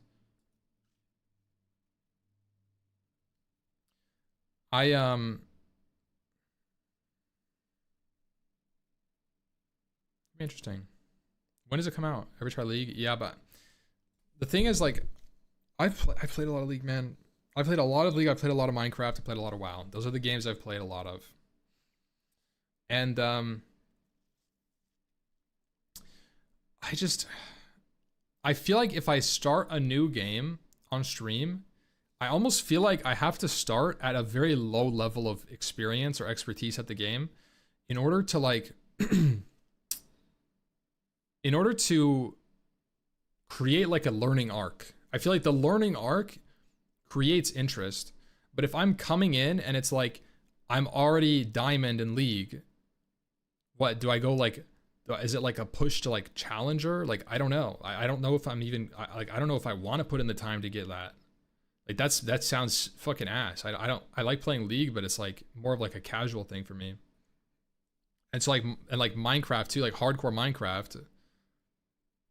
I've played way too much Minecraft to play hardcore and like it'd be an interesting experience. To be fair, Minecraft consistently pulls an average of 35 to 45k viewers daily. I mean, that's good. The problem would be more that like my core audience may not resonate with Minecraft. That's why I don't stream really anything but WoW. I would prefer to see a diamond player than bronze. Yeah, okay. I'm not going to play EQ Legends. I don't have any interest in it. Diamond Challenger, that's just going to take you a year. Yeah, exactly. Like, I don't want to do that.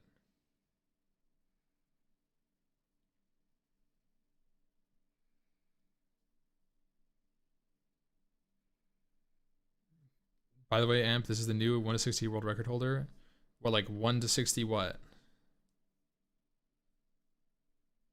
What is 1 to 60? Hardcore, non-hardcore? Is it a class specific? What happened? I have super removed from the space. You can start your stream with WoW and then beg viewers to stay for Minecraft. That's crazy. In Wow. But what? Sunla? Mage? What is it?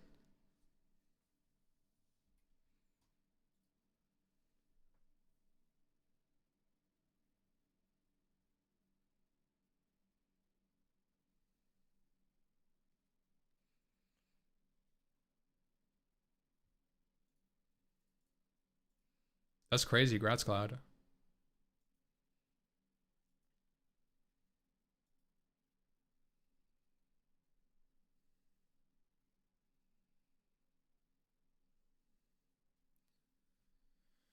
Have you played a lot of StarCraft 2?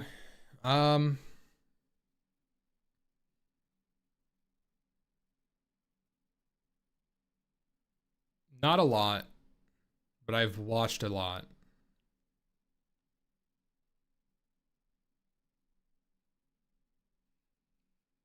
It'd be good content. I'm not in. I don't think I want to do 1 to 60 speed runs. Duo Minecraft stream with Czar. I think some sort of like Minecraft, like WoW, like Minecraft server with like some people from like the WoW area would be kind of interesting. But I don't know if it'd be good viewership for me personally.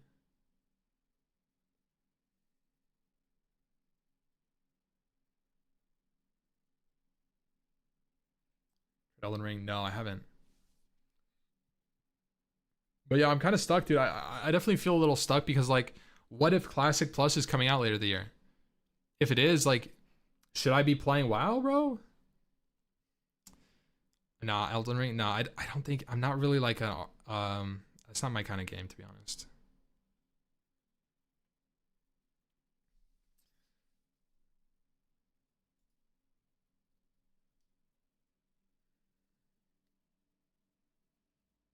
Detox from WoW before Classic Plus? Maybe. You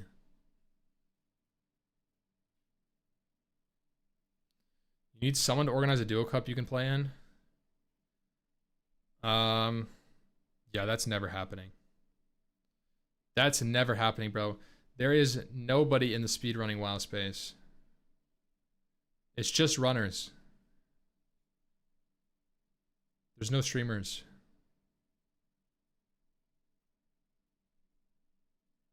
There's like no host. That's the problem. Like, I feel like I would be the closest person to a host for a speedrun something. Like Cargos and Grays are probably the closest to that.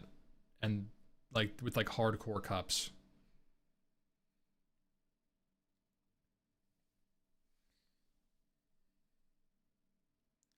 League is the only other game you can keep similar CCV on as a classic WoW player? I don't think that's true.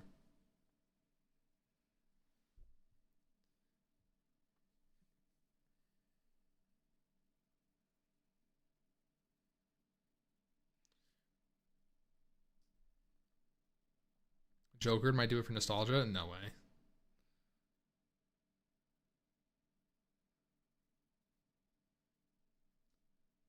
Like if you go to League right now, yeah, if I played League of Legends right now, I would go down to 300 viewers. 100%.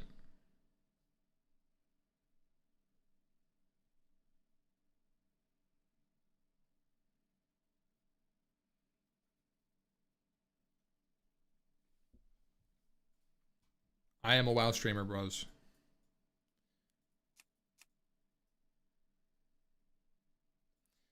You're not playing anything and we're still here watching?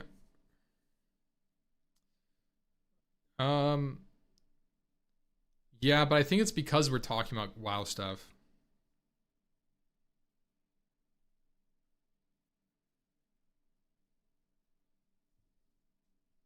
Loosely.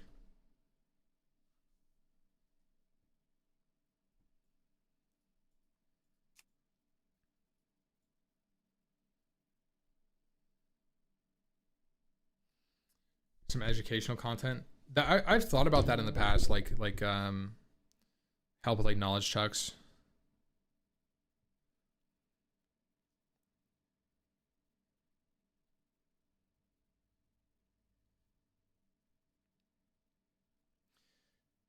Um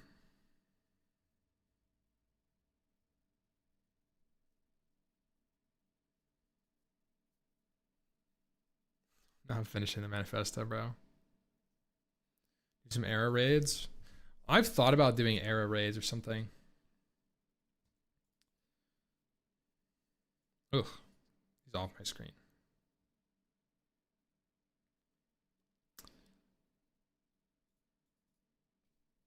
You guys know I have a 60 horde character on white main.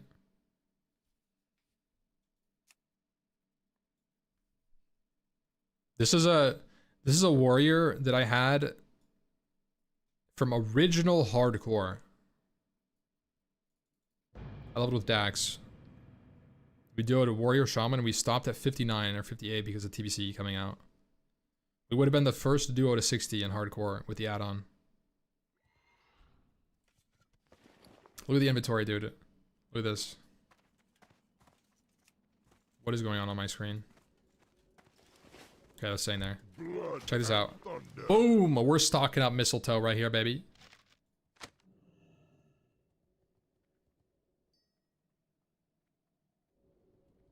Holy mistletoes.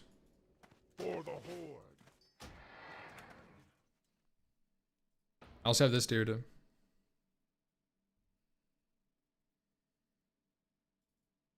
What do you guys know about? What do you guys know about Deviant Delight, baby? Wait, this is the wrong account.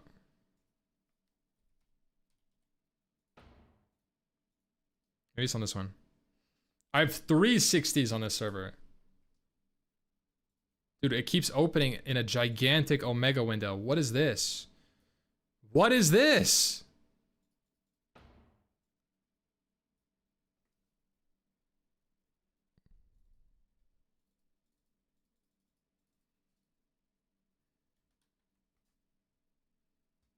Oh my god, it's not here. Bruh, I think he's on white main now.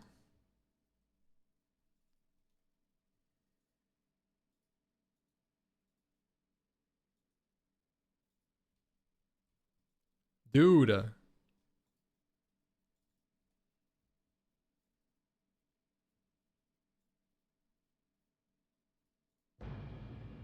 Who this?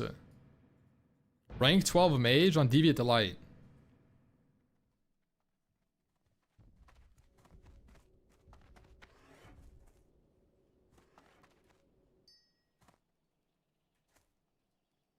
Holy shit, bro. Check it out. I have so many characters, man. This shit is unhealthy.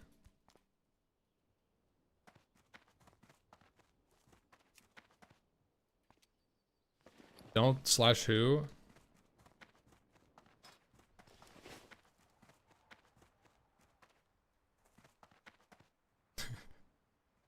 It's just farmers. It's just farmers. That's it. Farming Grom's Blood. I'm pretty sure I was practicing like Mara boost or something.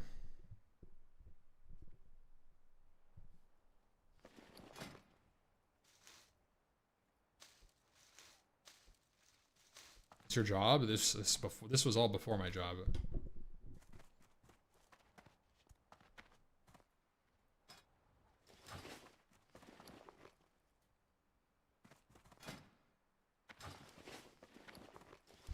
Greetings. Goodbye. I can send a quick Mara boost, boys. We'll go crazy.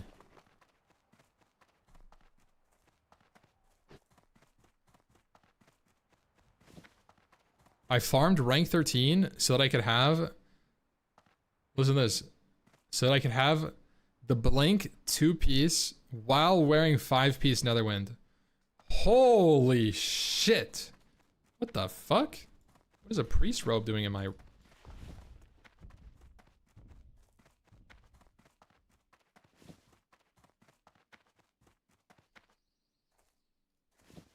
There's a 5-piece. With the 2-piece. Wait.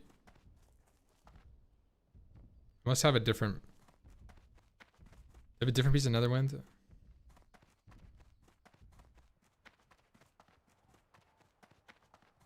I'm pretty sure I have a different piece of Netherwind. This is scuffed. I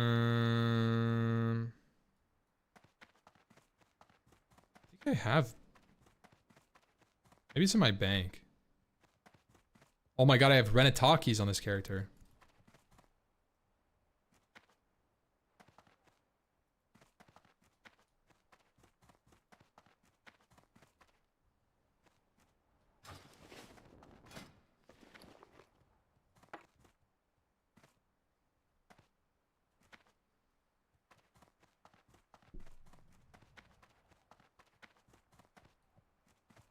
Let me check the bank. I may not have gotten 5-piece, the correct 5-piece yet, before the guild died. The rare 5 and 5? I do have it.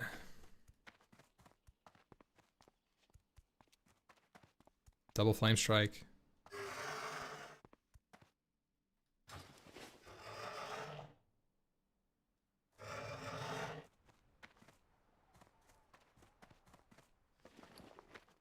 Servers, this is Deviate Delight.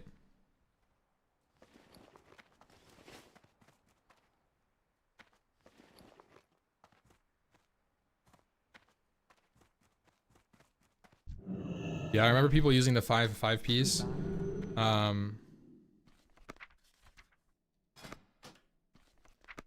like slave pens.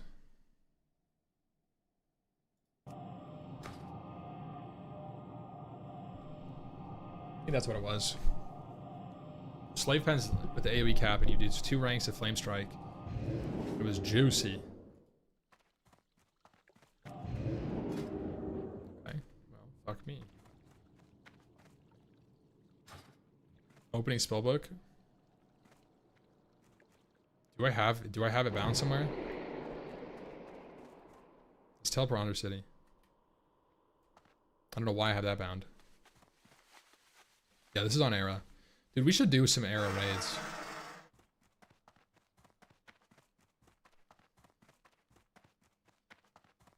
Crazy.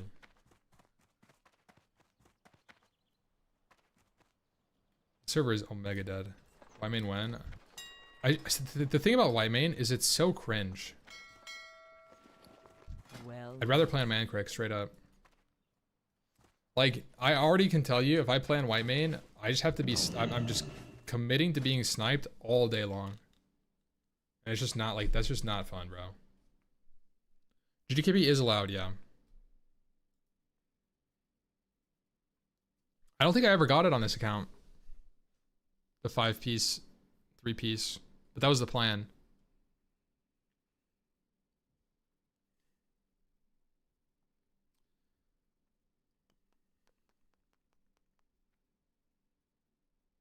Yeah.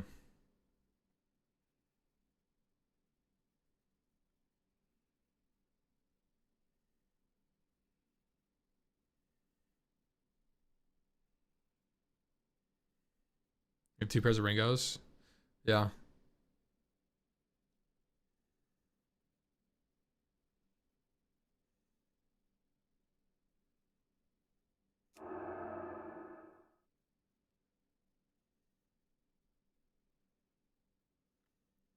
Look at this weapon, guys. This is the peak RP. Be careful. Right here. Boom!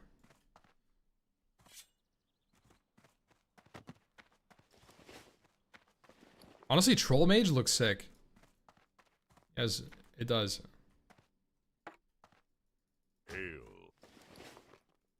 Farewell.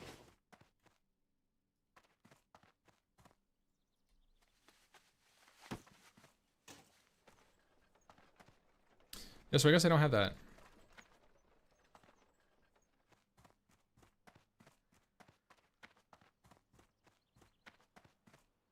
I will say undead is good too. Male undead is pretty solid. I don't like female undead. Female undead, it looks flimsy, bro. Ancestors watch over you.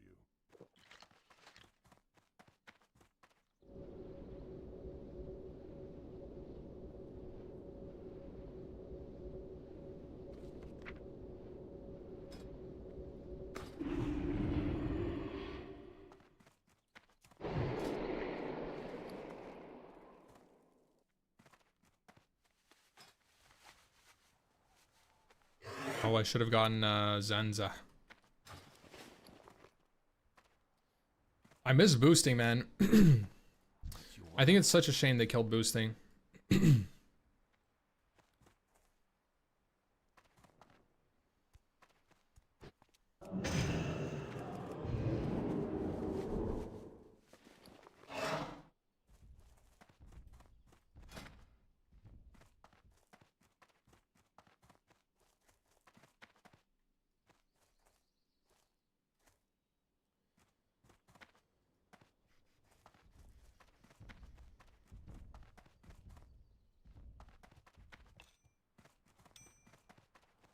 Boosting is so loud in Era? Yeah.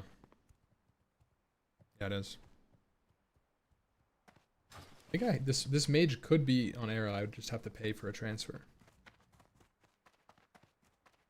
I think you could transfer from Deviate Delight to Whitemane.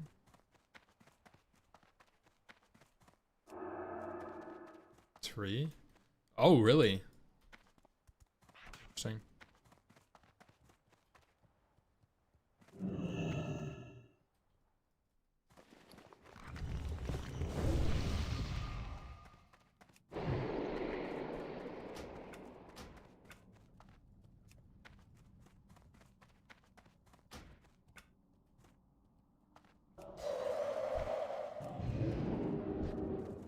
It feels good to play WoW again, bro. I've been playing games that I'm terrible at, and it sucks. It sucks, man. Playing games that you're like learning in, and you get beat by just dumb shit. Like especially Age of Empires, bro. It hits different. Losing in Age of Empires is like bleeding out a slow death by a cut through your pinky. Like it's like a 50-minute struggle that snowballs off of losing a couple of villagers, and it's like, oh my god. Oh my god. Warcraft 3 is kind of like that too sometimes. RTSs, I think, are just rough. Can be.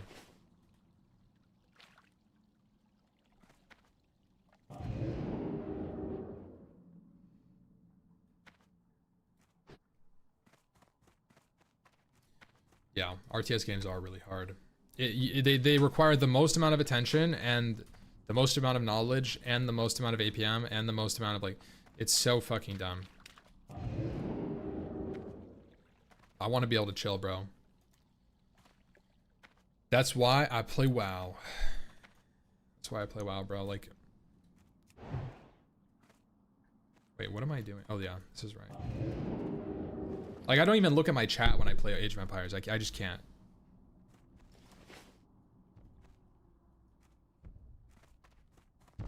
Warcraft 3 has shorter games. Yeah, Warcraft 3 games are surprisingly short compared to Age of Empires.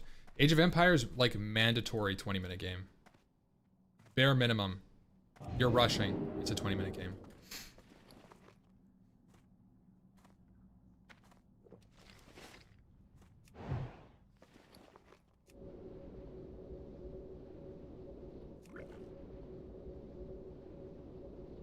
To the princess to see if there's a GM watching.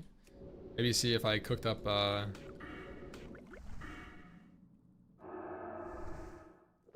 seed while I was offline.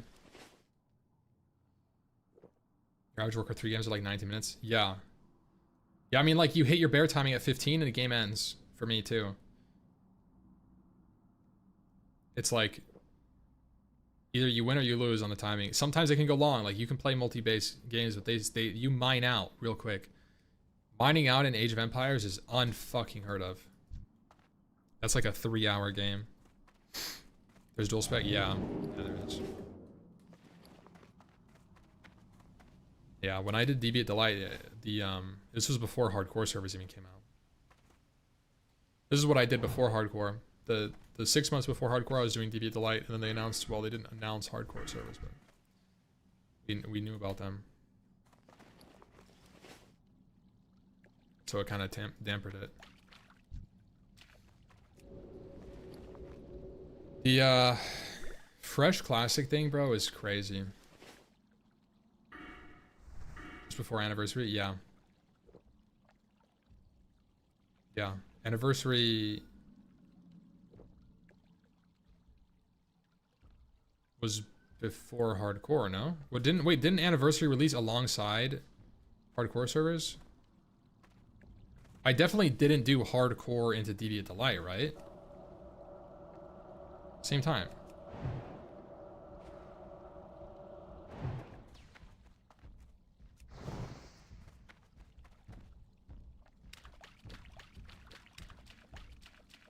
So I did it before anniversary then.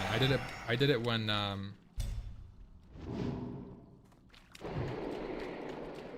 like before hardcore.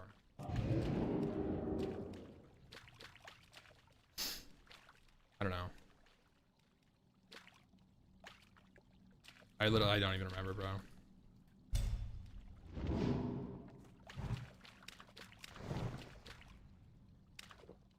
What the fuck? What did I just drink? Oh, well, I guess we're drinking mana pots.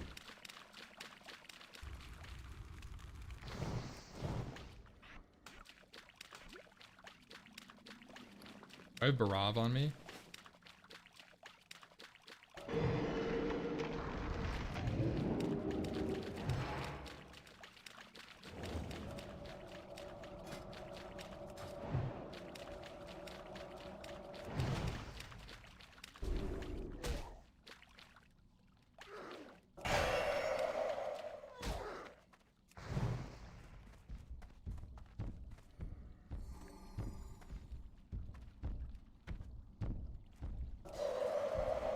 Resist.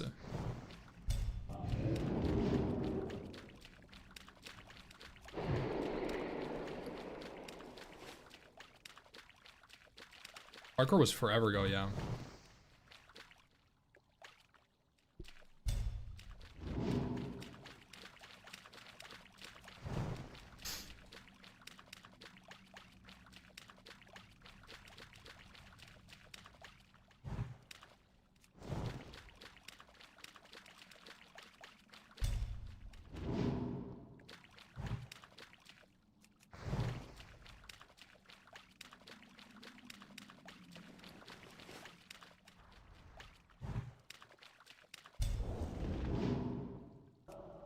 Did I not make mana gems?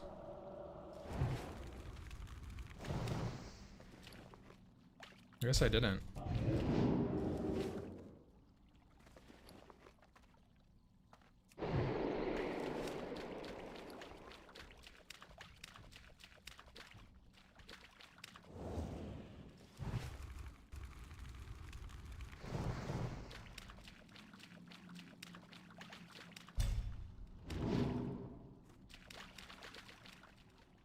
Liz.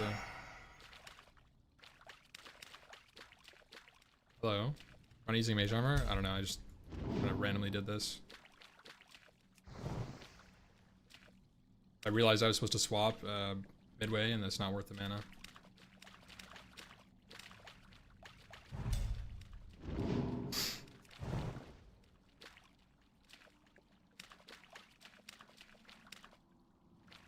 He's rank 1. It's not worth. I don't have much spirit on them. It's scary.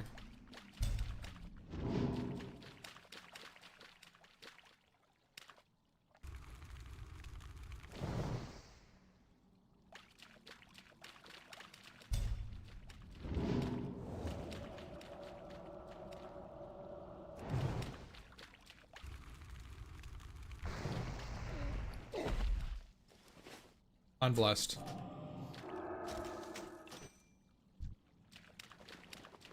Unblessed.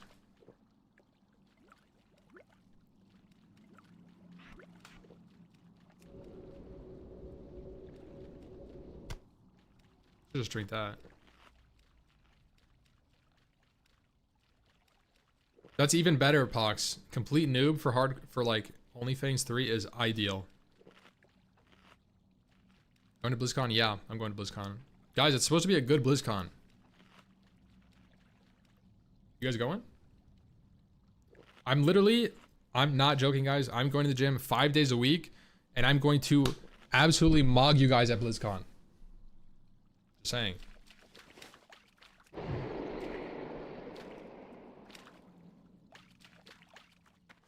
How do I just went through this.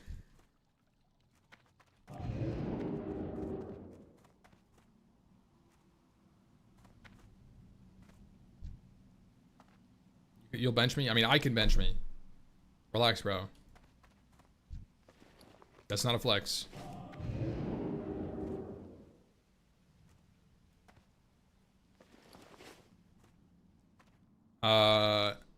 Joke's on you. I don't go outside. It's fine, bro. You don't need to.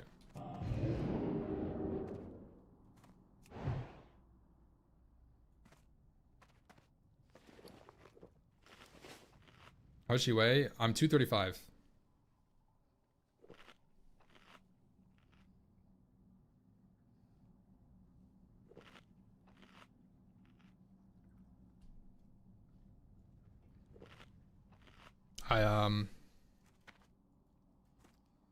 I was 230, but we had an unfortunate couple weeks, month.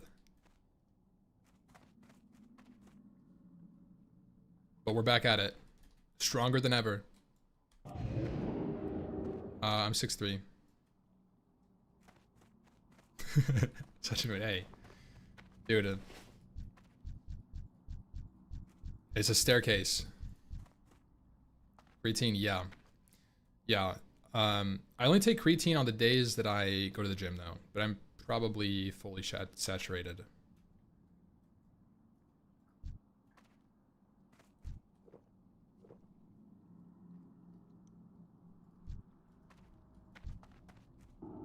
I just like don't get it.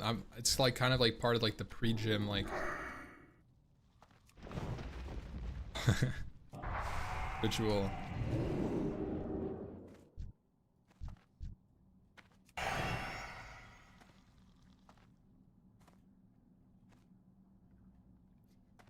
What are you even typing? What is that, by the way? My binds on this account are messed up. Yeah, what can I say, guys? My binds are messed up. What is that? It's supposed to be mage armor. Are you kidding me?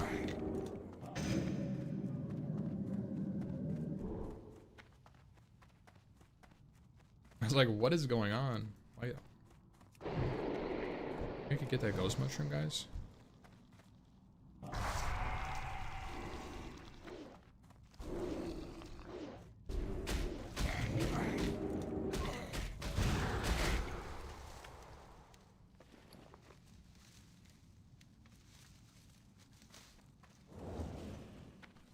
Do I have any?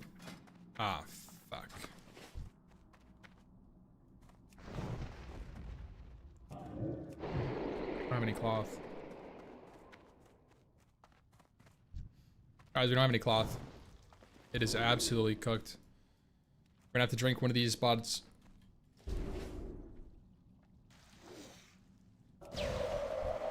I should not be doing that. Ah. With the mage armor run, you have to be really careful.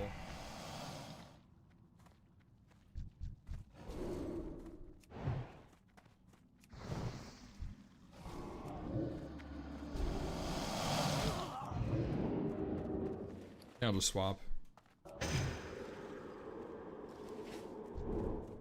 It's not worth.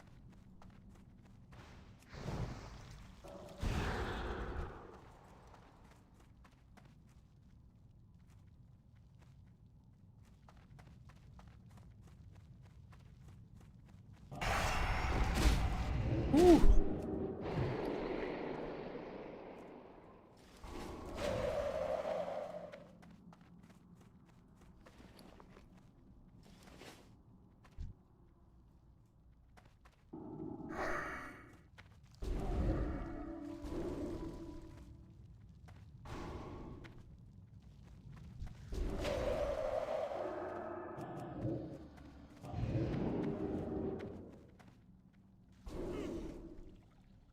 I think that was fall damage.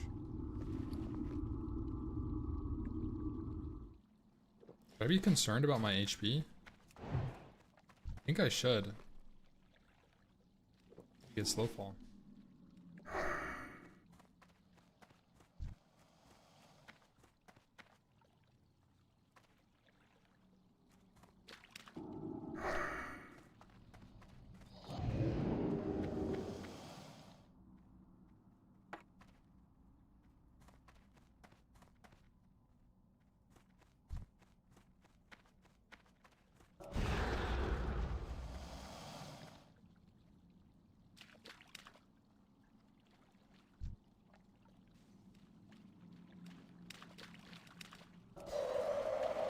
GG.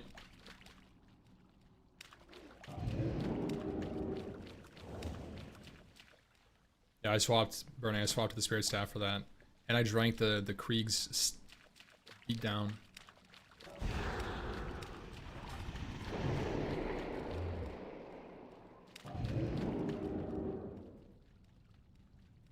We're going up. Our HP is climbing. We have plenty of time.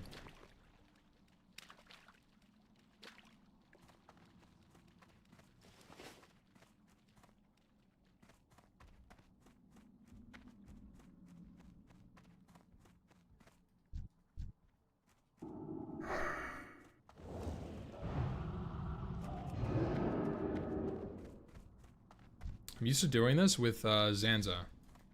I can feel it.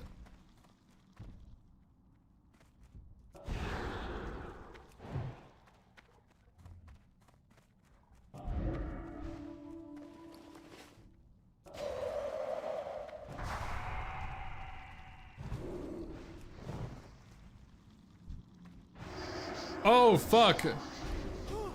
I got silenced.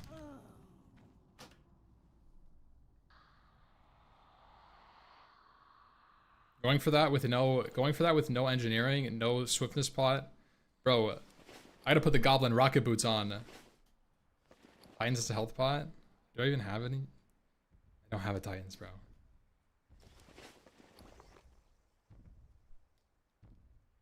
Why am I running back, bro? Ain't no way. Mushroom was worth it. I did get a mushroom out of it. This one. To be honest, I would have died even with it without the mushroom. Because I went for a pack that I shouldn't have. No Zanza, no engineering. Getting that pack is just a no-go. Couldn't help it. You have to land like a Juice or Nova right before you go for it, or you just get silenced like that. I actually could have went around Swiftness Pot. Would have saved it. If I popped the Swiftness Pot instantly, but I don't have any.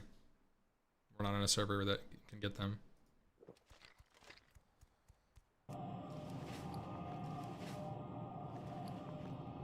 Any plans for playing Sod Fresh? No. No.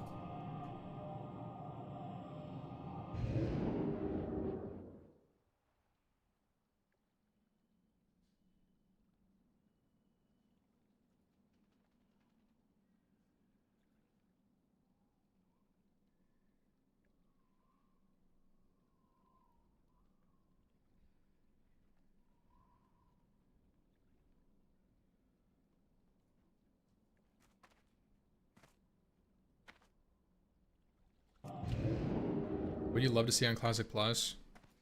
I would love to see an attention and respect towards the original concepts of Classic WoW that were community focused, world focused, and rewarding people who spend time to achieve things. Whether it's farming something that takes a long time, some way to distinguish yourself, getting raid gear, something like anything. Just name a thing. It takes time.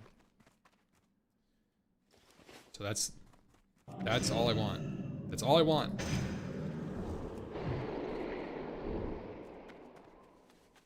I don't think it's a big ask, but I don't think it's gonna happen either. I think it's one of those things where like, yeah, this is a dead server. Nobody plays on this. It's one of those things where it's like, in my opinion, that's like the very clear answer where like, if you were trying to make the game as best as possible, that's what you would do.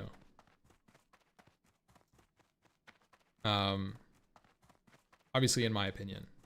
Because I think that Classic WoW is like the ultimate WoW experience. Genuinely, I think it is. I think it's better than TBC, I think it's better than Wrath, I think it's better than every expansion in what it does. But I think that it's very likely that if Blizzard makes a Classic Plus, they do it in a way that tries to cater to an audience that's not the original intended audience of Classic WoW, which I think will alienate a lot of original Classic players Some people may like it, but a lot of people may get things they don't want. And, you know, I think that's the most likely outcome. And, yeah.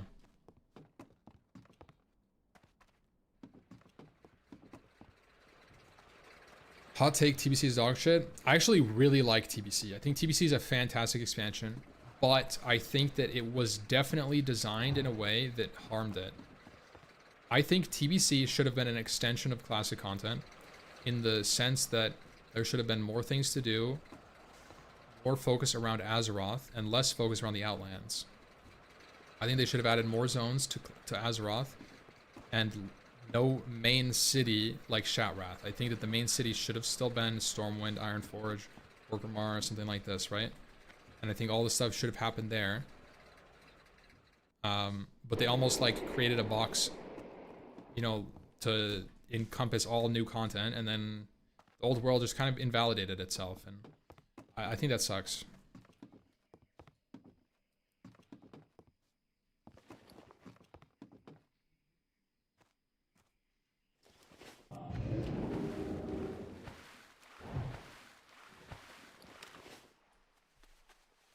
It'll be aimed at retail players instead of the bigger group. Is that true? Is retail the bigger group? I don't know anymore.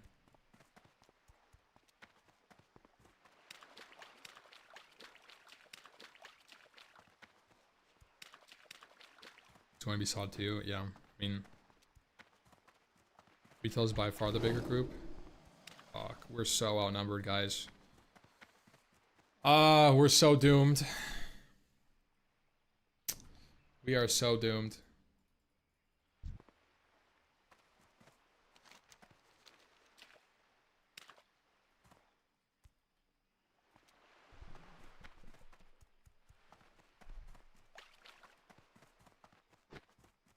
I think that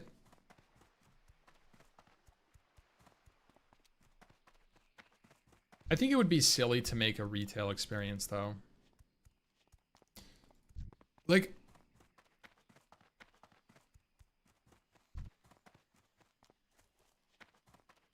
is the goal of releasing something classic to make a gap fill for your retail players? That doesn't make sense.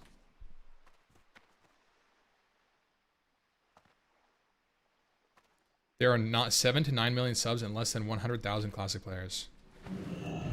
How do you figure those numbers, Voss? Are you talking about like anniversary? Because I think saying 100k classic players is crazy.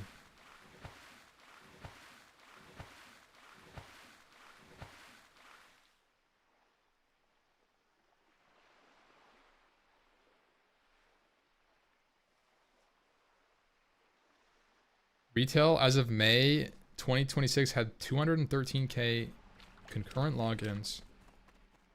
And as of June, Classic as of June had 6,000 daily players. Those are different things. Aren't concurrent logins and different player, like daily players, different? Who you be? What even is that? Be seeing ya later. It's just like saying like retail has mounts and classic has fucking ranks. Like what are you saying, bro? Like Spirits be with ya, man.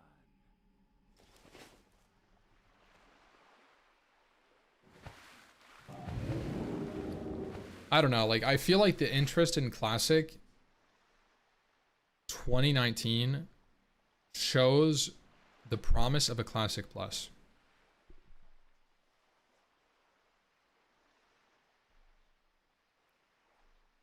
And I feel like the 2019 classic vibes were way higher than any retail expansion I can remember.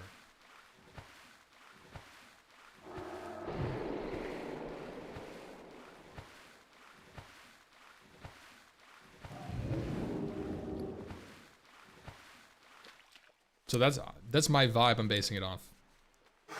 No numbers involved.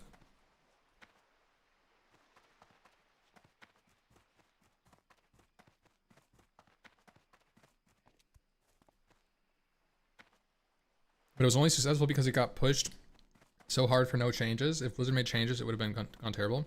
Well, that's my argument towards respecting initial values. If that many people are willing to come back to a game that has not changed in any way, shape, or form, it shows the validity of the concept of which Classic is a good game by itself. The concepts are sound. The ideology, even though elitist, even though not catered towards the casual, even though XYZ, large raids, whatever it is, despite all of those things, it's sound.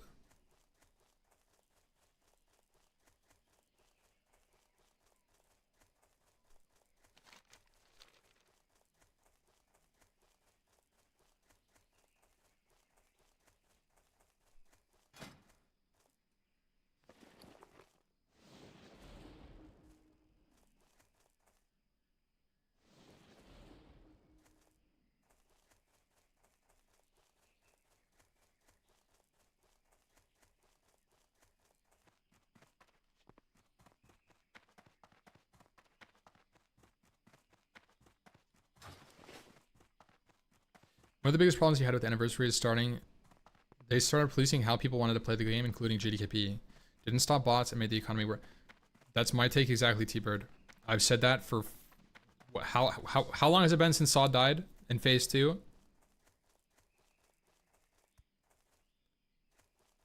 I remember the day they banned GDKP, I was sitting in Ashenvale, and I was bouncing on a fucking route back and forth, and I said this. I said, GDKP is just something, it's like a red herring. They could just be like, oh my gosh, guys, we did something, because Reddit was crying about GDKPs. And they just banned it to save face. It had no impact on the game and no impact on gold buying and RMT or whatever the fuck. And no impact on eroding the social structure, the social fabric of guild structures. It just got worse.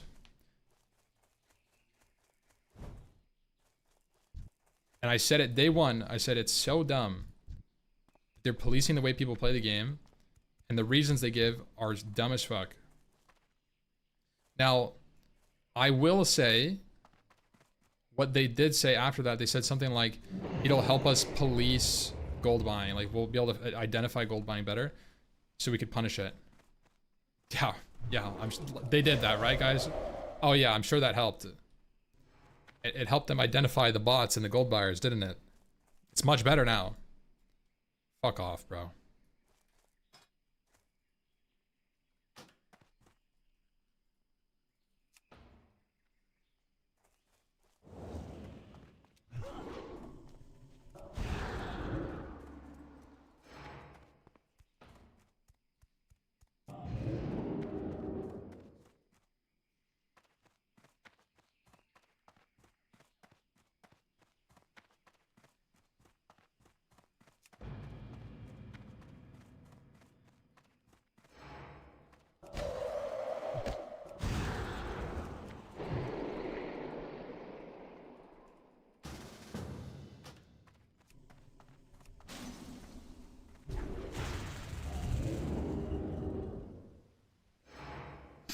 Yeah, no, I think banning boosting. Look, I'm gonna say this. I think banning boosting is also dumb as fuck.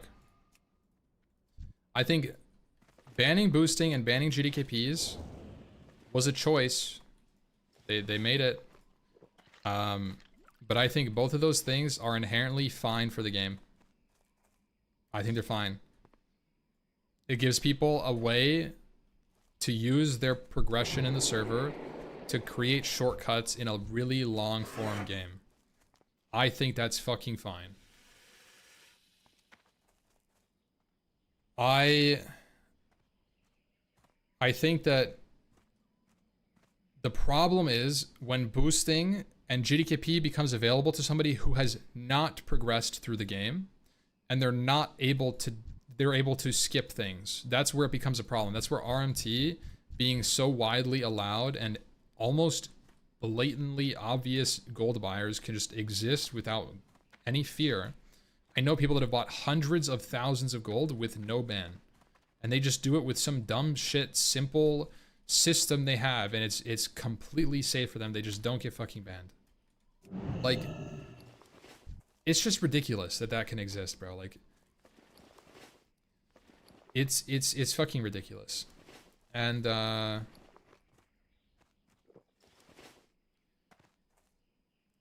that's always been my take. Like, banning a system is dumb as fuck. Banning a system and a way people play the game is just ridiculous.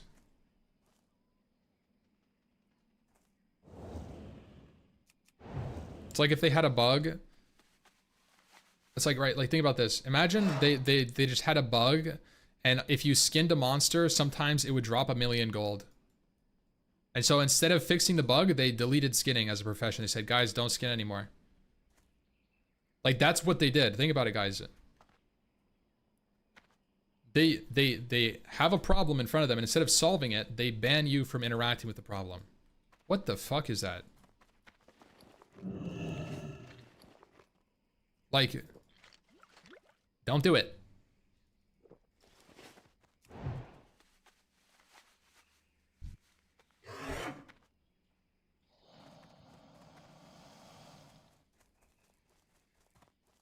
Guild found only should be a system. I 100% think guild found should be in the game.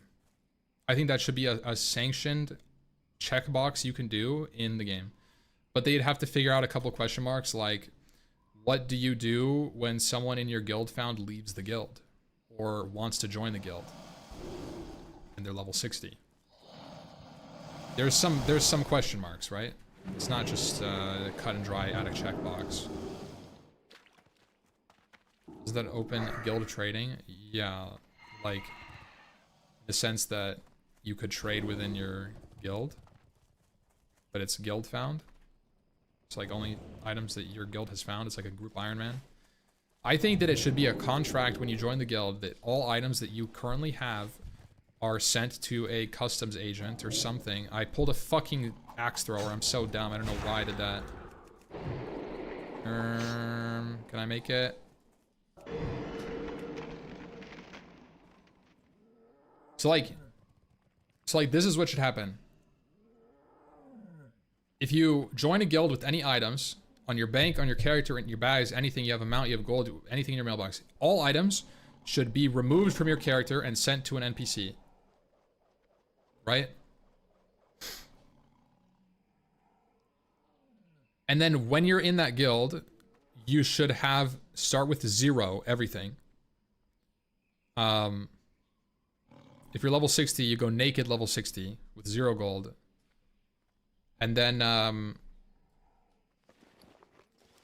probably when you leave the guild, all the stuff that you had on you when you left the guild goes to the same customs agent and you get your old stuff back. Guild dies, it's pretty much GG. Yeah, you start over if your guild dies.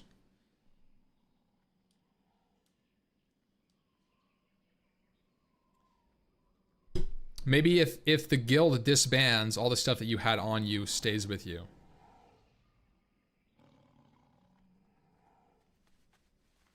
And you can maybe create a new guild, but you'd start fresh. I don't know. I don't know. How did this unaggro in this instance? Learned recipes. Probably professions get dropped as well. I don't know. I don't know what to do about that, to be honest. This might be your worst take yet. Okay, tell me a better take.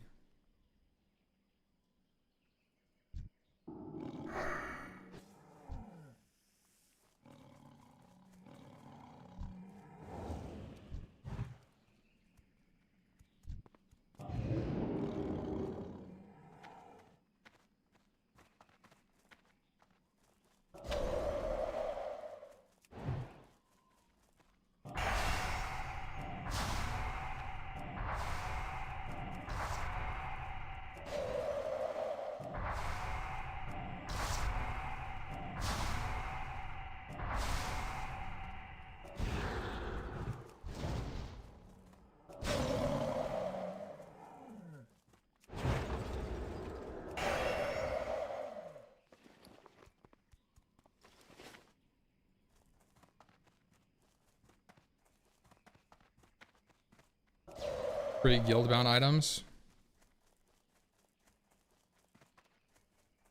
What does that even mean?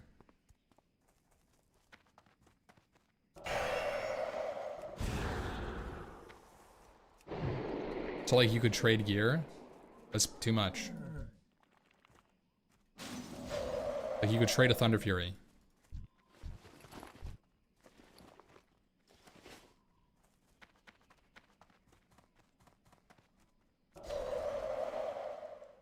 Maybe that's what you do. I see what you're saying. So you're saying like all BOEs become guild found, and then when you leave a guild, you lose all your guild found items.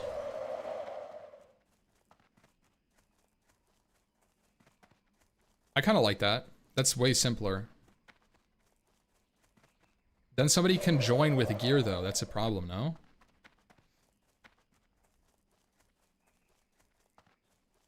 Is that not a problem?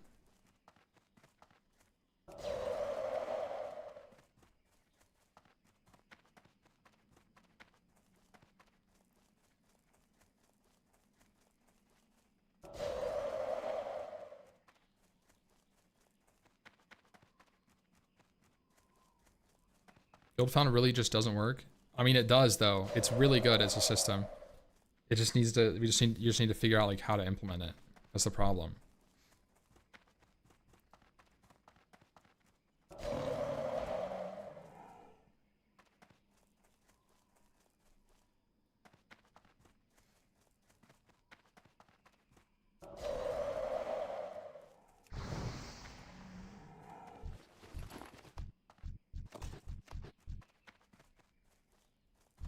A good system that can't be implemented is a bad system. You're saying it can't be implemented. We've done it with an add-on. It's super easy. Like, the can't be implemented is just solving like a couple of question marks. Do you care if people leave a guild with gear and join a guild? Maybe you do, maybe you don't. I know it's very different. No, it's fucking not. You can clearly define a set of rules, right? What is guild found? And if you can define it, you can implement it. The question mark is, how should they implement it? How does it work? What are the problems with interacting with like a different guild? And then they just come down to personal preference. You can just disable add-ons. You're not listening to what I'm saying. It's just dumb, bro. It's fine.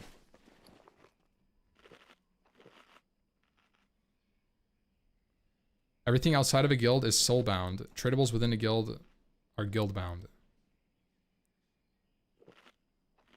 Departing a guild turns possessed guild items into soul-bound. But then if you join a guild, they would be guild-bound. I think it's just easier for things that are guild-bound to disappear from your character. You just make a simple rule. All items that are tradable are guild-found only. There's no non-bind items. They're only guild-found. So this item right here, Sabertooth Fang, would say guild-found. Right? And if I left the guild, I type G-quit right now, all of my soul-bound gear would be still with me. But this item would disappear from my bags and maybe go to the guild bank, yeah. And if you disband a guild, maybe all the items are deleted with it. It'd make it soulbound upon leaving the guild. But then you have to have categories for like, it gets way more complicated because then you have a soulbound dream foil and a non-soulbound dream foil. Now you have to interact like, so now what?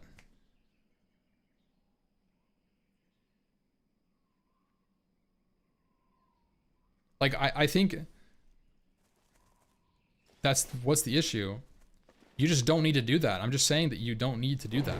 Like, you could just have them disappear from your bags. What's the problem if you leave a guild to lose the stuff you found as a guild?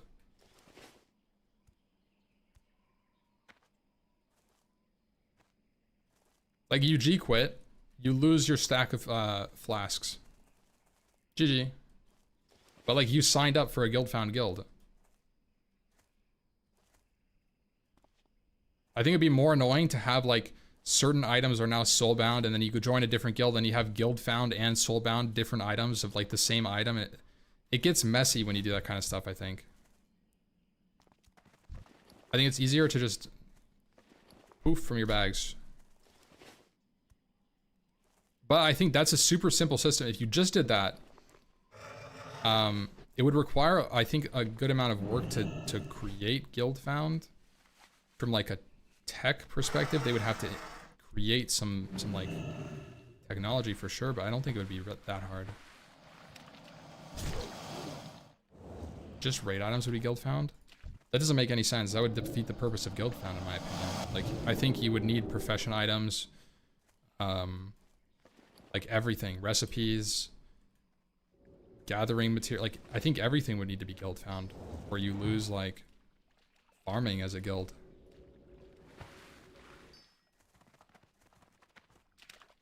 Removing the items allows for griefing guilds. I don't know what that means. What do you mean? Allows for griefing guilds. What does that mean?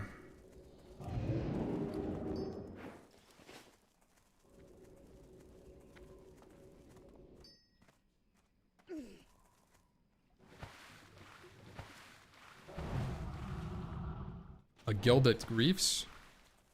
Or like griefing a person who's in a guild by taking their items and deleting them. GM sells his account, then he G-disbands? Yeah. I don't see the problem with that. Like, you joined a guild, and someone sold their account and destroyed your guild. You lost all of your dream foil you had on you. Like, yeah. That sucks. I think maybe they could make it so that, like, there's a bit of a different process for, like, disbanding a guild that's guild found. But, like, I don't think that's a problem at all. The idea that someone can, like, delete... Like, it's not... They're not deleting your character or your gear, but they'd be deleting your gatherables. Right? Like, that's not a big deal. Like, I mean, yeah, you could have a huge bank, but at the same time, like... If you're gonna... Then what? Like, you're gonna have to join a different guild. Maybe they're guild found. Signatures to disband, the same way to create it. Yeah, maybe something like that.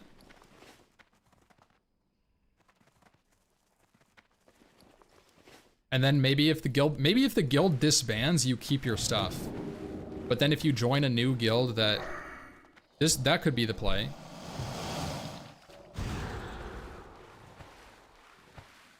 I don't know. I don't know.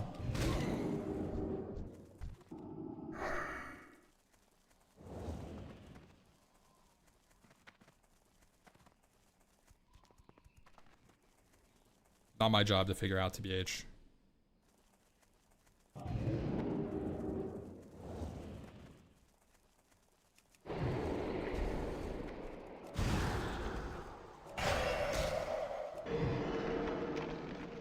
God, I didn't have fucking shift minus bound, bro. Oh my, I'm gonna lose my freaking mind.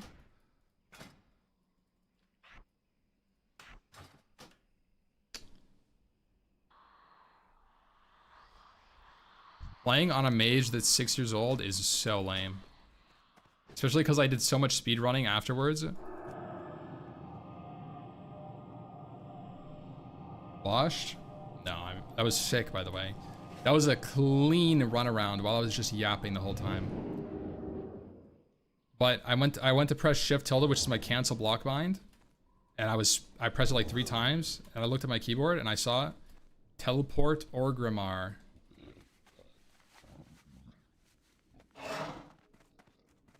That is not ideal.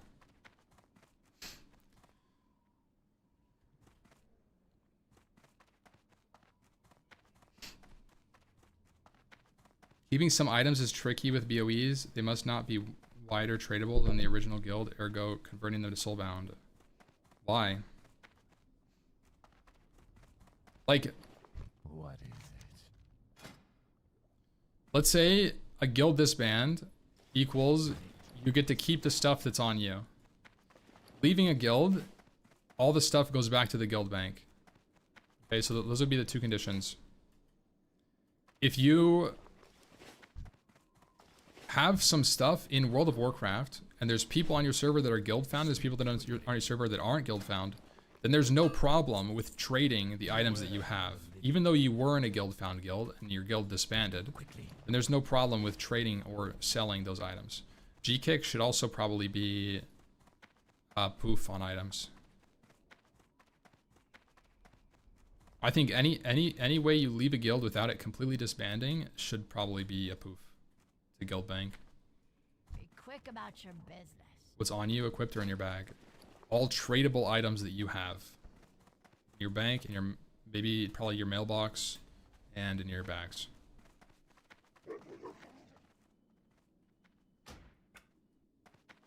That would be my take on it. But like you have to assume that that in this world where there's a guild found guild, there's also non-guild found guilds on the same server, and so it's not a problem for you to exist. You can go to that. What is it? Soulbound all items on entry only. No, I think you should just lose all tradables. If you join a new guild found guild, you should just lose your tradables.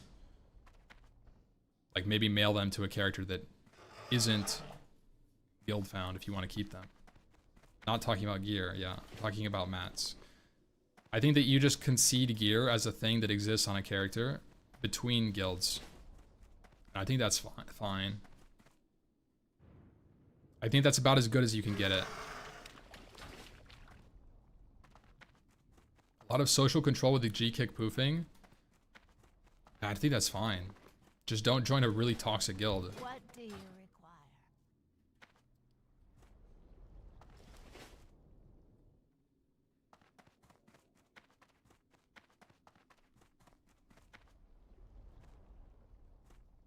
Like, I think that when you're talking about guild found, you're not just getting random people to join your guild found guild, in my opinion. Like, what you're saying, 0 points, like, I see what you're saying, but like at the same time, what random guy is gonna join your guild and opt to lose all of their stuff to start fresh with you completely randomly?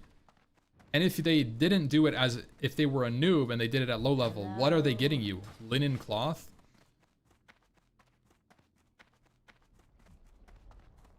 Lose your items on joining a guild rather than quitting?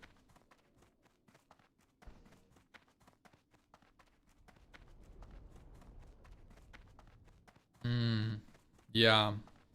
Yeah, maybe if you join another guild found guild, all the items, maybe that's fine. Maybe it's fine for people to leave with the stuff they have. Now I'm thinking about that.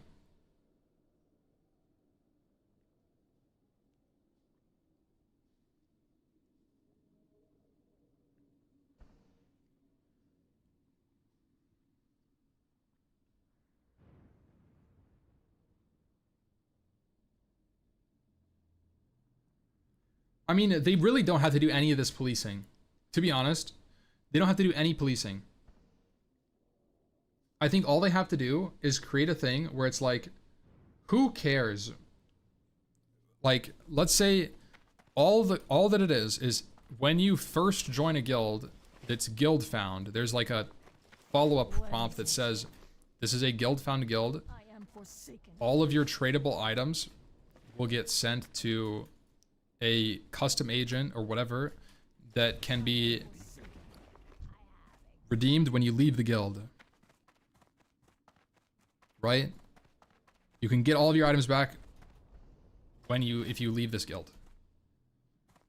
So all the stuff that you had on you, your tradables, my saber-tooth fang and this patch of fine fur would get put in this NPC, right? Something like this. And it would just be out of your inventory, and your mailbox, your bank, everything's gone. And then you have no tradable, no gold. Maybe it lets you keep like 5 gold or something. And that's it. And then like I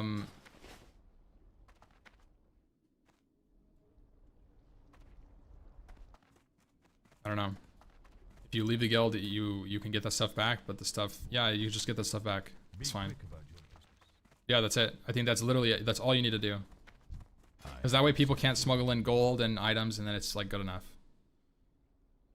Like there's probably some fringe cases where somebody like levels to 60 and then buys gold to train all your spells and get an epic mount. and then joins a guild found guild, but like what all they got was a mount for speed. Like that's all they got. Like I think that's probably, or like, you know, it's weird. It's weird. Like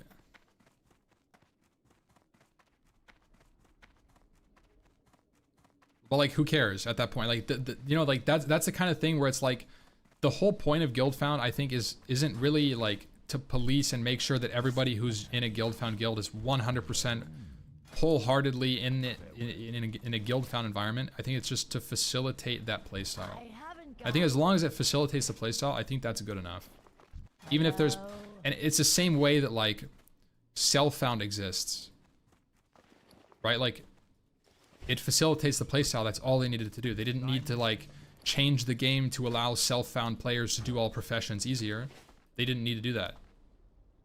Like it's still super fucking annoying to play the game as a self-found character if you want to do blacksmithing and enchanting. And that's okay. You know? I just let people try. I think that's probably the best solution. And you But I think guild found would be fucking great because guild found is so good as a system. One of the most fun I've ever had on a private server in almost all of WoW, I can think, was in a very small private server guild where there were only like we had like 50 members.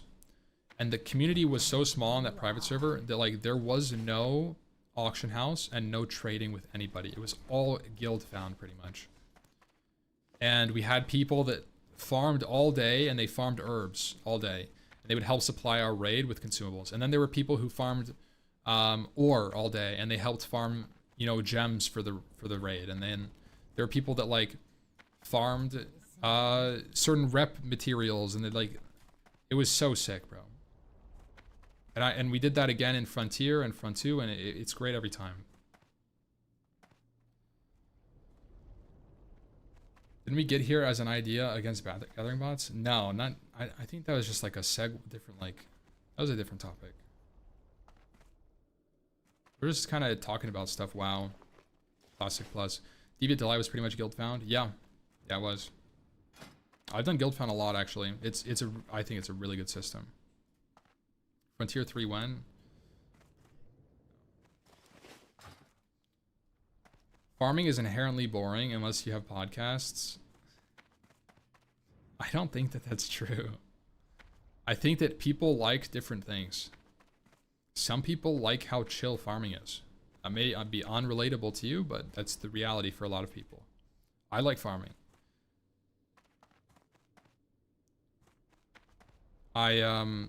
One of my favorite things to do was just like mining in TBC and Wrath. I just mined all day.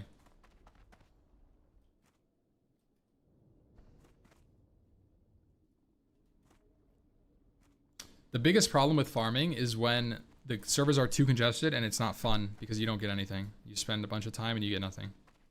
That's the worst part about farming.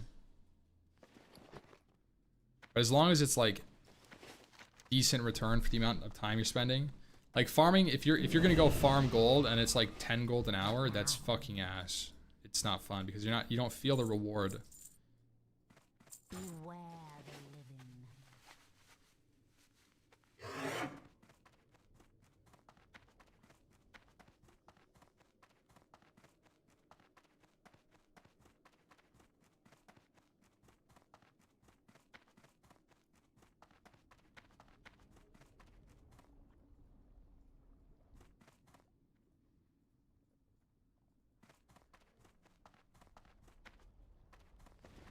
What do you require?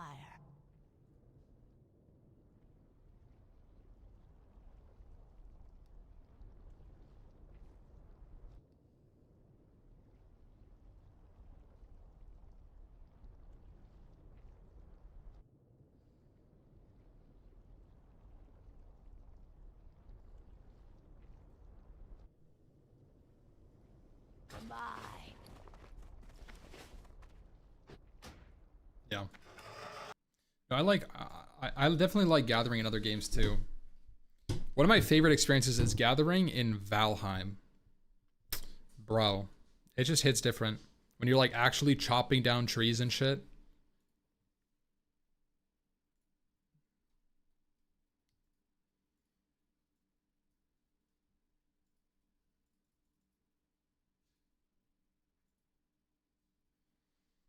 Valheim, yeah, Valheim's supposed to be fully releasing soon, right?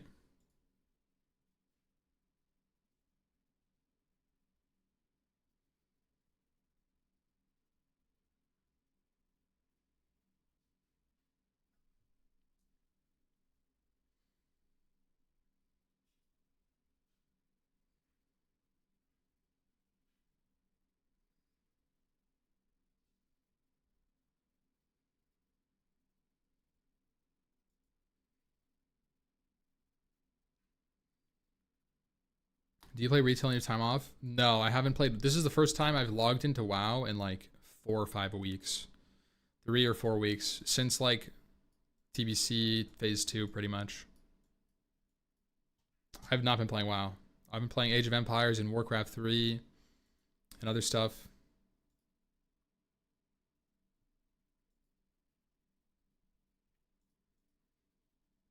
That's a timeout. Guys, I am going to end the stream for now. Appreciate you guys tuning in. Feel like I did nothing today. Yo, Gordon. Thank you so much, bro. Leaped. Yeah, my WoW energy is pretty low. Pretty low, but hopefully we get some catalyst soon. Some excitement, dude. I need something from Blizzard, bro. We need fucking something.